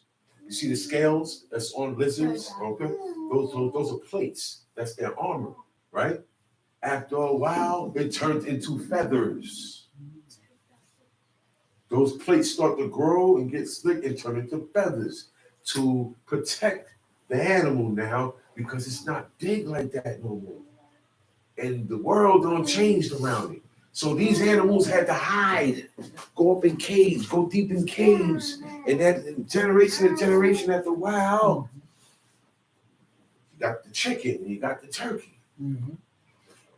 All lizards, all reptiles lay eggs. All birds lay eggs. Most birds come from dinosaurs. It's a known fact. You see, but look, even on the Snapple, the drink Snapple, they got little facts on there, Snapple facts. It even has that on there. It said, I only read about quails, pigeons, doves, and I only see where God gave them quails to eat. Mhm. And quails are not family to the chicken. They are not in the same family with the chicken. They're in the family with pheasants. Y'all heard of pheasants? Pheasants and quails, they're in the same family. Tell she. And thou shalt keep the feast of weeks unto Elohim thy El with the tribute of a freewill offering of thine hand, which thou shalt give unto Elohim thy El, according as Elohim thy El hath blessed thee. And thou shalt rejoice before Elohim thy El, thou and thy son and thy daughter, and thy manservant and thy maidservant, and the Levite that is within thy gates, and the stranger and the fatherless and the widow that are among you, in the place which Elohim thy El had chosen to place his name Now in. look at that. Later on, I read about in the Apocrypha, a man named Tobit, when he had to sneak to keep these laws, because the same his people would have killed him. He had to sneak and get away and travel down to Jerusalem to commemorate these days that God commanded. He said that when he got down there, he gave a tenth to the priests. He gave a tenth to the priests. He gave stuff to the fatherless, to the widow. But that's how they get to eat. That's how they get their stuff. Thank you. And thou shalt remember that thou was a bondman in Egypt, and thou shalt observe and do these statutes. He said, don't forget where you came from. Don't forget you were a slave. Don't forget that. You was a slave in Egypt. Got you out of there. So observe to do these statutes. You have to do this because that's what I brought you out to do. If you ain't going to do this, I would have left you there. If it wasn't for the promise I gave your father, the only reason why I got you out of there, man. What people as slaves you know overthrew a country and became their own country? Nobody. Not even America. Not even America. Slaves. Because Americans was not slaves to the British. Slaves. Think about that. God said, yo, man, remember you was a slave, man. And thou shalt observe to do these statutes. Don't forget where I got you from, man. Don't forget. If I ain't even look at you, you would have still been down there crying out. He said, thou shalt observe the Feast of Tabernacles. It's another feast day, right? It's not a holiday. Holiday comes from putting the word holy and day together. Okay? That's what they did. When that stands for an ancient word that I cannot mention because it's the name of a demon. All right? That word holiday comes from the name of a demon. And the days that the wicked worship, pagans worship, they call those days holy. Y'all know that, right? Y'all know that, right? They call those days holy. Holy days. That's the days for their stuff. But it's not what God, not holy. Anything that's holy is because of God and his commandments. But you have other walks in life, you have religions, you have this, you have paganism, you have this, and they all talk about holy. Right or wrong? They all call their deity God and Lord. Some of them even call him the Most High also. So don't listen to these songs and the guy saying the Most High, he ain't talking about the God of Moses. Don't get too happy. All right? Everybody got a little bit of the Most High's truth in their thing. Tom sheet. Thou shalt observe the Feast of Tabernacles 7 days, after that thou hast gathered in thy corn and thy wine, and thou shalt rejoice in thy feast. Now, the Feast of Tabernacles, there was a time we was in the wilderness, so we lived in tents. Tabernacles means tents. All right? For 40 years, we lived in tents. There was nowhere to build a house because we lived in the desert. There's no trees to cut. That's right. There's no nothing. There's nothing to make anything in. The foundation of you can't build a house on the desert. That's nothing but sand. There's nothing to put sit the foundation on. The foundation has to sit deep in the earth. It's nothing there to sit deep in there. So there's no houses or nothing get set up. You had to pitch tent. And they lived in tents for 40 years. So this day is a commemoration of when the children of Israel lived in tents. So it's called Feast of Tents, Feast of Tabernacles, Feast of Booths. Now, booths, Booths, is a modern word, right? It means Feast of Tents, Tamshi. And thou shalt rejoice in thy feast, thou and thy And, son. hold up. And when you make, in that 7 days of Feast of Booths, Feast of Tents, you got to live in it. That's right. You don't go in and pray and then come back. See, thank you, Ima. That is Judaism. Okay? We got the Torah and God's commandments, laws, statutes, and judgments. And then you have Judaism. Judaism is watered down and changed around. Okay? Judaism. That's what that is. I can't do that. I can't do it that way. Tamshi. And thou shalt rejoice in thy feast, thou and thy son, and thy daughter, and thy manservant and thy maidservant, and the Levite, the stranger, and the fatherless, and the widow that are within thy gates. Look, everybody got to live in that tent. There ain't no small tent. You know, you go down Kingston Avenue, you go into the Jewish areas, what you see? A little hut around that time. You see their house, they got their house. Then you see right outside their house, or on the roof, or on the driveway, or depending on where they could put it at, they have a little booth, a little hut. I call it a hut because it's not a tent. First of all, it's not a tent. And they only go in there when they pray and eat. When it's time to go to sleep, they get up out of there and go in their bedroom and go in their house. That's Judaism. What you're supposed to do, you want to observe this day, right? You gotta have a tent. Now you gotta have some land. You gotta have some land. Where we gonna put a tent at? All we own is this apartment here, and it's rented. You don't even own it. Okay? So where we gonna put a tent? On the roof? You're gonna say, Mr. Jones, you can't have this here. Regulations. It's not your land. It's not your building. It's not your house.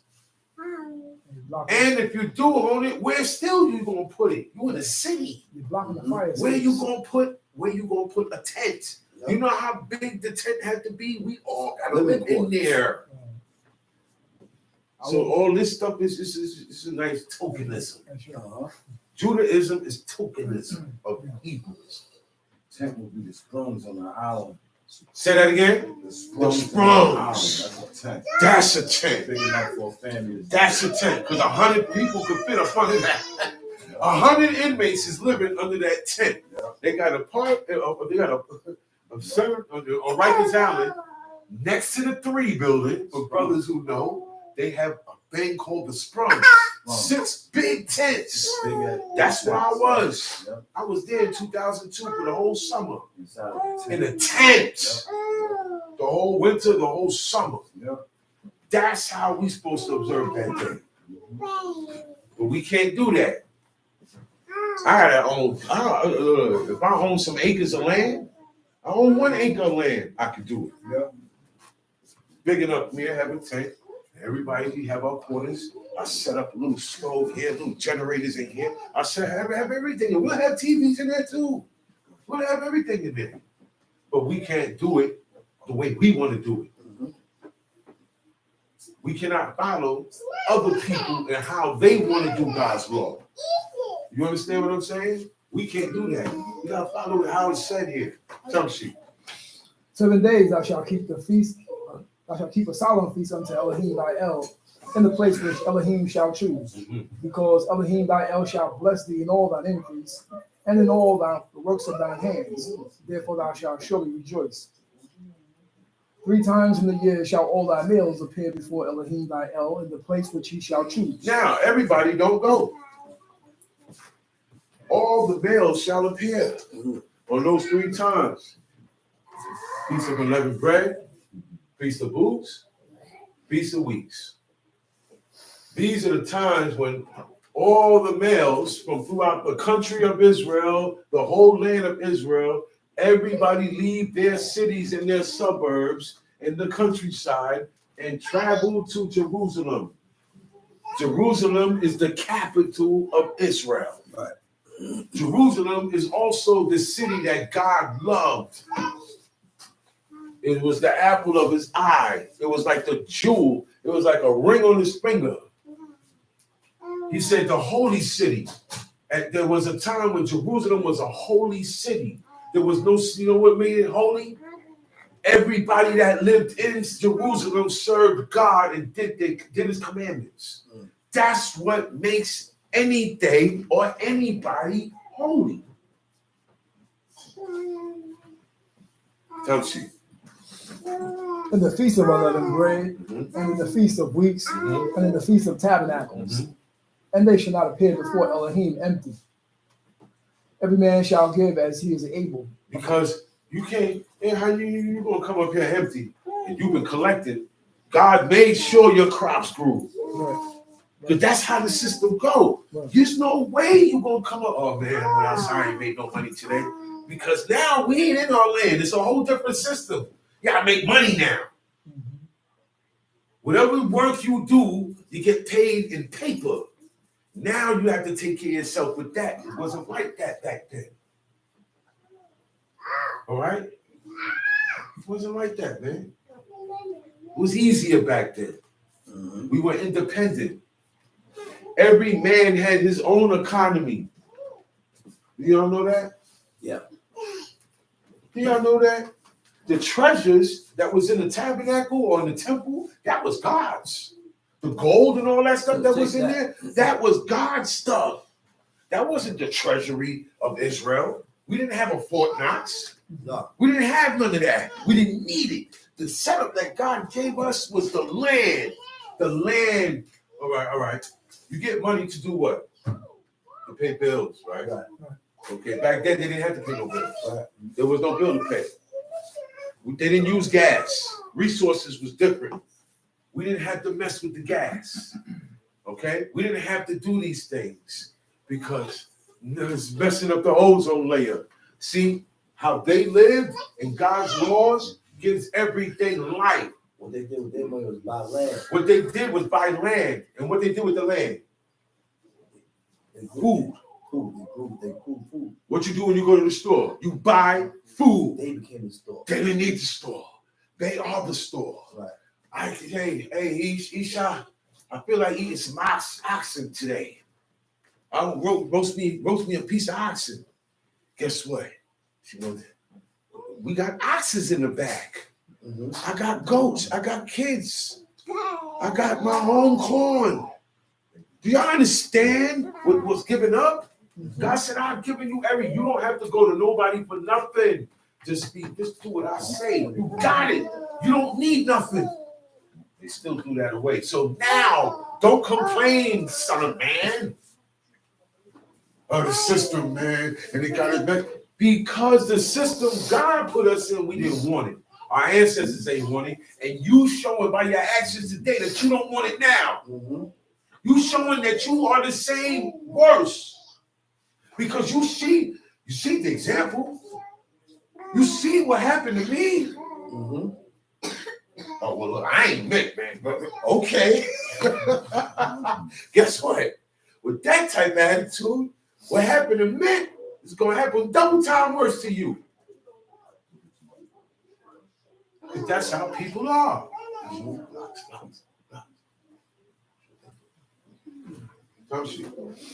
Every man shall give as he is able, according to the blessing of Elohim thy El, which he hath given thee.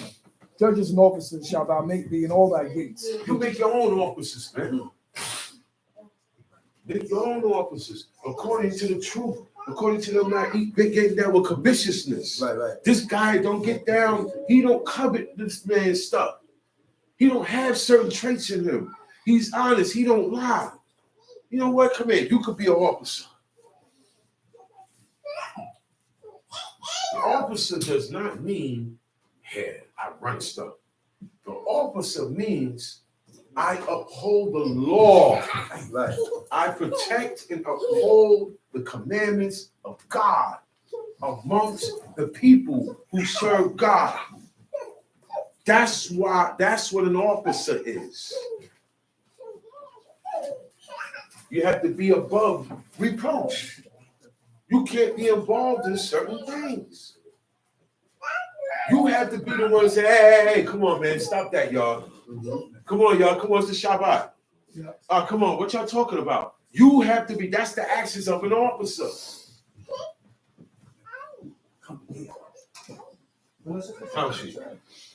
Judges and officers shall thou make in all thy gates, which Elohim thy El giveth thee, throughout thy tribes, and they shall judge the people with just judgment. Thou shalt not rest judgment. Thou shalt not respect To person. rest is to change. Don't change the sentence. Okay? Thou shalt not rest judgment. 19. How you rest? Why would you change the sentence of this crime that this guy did? Yeah. He said, thou shalt not respect persons. How you respect persons? What will make you respect a person? What makes people respect people today? Let's be for real. Money. That's right.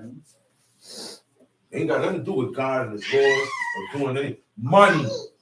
The more money a guy got, the more everybody gonna listen to him. That's right. He could be a liar. What this guy say is the truth. He got what's the truth to me. Look. I know he lying. I'm gonna show you how people are. I know he's lying. But I ain't saying nothing. He got the bread. He got what I want, what I need, what I worship. It's really not him. It's in his possession. So as long as I have access to it, and I can't have access to it if I go against him. Because he's gonna cut me off. Because that's his power. Oh yeah, I ain't looking out for you no more. Okay, get out of here, man. Nobody gonna kiss behind you because you got bread. Female's supposed to kiss behind you because you got bread. No other man's supposed to be coming behind you because you got bread. Look, I'll take it. How about that? See? See? You see what happens? You see what happens? You see? The mind of two wicked men. A rich man, poor man. The rich man belittle the poor man because he ain't got what he got. The poor man said, oh, word, now I'm going to kill you and take it. That's the world today. That's the mentality today. Tell she. For thou shalt not take a gift. Neither shalt thou take a gift. For a gift doth blind the eyes of the wise and perverts the words of the righteous. It's going to make me change what the crime that you did deserves this. Right? But because you be giving me money, you be looking out for me, you be hitting me on, you did this over here, I change my decision. I change God's decision. Because his judgment is his decision on what to do with a violator when they do certain things. So I changed God's decision and put my decision, my judgments. Okay? That means I rested judgment. I changed it. All right? He said, because a gift blinds the eyes of the wise. The dude's wise, man. But when he get the gift, it'll make him turn a blind eye. You ever seen this? You ever seen this before? You got three monkeys. One of them was like this. One of them was like this. Yeah. And one of them was like this. Yeah. No good. Yeah, that's no good. Hear no evil, see no evil, speak no. So you know what that means? If I hear some evilness, I go like this, act like I ain't heard it.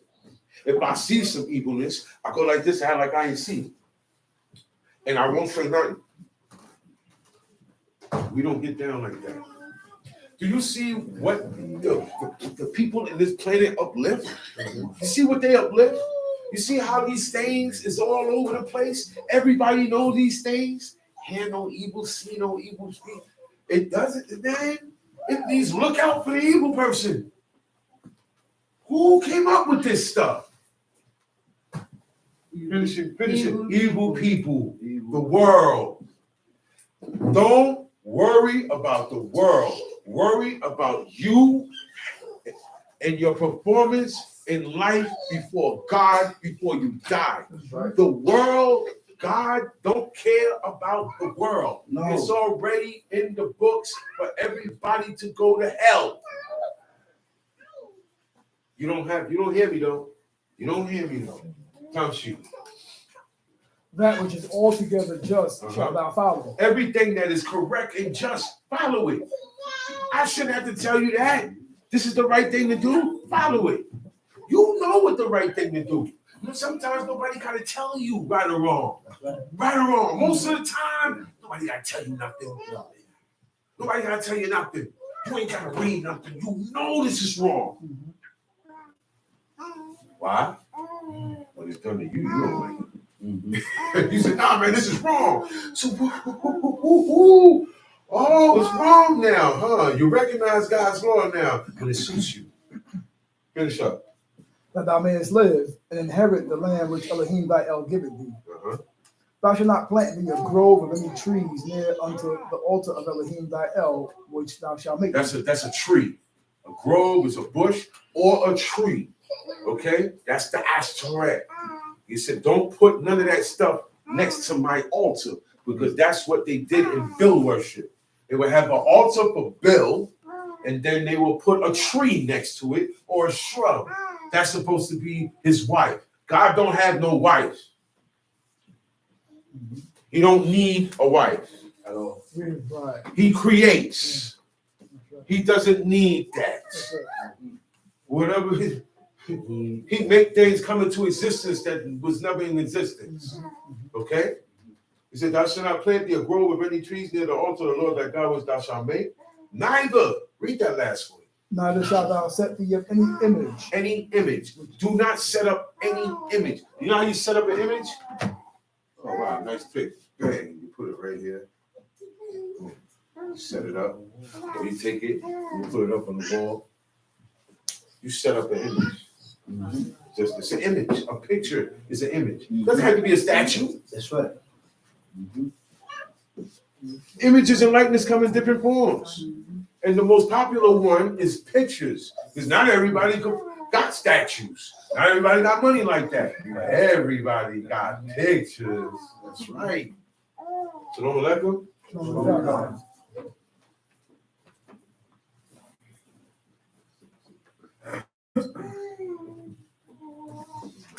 Whoa.